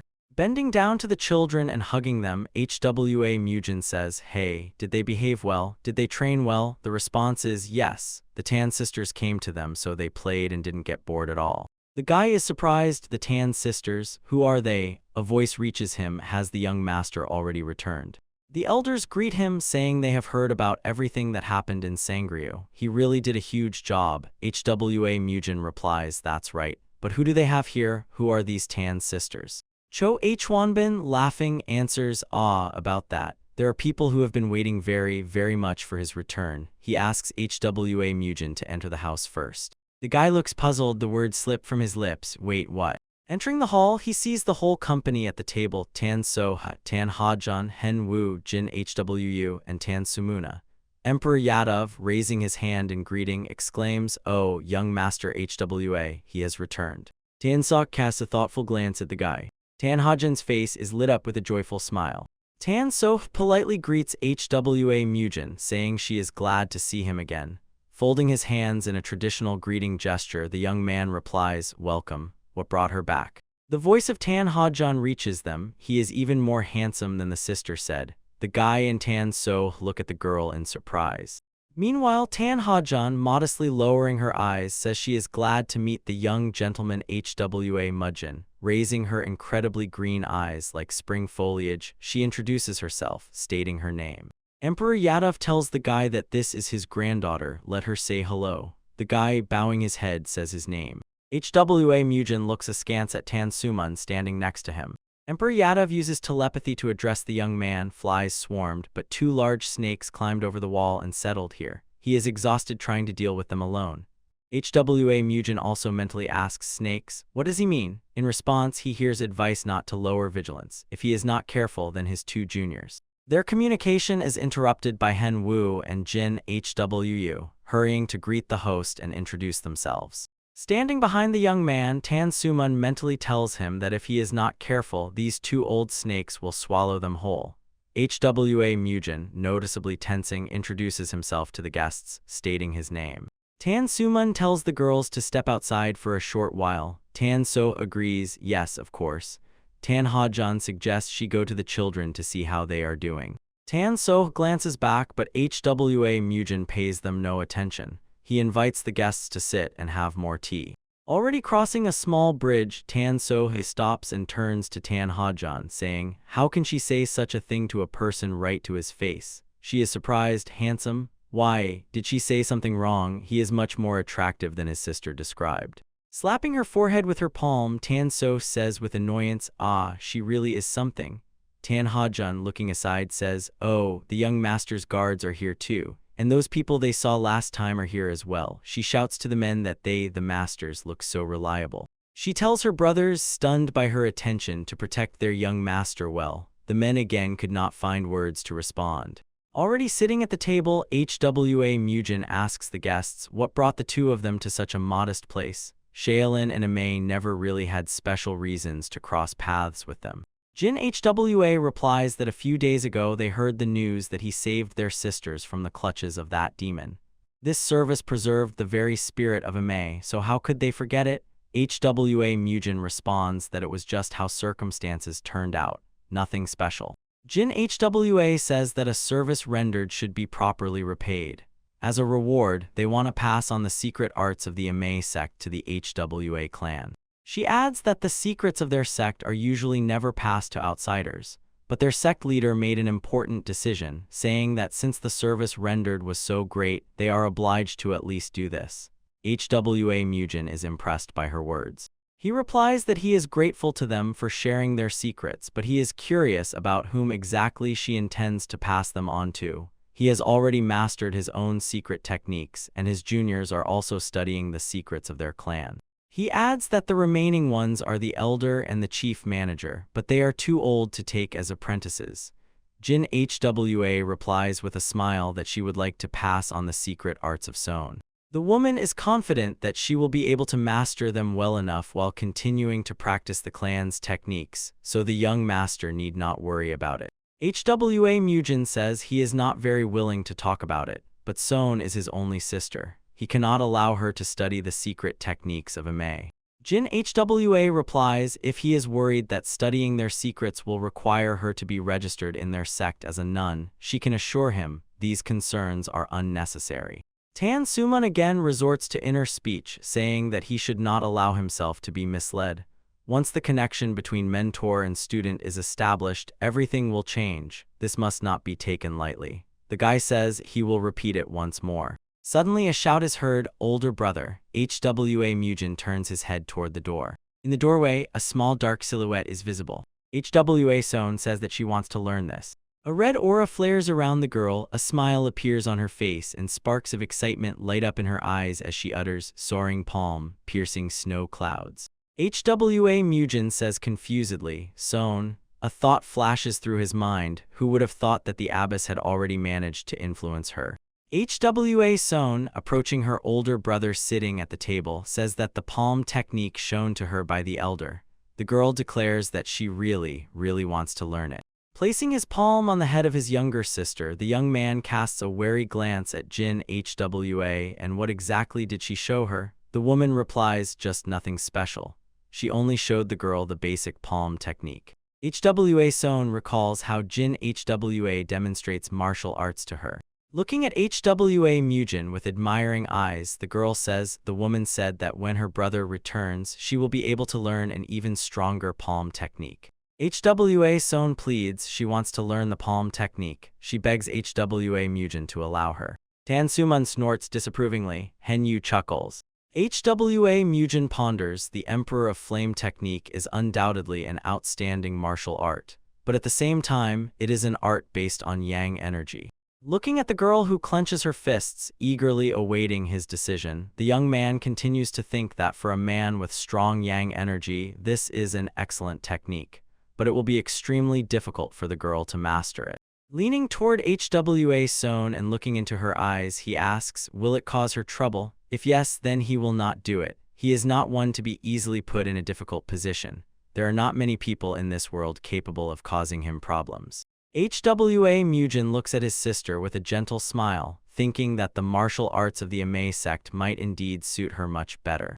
Rising from the chair, the young man says that the girl is clever and possesses an exceptional will to win.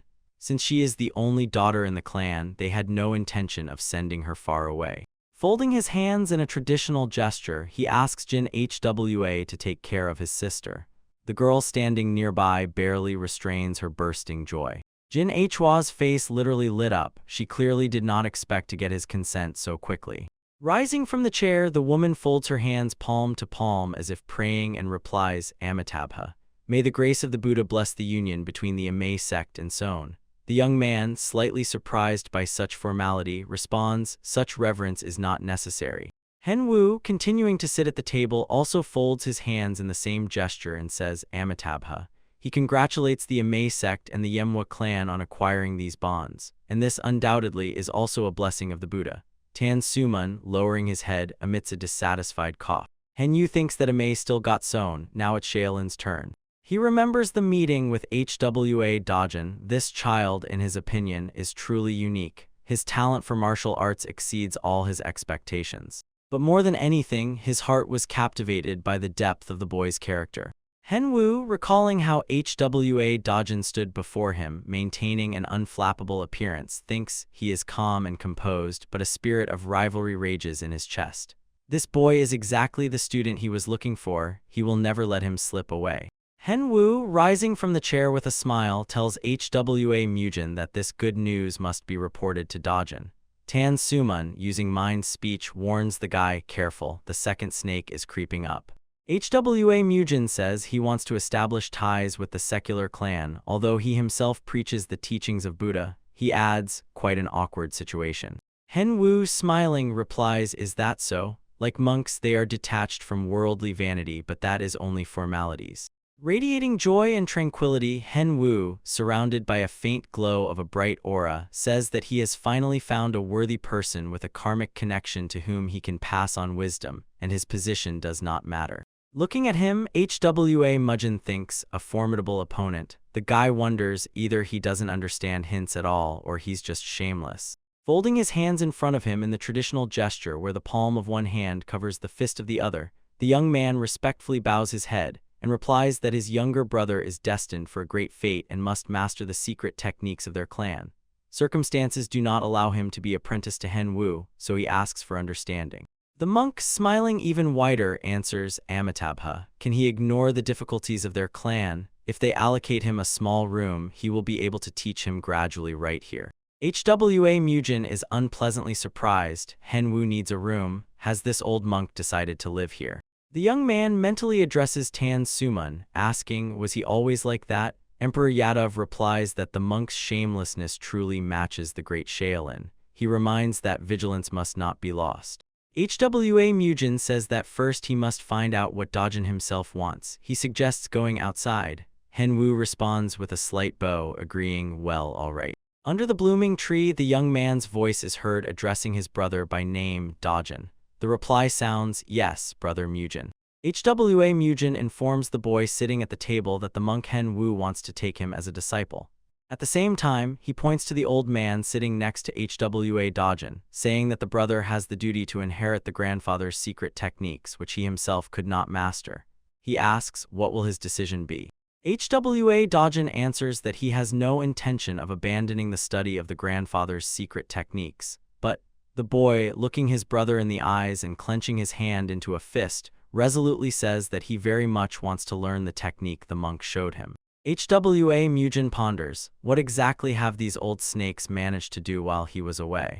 The young man casts a sidelong glance at Henwu, who is trying to hide a satisfied smile, and asks, and what exactly did he show him? The monk, chuckling, replies, nothing special. He only showed the boy a part of his modest enlightenment. Rolling up his sleeve, he continues speaking. Although he has nothing to boast about before Elder Tan, he asks permission to demonstrate his art. He swings his fist-clenched hand, from which radiates the glow of internal energy, bringing it behind his back. The strike shakes the tree trunk, and the bark is torn off from the spot where the monk's force hit. Shaken, HWA Mujin freezes, and Emperor Yadav exclaims, is that? Henwu stands with his arms stretched to the side, still clenched into a fist. He says, since he did not want to break the tree in their clan's estate, he held back a little. Tan Suman says in amazement, divine fist of 100 steps. He managed to revive the secret Shaolin technique lost 30 years ago. A voice from Tan Mujin's brother is heard. If it does not burden him, he would like to learn this technique. A purple aura flashes in the boy's eyes and behind his back as he says, he believes that in this way, the grandfather's secret techniques can be developed even stronger. The guy thinks and a smile appears on his lips. If the precision of the divine fist of 100 steps is added to the Emperor of Flames technique, they will definitely strengthen the grandfather's technique. Just think, the secret Shaolin arts he once destroyed continue to live in this form. What a bitter and ironic sight. HWA Mujin asks the monk to take care of Dojin and teach him properly. The response is Namo Amitabha. Night has come. Voices come from the gazebo standing among the lotus pond. HWA Mujin says that in the end, they have even sealed ties with Shaolin. In response, Tan Suman's voice is heard. He feels as if all his efforts were in vain. He tried so hard to stop those annoying snakes. The guy and Emperor Yadav settled in chairs at a table with 2 shot glasses and 2 vessels. Emperor Yadav admits, honestly, he does not like losing Sichuan talents to Mount Sunshin, that is, the Shaolin monastery. But such an opportunity comes only once. After all, this is Imei and Shaolin. Casting a displeased look at him, the guy says, an opportunity, huh? And he did not think of entrusting his granddaughters to the Imei school. The response is, has he gone mad? Why would he do that? HWA Mujin says, that's exactly the point. He asks, why should 3 holders of the heavenly martial constitution appear in one family? Emperor Yadav asks in surprise, heavenly martial constitution. He means to say that such a thing really exists. Glancing at the bottle on the table, HWA Mujin says that this constitution is incompatible with demonic energy but shows outstanding results in studying righteous martial arts. Emperor Yadav exclaims, that's amazing. Squinting at the guy, he mentally adds, that's exactly why he does not want to lose him. Raising a shot glass to his lips, Tan Suman asks, what does the guy think about Hotsheng? HWA Mujin shouts angrily, what nonsense is he talking about? Didn't he make everything clear to him back then? Emperor Yadav inquires, could it be that he is into men? The guy replies, he already said that it's not so. Tan Suman sighs, truly, he cannot understand his tastes. HWA Mujin silently raises a shot glass to his lips. Placing the empty shot glass on the table, the guy asks Tan Suman, what does the elder see in him? HWA Mujin says that he is much younger than Emperor Yadav, yet he allows himself to speak so disrespectfully. Tan Sumun snorts, so he understood that himself, and he had already decided that the guy naturally had such a character. The elder says, nevertheless, strangely enough, he does not feel their age difference at all. One could say their conversation is surprisingly harmonious, as if the guy is his old friend whom he has known for an eternity. A slight smile glides over Hwa Mujin's lips. He says to Tan Sumun, long ago there was a woman he loved. Emperor Yadav casts a surprised glance at him.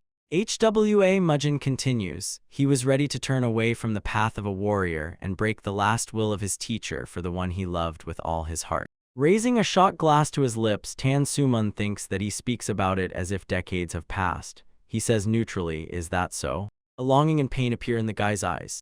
Over the water's surface, his quiet voice carries. He tells that a girl born in poverty raised her younger brother and sister alone, asking for nothing in return.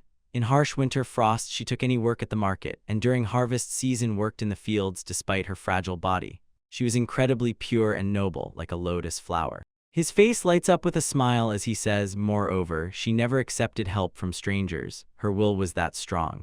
Tan Sumun asks, but why is the guy no longer with her?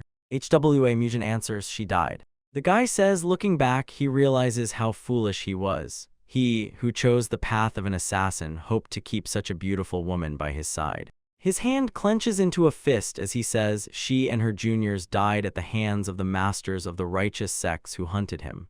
Emperor Yadav is shocked by his words. What? Hwa Mujin continues speaking, that was exactly when it all began. Tan Sumun cannot take his eyes off him. Cold blue lights of inner energy flare in Hwa Mujin's eyes as he says, his bloody path of Asura, on which he began to cut down each of the 9 great sects. Tan Sumun looks at Hwa Mujin in shock. What did he just say? Is he sane? Emperor Yadav asks, is he drunk? What is he even talking about? The guy replies that his mind is absolutely clear, and he tells him about his past and his revenge. Hwa Mujin says that the conflict with the Namgun clan was what started it all. It was something insignificant, but that small spark grew and eventually led to death at the hands of Namgun Cheneng. Tan Sumun repeats after him, Namgun Cheneng. Mentally he wonders, how does he know the name that was completely erased from Murim 45 years ago? Hwa Mujin, without looking at his interlocutor, says that this is the name of the enemy he never forgot for a moment. He adds, in any case, when in that fight with those scoundrels her 2 juniors also died, he literally saw everything in red. The guy says the battle between him and the 9 sects lasted for 15 years. Surprised, Tan Sumun listens as Hwa Mujin tells the story. At first it was only the Namgun clan. He killed everyone his gaze fell upon. Soon all the orthodox Murim sects declared a hunt for his head. Imei Shaolin, all without exception, and he killed them all. A slight smile slides across the boy's lips as he says, soon after that, he was given a funny nickname. The Poison Emperor finally understands what is being talked about. He exclaims, divine demon. The man's hand clenches into a fist. Tan Sumun asks, he still hasn't recovered from his madness, right? The reply is madness, yes. The boy says he can believe it or not, but he doesn't care. And if you think about it, his facial expression was exactly the same when he first saw him. Tan Sumun leans his whole body toward Hwa Mujin, who continues speaking. It was when they met in Guizhou. Tan Sumun was then sitting with the heads of the 4 great clans, excluding the Namgun clan. That was when the divine demon first stepped onto the Central Plains. The Poison Emperor jumps up from his chair. The boy raises a shot glass to his lips. Tan Sumun, looking at him with distrust, almost fear, asks, how does he know this? The boy says he didn't know that on that day they all rented that tavern. He would have just found another place to satisfy his hunger. But he firmly believed his teacher's words that there was not a single martial arts master in the Central Plains who could compare to him. And so with youthful arrogance he got into a fight. But the young man's facial expression about his age. His speech is interrupted by Tan Sumun's exclamation, enough. The Poison Emperor, shaken to his core, drills the boy with his gaze, mentally wondering, how did he learn the secret he had hidden for 60 years? The events of that day were so shameful that he erased them from his memory. Hwa Mujin laughs. Raising his index finger, he says, it seems there was something like 1 against 17, but still, the poison arts of grandfather Tan Sumun were hard to block. The Poison Emperor exclaims, stop, enough of this. A faint glow of a purple aura appears around him. He asks, who told him? Could he really be a disciple of that divine demon? Did he hear it directly from him? The reply is he still can't believe it, however, that no longer matters. Raising another shot glass to his lips, HWA Mugen says it seems he managed to overcome the deformation of his right hand, since he grew strong enough to deserve the title Poison Emperor. If you think about it, even then his swallow's poison blade was the sharpest. A drop of sweat trickles down the elder's cheek, who continues to mentally wonder, how did the guy even find out about the anomaly in his body which only he himself knew about? He realized it from just one brief encounter. Could he really be Jianshin, the divine demon? The moon disk, the sole witness of their conversation, shines high in the dark sky. Tan Suman understands the reason why the madness disappeared overnight, and he achieved such incredible progress in martial arts was because of the Poison Emperor tells HWA Mugen that he will ask only one question. Tan Suman's eyes fill with the glow of inner energy as he asks the guy, is he an orthodox martial arts master, or a demonic one? HWA Mugen slowly places the glass on the table. He says, let him also ask a question. What is a demonic martial arts master and what is an orthodox martial arts master? After a brief pause, the Poison Emperor, still standing by the table, asks, and a man of his level asks such a question. Inner energy flares anew in his eyes as he says that one who develops martial arts through demonic methods is a demonic martial arts master. HWA Mugen wonders, if someone studies orthodox techniques, does he automatically become orthodox? Tan Suman replies, even if he studies orthodox arts but does not follow the path of an orthodox martial arts master, he is still considered unorthodox or demonic. The guy asks then, what about the 9 sects who for many years killed innocent people and caused bloody storms? Narrowing his eyes ominously, he clarifies, are they orthodox or demonic? This question makes Tan Suman think. The event related to the elimination of the divine demon clearly showed all orthodox martial arts masters what horrors they are capable of creating if they lose their justification and stray from the path of a righteous master. The Poison Emperor mentally wonders, could they even be called orthodox martial arts masters then? He says that it is a distant memory from the past. All of that is already behind. Without looking at him, the guy replies, true for all of them, but for him, it was just yesterday. Tan Suman lowers his eyes. A drop of sweat crawls down his cheek. Clenching a shot glass in his hand, HWA Mugen says, does it even matter which path a person takes? Everyone lives their own way. The fact that everyone is different does not mean that blood must necessarily be shed.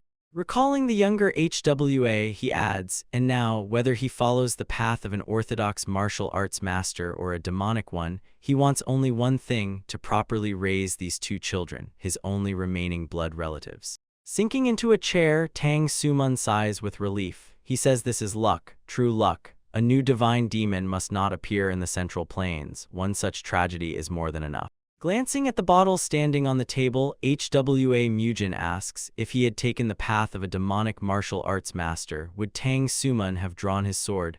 The answer is that he would have drawn it like an orthodox martial arts master. Laughing, the Poison Emperor expresses hope that his interlocutor understands him.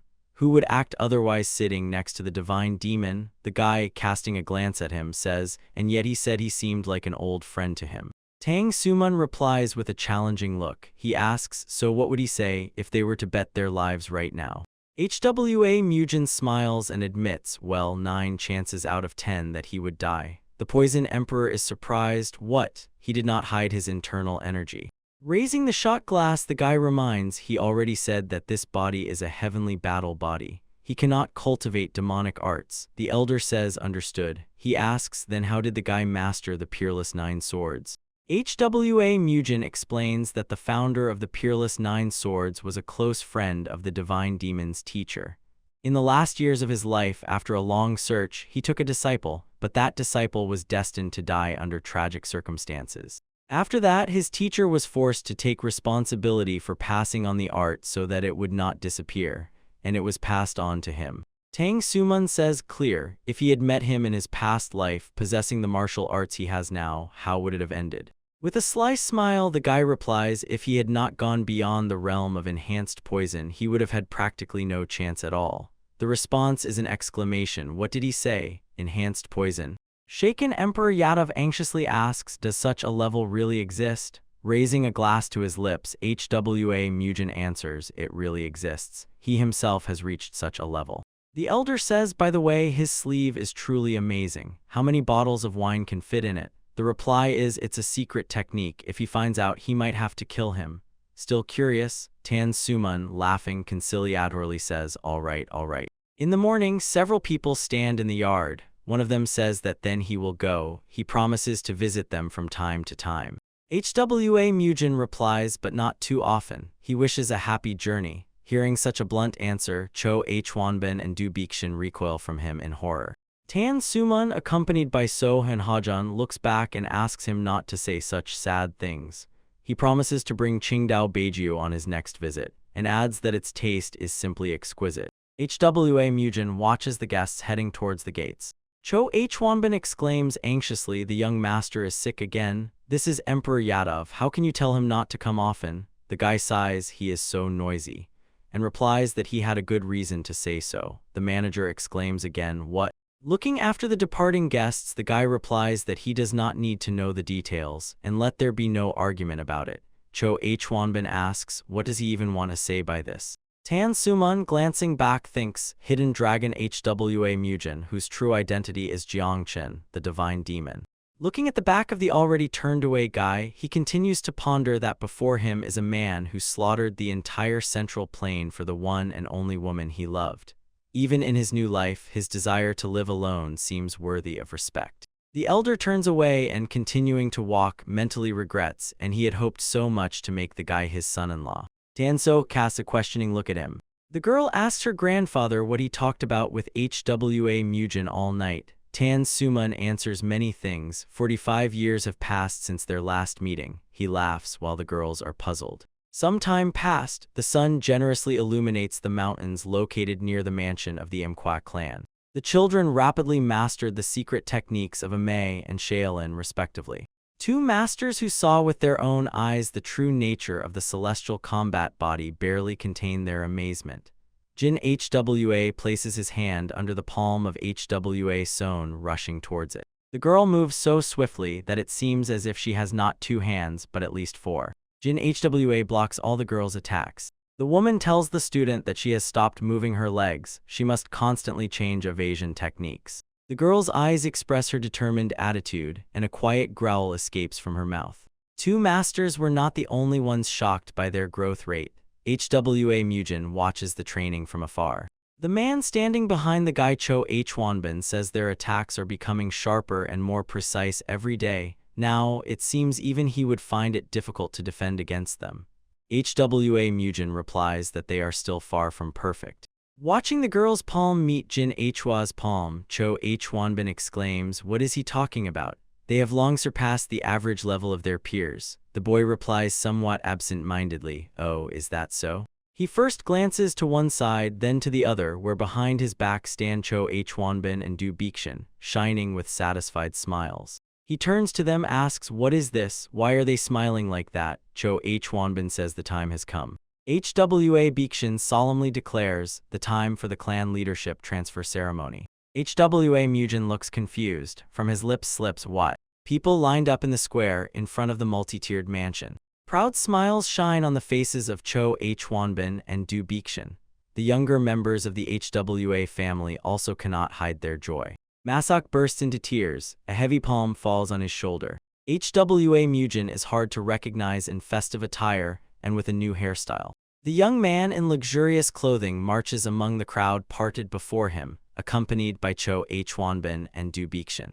HWA Mujin's face distorts with a displeased grimace.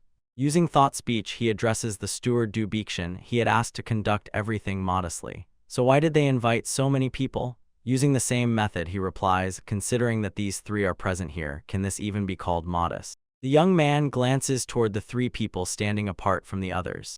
Tan Sungun waves to him in greeting, shouting, head of the HWA clan. He laughs. On both sides of him stand, with hands folded in prayer, the great Shaolin master Hen Wu and Jin HWA from the Amei sect.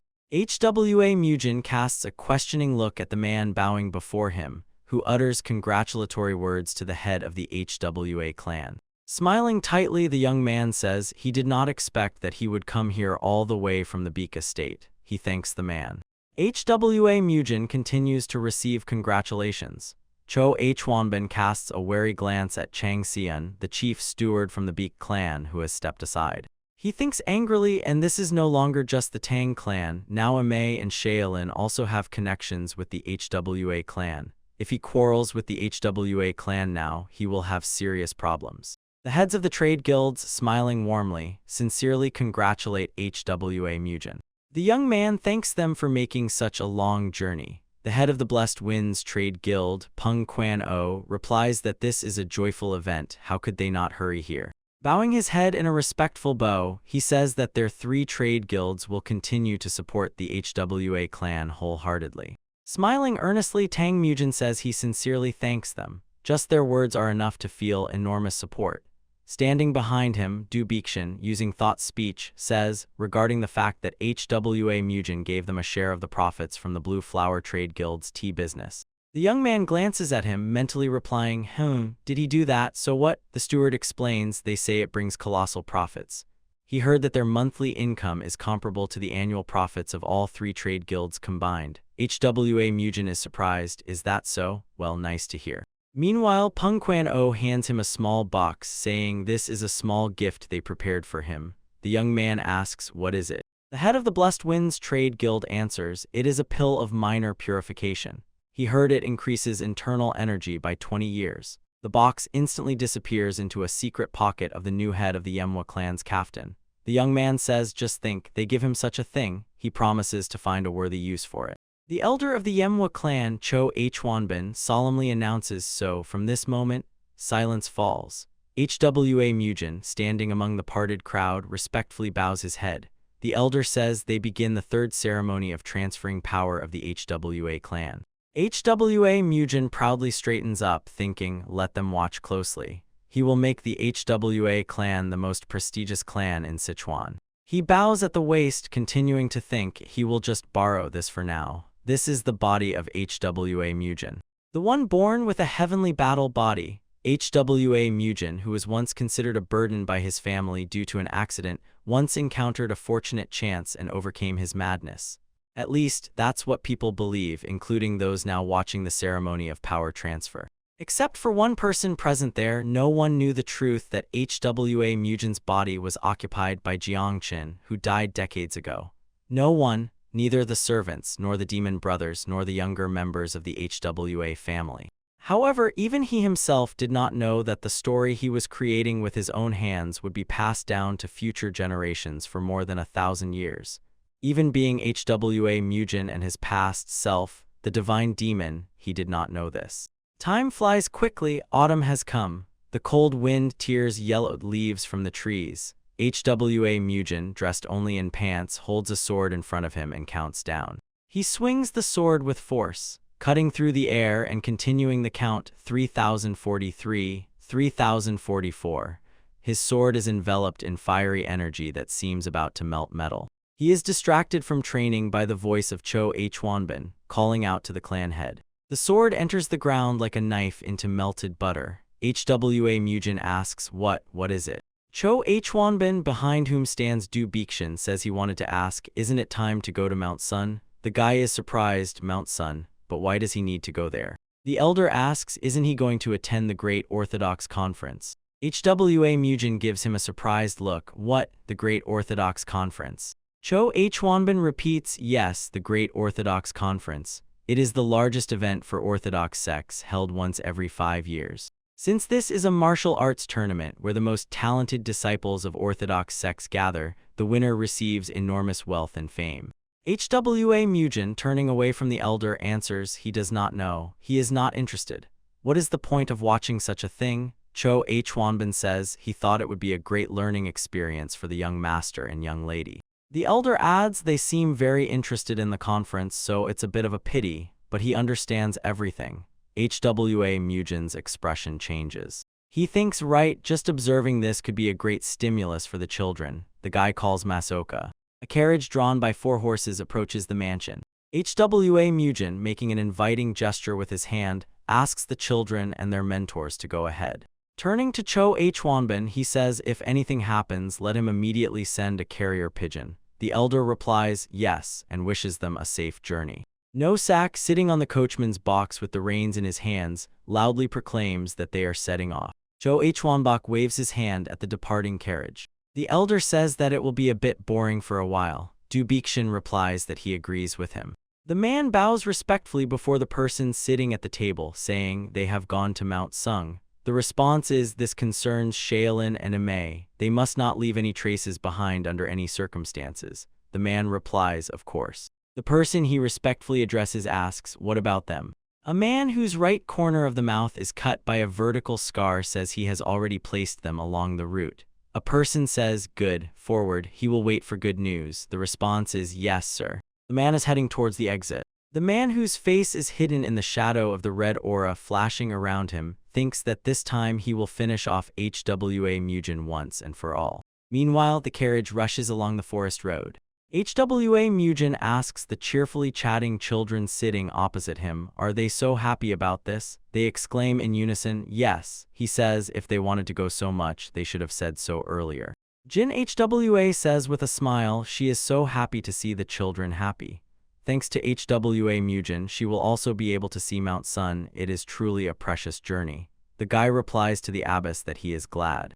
Turning his head to the monk sitting next to him, HWA Mujin asks, why did the great master say nothing to him? After all, this is an event of his sect. Hen Wu, chuckling, replies, could Shaolin really have problems just because of the absence of one humble monk? Lately, his only joy is watching this boy grow.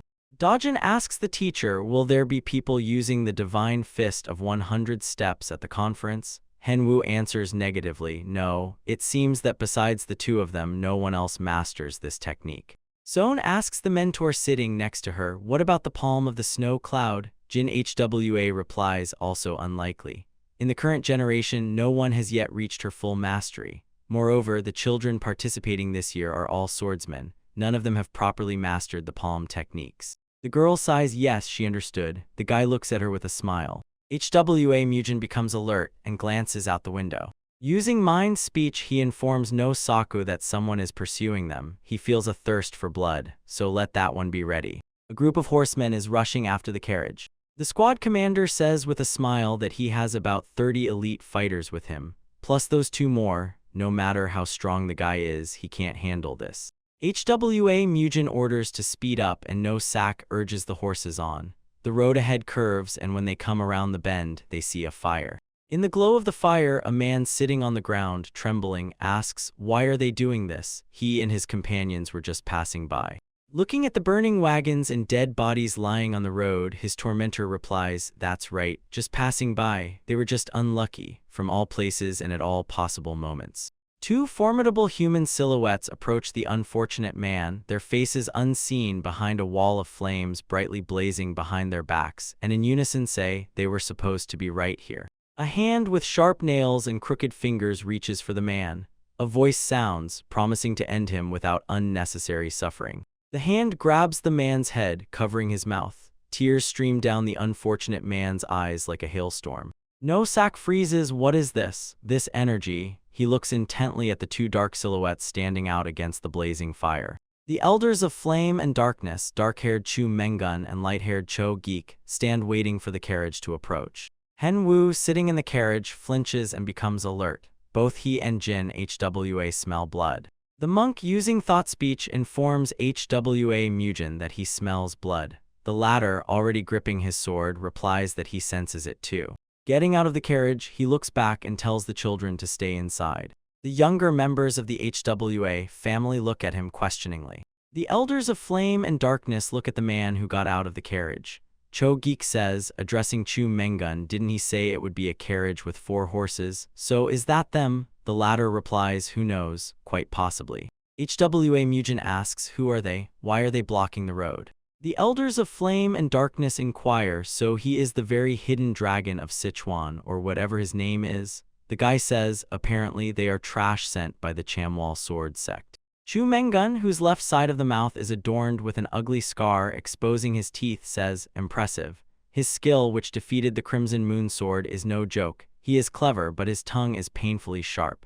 Cho Geek says he likes that he doesn't behave like those typical righteous scoundrels. Hen Wu, getting out of the carriage and seeing the people blocking their way, looks impressed. He says these are the elders of flame and darkness. Chu Mengun, looking at the 4 people lined up by the carriage, says, finally, they have met face to face with the mentor Jin HWA and Master Hen Wu. The monk replies, Amitabha. The demons of Guizhou made the whole journey all the way to Sichuan. Cho Geek, whose eyes are filled with green internal energy and an aura of the same color flares behind his shoulders, smiles in anticipation, saying they have no idea how much they long to meet them. His hands itched with the desire to tear their heads off. Henwu, using thought speech, addresses Hwa Mujin, saying these are masters of the unorthodox path, practicing dark arts. If they combine their forces, they will be able to handle them. Chu Mengun, whose smile looks like a terrible grimace, says they arrived just in time. Henwu and Jin Hwa turn their heads in unison. Behind the carriage, at some distance, stand 30 warriors whose faces are hidden in shadow. In front of the carriage are the elders of flame and darkness, behind a squad of warriors. The children are surprised. When did they manage to come here? The girl, cautiously peeking out the window, asks her brother they are not on their side, right? The boy replies, it seems so, let's be ready. Henwu and Jin Hwa turn to the warriors. The monk, using telepathy, tells Hwa Mujin that they will find a way to break through. Let him take this chance and carry the children by wagon to Gamrak. The guy mentally replies that they won't escape by wagon. Glancing at the snarling elders of flame and darkness surrounded by a dark aura, he asks his companions, can they hold them off for just 30 minutes? They answer that they will try. They have no choice anyway, right? Hwa Mujin, continuing to use telepathy, bloodthirstily says if they can hold out, he will deal with the warriors behind them and then kill these two. Jin Hwa is shocked. What? Is that even possible? Chu Mengun says it seems they are plotting something. They need more time. Cho Geek adds mockingly, unlikely that will help them. Hwa Mujin says decisively, well then. Lights of inner energy flare in his eyes and his body is enveloped by a dark aura. He says, let's begin. Without looking back, Hwa Mujin tells No Saku that the children are on him. Let him not let anyone near them. He replies, understood. The squad commander, smiling, says the hidden dragon makes its move, just as he expected.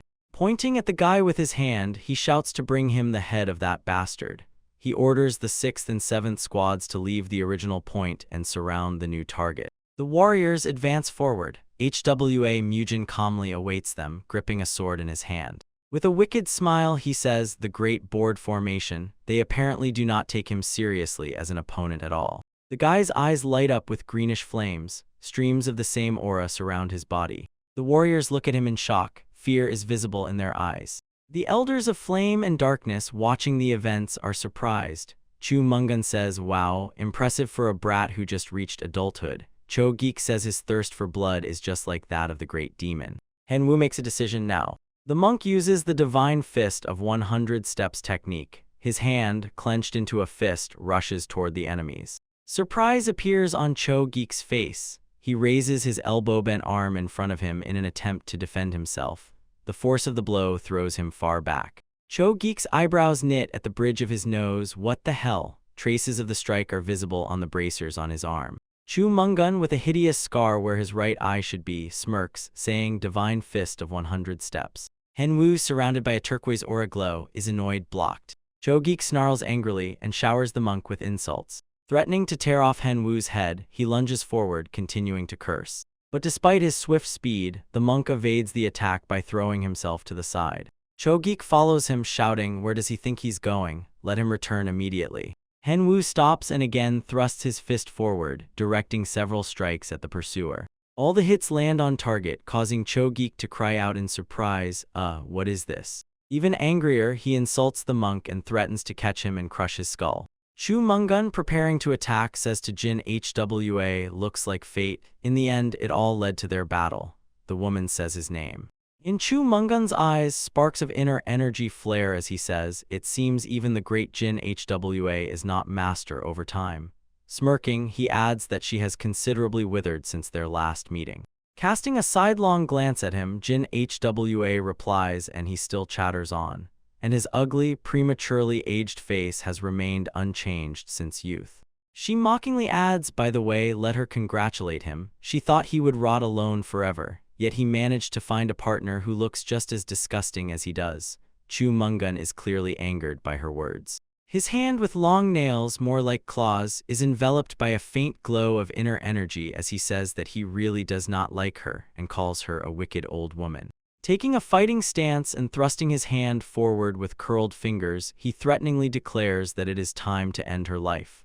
A flame of inner energy flashes in his single eye.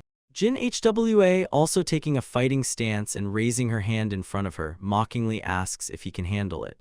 Her eyes shine with inner power and her body is surrounded by a light bluish aura. They rush towards each other and their palms touch. Meanwhile, Hwa Mujin, enveloped in a cloud of greenish energy, stands waiting for the opponent's attack. The warriors cautiously glance at him, realizing that he will not be an easy prey. The guy says since they are going to keep watching, he will strike first. In the blink of an eye, he covers the distance between them and with an evil grin more like a snarl, slashes the belly of one of the warriors, simultaneously cutting through the sword the warrior tried to use for defense. Hwa Mujin says first. The warrior standing nearby shudders and exclaims, "What?" The guy swinging his sword says second. In the next moment, his sword slashes the belly of the next warrior. Hwa Mujin continues methodically dealing with the opponents. The squad commander, already having lost his confidence, shouts, "Let them not be afraid," and close the formation. Before them is just a weak boy. The warriors rush en masse at Hwa Mujin. Meeting them with a mocking glance, the boy snorts, then says that he is already tired of counting them. Hwa Mujin meets the opponents with a fierce swing of his sword. The boy jumps, avoiding the opponent's strike aimed at his legs. Moving lightly as if in a dance, he deflects attacks from warriors attacking him from all sides. He pierces the stomach of another opponent with his sword. A sword swing, and the next warrior's head flies off his shoulders. A huge pool of blood forms in the middle of the clearing where the fight is taking place. A shout is heard, "Let them hold the formation." The warriors continue the attack. The man standing next to the commander, watching the battle from afar, is amazed. How did it happen that 30 elite warriors cannot handle even one person? Hope shines in the commander's eyes. He calls the warriors forward. He orders the third squad to surround the wagon and attack. The commander commands to kill the children. No Sack stands ready for battle near the carriage. Warriors rush towards him from all sides. But No Sack decisively raises a glaive before him, a spear with a sword instead of the usual tip. He fiercely repels the attacks of numerous opponents. Children, cautiously peeking out the window, are alarmed. The girl shouts "Careful," and tells her brother it looks like they are being pressed. One of the warriors rushes forward, shouting that he will take this one on himself. But immediately No Sack's glaive cleaves his head. No Sack shouts angrily, "Let them not dare to underestimate him. He is one of the 4 demons of Zhongshan, the one who never retreats in the face of injustice." No Sack yells that he is a valiant warrior of the great Hwa clan. The children in the carriage support him. "Yes, let him keep it up." The girl closes her eyes and her hands begin to tremble. Meanwhile, a red, deadly aura flares around their protector. He shouts, "Master No Sack is here." The attackers are forced to retreat before his swift attacks. They are surprised. What is this? What kind of mad strikes are these? 2 arrows pierce No Sack's shoulder.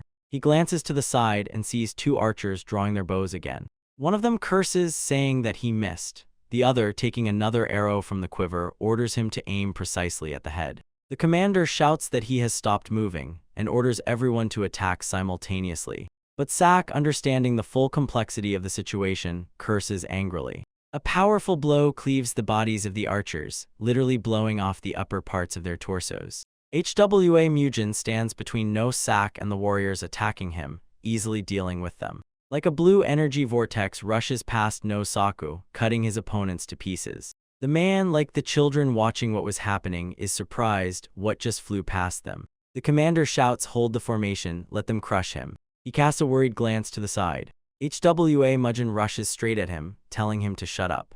The palms of Jin Hwa and Chu Mungun touch and they look into each other's eyes. Their teeth are clenched tightly, both exerting incredible effort to maintain an equal standoff. They jump away from each other, increasing the distance, and continue exchanging blows. Chu Mungun laughs maliciously, saying that the power of her palm is no longer what it used to be. Has she been idle all this time? Jin Hwa insults him, saying that all he can do is talk. The woman's eyes fill with the cold glow of inner strength, and between her palms a cluster of shining energy forms.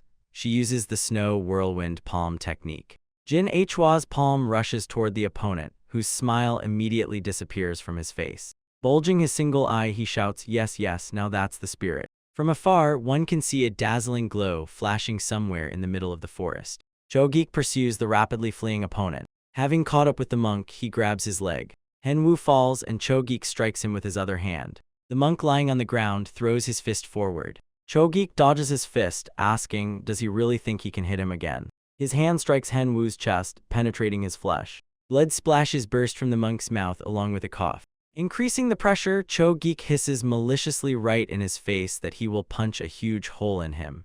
He pulls his hand out of the monk's body, and the latter remains lying sprawled on the ground. Cho-geek looks around and swings to deliver another blow, but his victim runs away again. Moreover, Henwu does this with astonishing speed and ease, leaving the opponent far behind. A woman's palm shrouded in a bluish haze of energy, and a clawed man's hand meet again. The blow throws Chu Mungun backward. He is struck by the force of the recoil. A thought flashes through his mind, as expected from the supreme technique of the Amei clan. Jin Hwa again raises his hand, radiating power streams for a strike, and Chu Mungun realizes he cannot take this attack head-on. Not far from the abyss, the blow slams Henwu into the ground. The woman glances in that direction to understand what happened. The clawed palm, surrounded by a shining aura, presses into her solar plexus.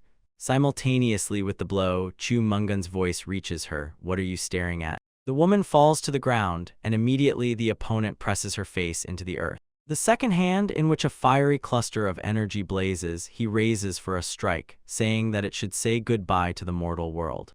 Meanwhile, Cho-geek, whose eyes blaze with the flame of inner energy, attacks Henwu lying on the ground, showering him with insults. His hand is about to deliver a crushing blow, and the monk realizes that there is nothing he can do in time. Jin Hwa's opponent, striking her jaw, shouts that she will go with him too.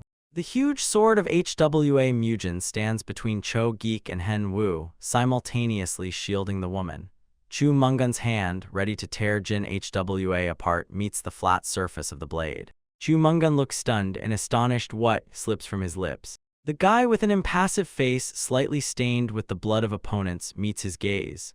The energy around him swirls like a whirlwind, throwing Chu Mungun aside. The same fate befell his partner Cho-geek. He, like a feather, is thrown far back. Curses break from his lips, addressed to Henwu and Jin Hwa. Cho-geek immediately picks himself up and rushes to the fighting Hwa Mujin and Chu Mungun, shouting, has he also decided to die? He attacks the guy in a jump, but the latter easily dodges the strike. At the same time, Hwa Mujin delivers an upward sword strike, cutting off Cho-geek's hand. The severed limb falls to the ground. Cho-geek delivers a pinpoint strike to his own chest with his finger, stopping the bleeding. Jin Hwa meanwhile tries to help Henwu stand up, asking the great master to rise. Both cannot take their eyes off the battle. Hwa Mujin, standing opposite two opponents near the severed limb, is annoyed. Tusk. He executed the rising strike too early. Red lights ignite in the boy's eyes. In a voice that foretells nothing good for the opponents, he says that this time he will send them flying. They are scary enough to be chased even in nightmares. He explains to the men glaring at him with purple flames burning in their eyes that he means their ugly heads. Hwa Mujin, gripping a huge sword in his hand, stands opposite Cho-geek and Chu Mungun. His gaze is calm and full of determination. Chu Mungun glances aside toward the mangled bodies of warriors lying there, and a huge pool of blood spreads on the ground. He clearly sees the torn-apart bodies drowning in their own blood. Chu Mungun asks, did he single-handedly take down more than 30 first-class warriors? He really is something. Cho-geek, drilling the boy with his gaze, says, enough fooling around. It's time to start. He threatens to knock the boy's head off and then boil it. His partner agrees, yes, it's time to start quickly. His clawed hand is enveloped in fiery energy. He adds that he doesn't even know how many years have passed. Cho-geek exactly repeats his gesture, curls his fingers, and around his wrist flashes the same fiery aura. Bloodthirstily looking at Hwa Mujin, Chu Mungun says, just think, they finally met an enemy who forced them to unite their forces. Jin Hwa excitedly says, those guys will now show their true power. The abbess, resorting to thought speech, warns Hwa Mujin that the nickname Elder of Fire and Shadow was not given to them for nothing. Their palm techniques are extremely strange. Due to many variations, it is impossible to predict their movements. Especially let him beware of their joint attack. Clenching the sword hilt, the guy mentally replies to her that he will take it into account. Hwa Mujin takes a fighting stance and raises his sword in front of him. His opponents instantly break from their place and rush towards the guy, intending to attack him from two sides. They use the Scarlet Flame Palm technique and the Dark Void Palm, but their hands meet the flat surface of the blade. HWA Mugen blocks the strikes. The guy is impressed by their strength and barely holds back the onslaught. He thinks anxiously that the shock wave passes through the sword. He sees a hand covered with a fiery aura slipping under the blade and reaching for him. The guy barely manages to tilt his head aside, and the strike misses the target. HWA Mugen sharply swings the sword, and now it is his opponent's turn to be surprised. The men rush towards him again, and curses burst from the boy's lips. Meanwhile, the abbess and the monk rapidly approach them from both sides. Jin HWA attacks Chu Mungun, shouting, "Scoundrels! Do they really think she will let them do whatever they want?" Covering herself with her hand, the man insults her. He shouts for her not to interfere, and his fist strikes the prioress's solar plexus. Glaring maliciously, Cho-geek knocks out Henyu. The monk and the abbess fall down side by side on the ground. They struggle to get on their knees. The woman curses angrily, insulting the opponents. A scream reaches them, "Don't come any closer." HWA Mugen shouts that he will deal with them himself. The guy delivers a slashing blow, but Cho-geek, jumping high up and avoiding injury, calls him an arrogant puppy. Opponents simultaneously strike the guy, dodging their attacks. Chu Mungun exclaims, "Is he going to face their joint attack alone?" The sole of KHVA Mujin's boot cuts into the man's left cheek. At the same time, he strikes with his hand the surviving hand of Cho-geek, which was about to deliver a blow to him. HWA Mugen displays wonders of cunning while positioned between two opponents, but Cho-geek manages to get behind him and deliver a blow. He releases the sword from his hand, but immediately kicks it upward and firmly grips the hilt again. He tries to maintain balance and simultaneously strike with the sword. But Cho-geek, who was behind him, trips him and he falls to the ground. Right then, Chu Mungun jumps on HWA Mugen, shouting, "Let him die already." Closing with a sword, the guy simultaneously delivers a kick to the man's back. The opponents jump back, increasing the distance, and the guy gets up. Gnashing his teeth angrily, Chu Mungun says, "Now they will see if he can block this too." Chu Mungun and Cho-geek advance on the guy. Their eyes are flooded with the glow of inner energy. Chu Mungun's hand rests on his partner's hand, and they are enveloped by incredibly strong streams of fiery energy. Their touching hands reach out to HWA Mugen. They use the destructive palm of the fire dragon technique. The guy manages to block with his sword. HWA Mugen is struck by the force that is crashing down on him. Their energy passes through the steel of the sword and through his body. A fiery flash throws the boy backward. The opponents, united by energy, throw HWA Mugen back like a feather. A fiery flash slams the boy into the trunk of a tree. With his body, he knocked down several powerful trees, creating a small clearing. The abbess and the monk are shocked. The woman exclaims, "How is this possible?" Henwu fearfully exclaims, "Clan leader." Children peeking out of the carriage window, guarded by no Sakum, are frightened. A girl exclaims, "No, Mugen." Surrounded by flames, HWA Mugen realizes that the fiery energy is spreading throughout his body through vibrations. If he does not suppress it quickly, it will burn him from the inside. Chu Mungun, approaching him, mockingly says, "Cuckoo." Does he hear this? It is the sound of his life burning away. A red spark flashes in the man's eye as he adds, 7 minutes. In 7 minutes, his internal organs will begin to burn. Triumphantly looking at the boy with blazing purple eyes, Cho-geek smirks and says, "No, first we need to tear off his limbs." The partner agrees, "Yes, great idea." Laughing, Cho-geek suggests starting with the left hand. The boy, engulfed in fiery energy, kneels, unable to move. The sword lies before him. The fire blazes inside HWA Mugen as well, but a thirst for blood flashes in his eyes. Again, the opposing hands, surrounded by powerful streams of fiery energy, reach out to him. They shout, wishing the hidden dragon of Sichuan to die quickly. The men's eyes blaze with the radiance of inner energy. Their hands are about to deliver a decisive blow. HWA Mugen stands to meet them. His hand rushes forward, meeting their joined hands. Glaring fiercely with his single eye, Chu Mungun shouts that he is a fool if he thinks he can defend against the destructive palm of the fire dragon. He adds that even thick armor would be useless, but HWA Mugen is determined. From the boy's lips flies reflecting energy. He invests a powerful stream of blue energy into the counterattack. Chu Mungun is stunned. What? He reflected the vibrations of fiery energy. If he still managed to stand firm, then his partner, engulfed in blue energy, is clearly experiencing severe pain. The next crushing blow is delivered to Chu Mungun by HWA Mugen.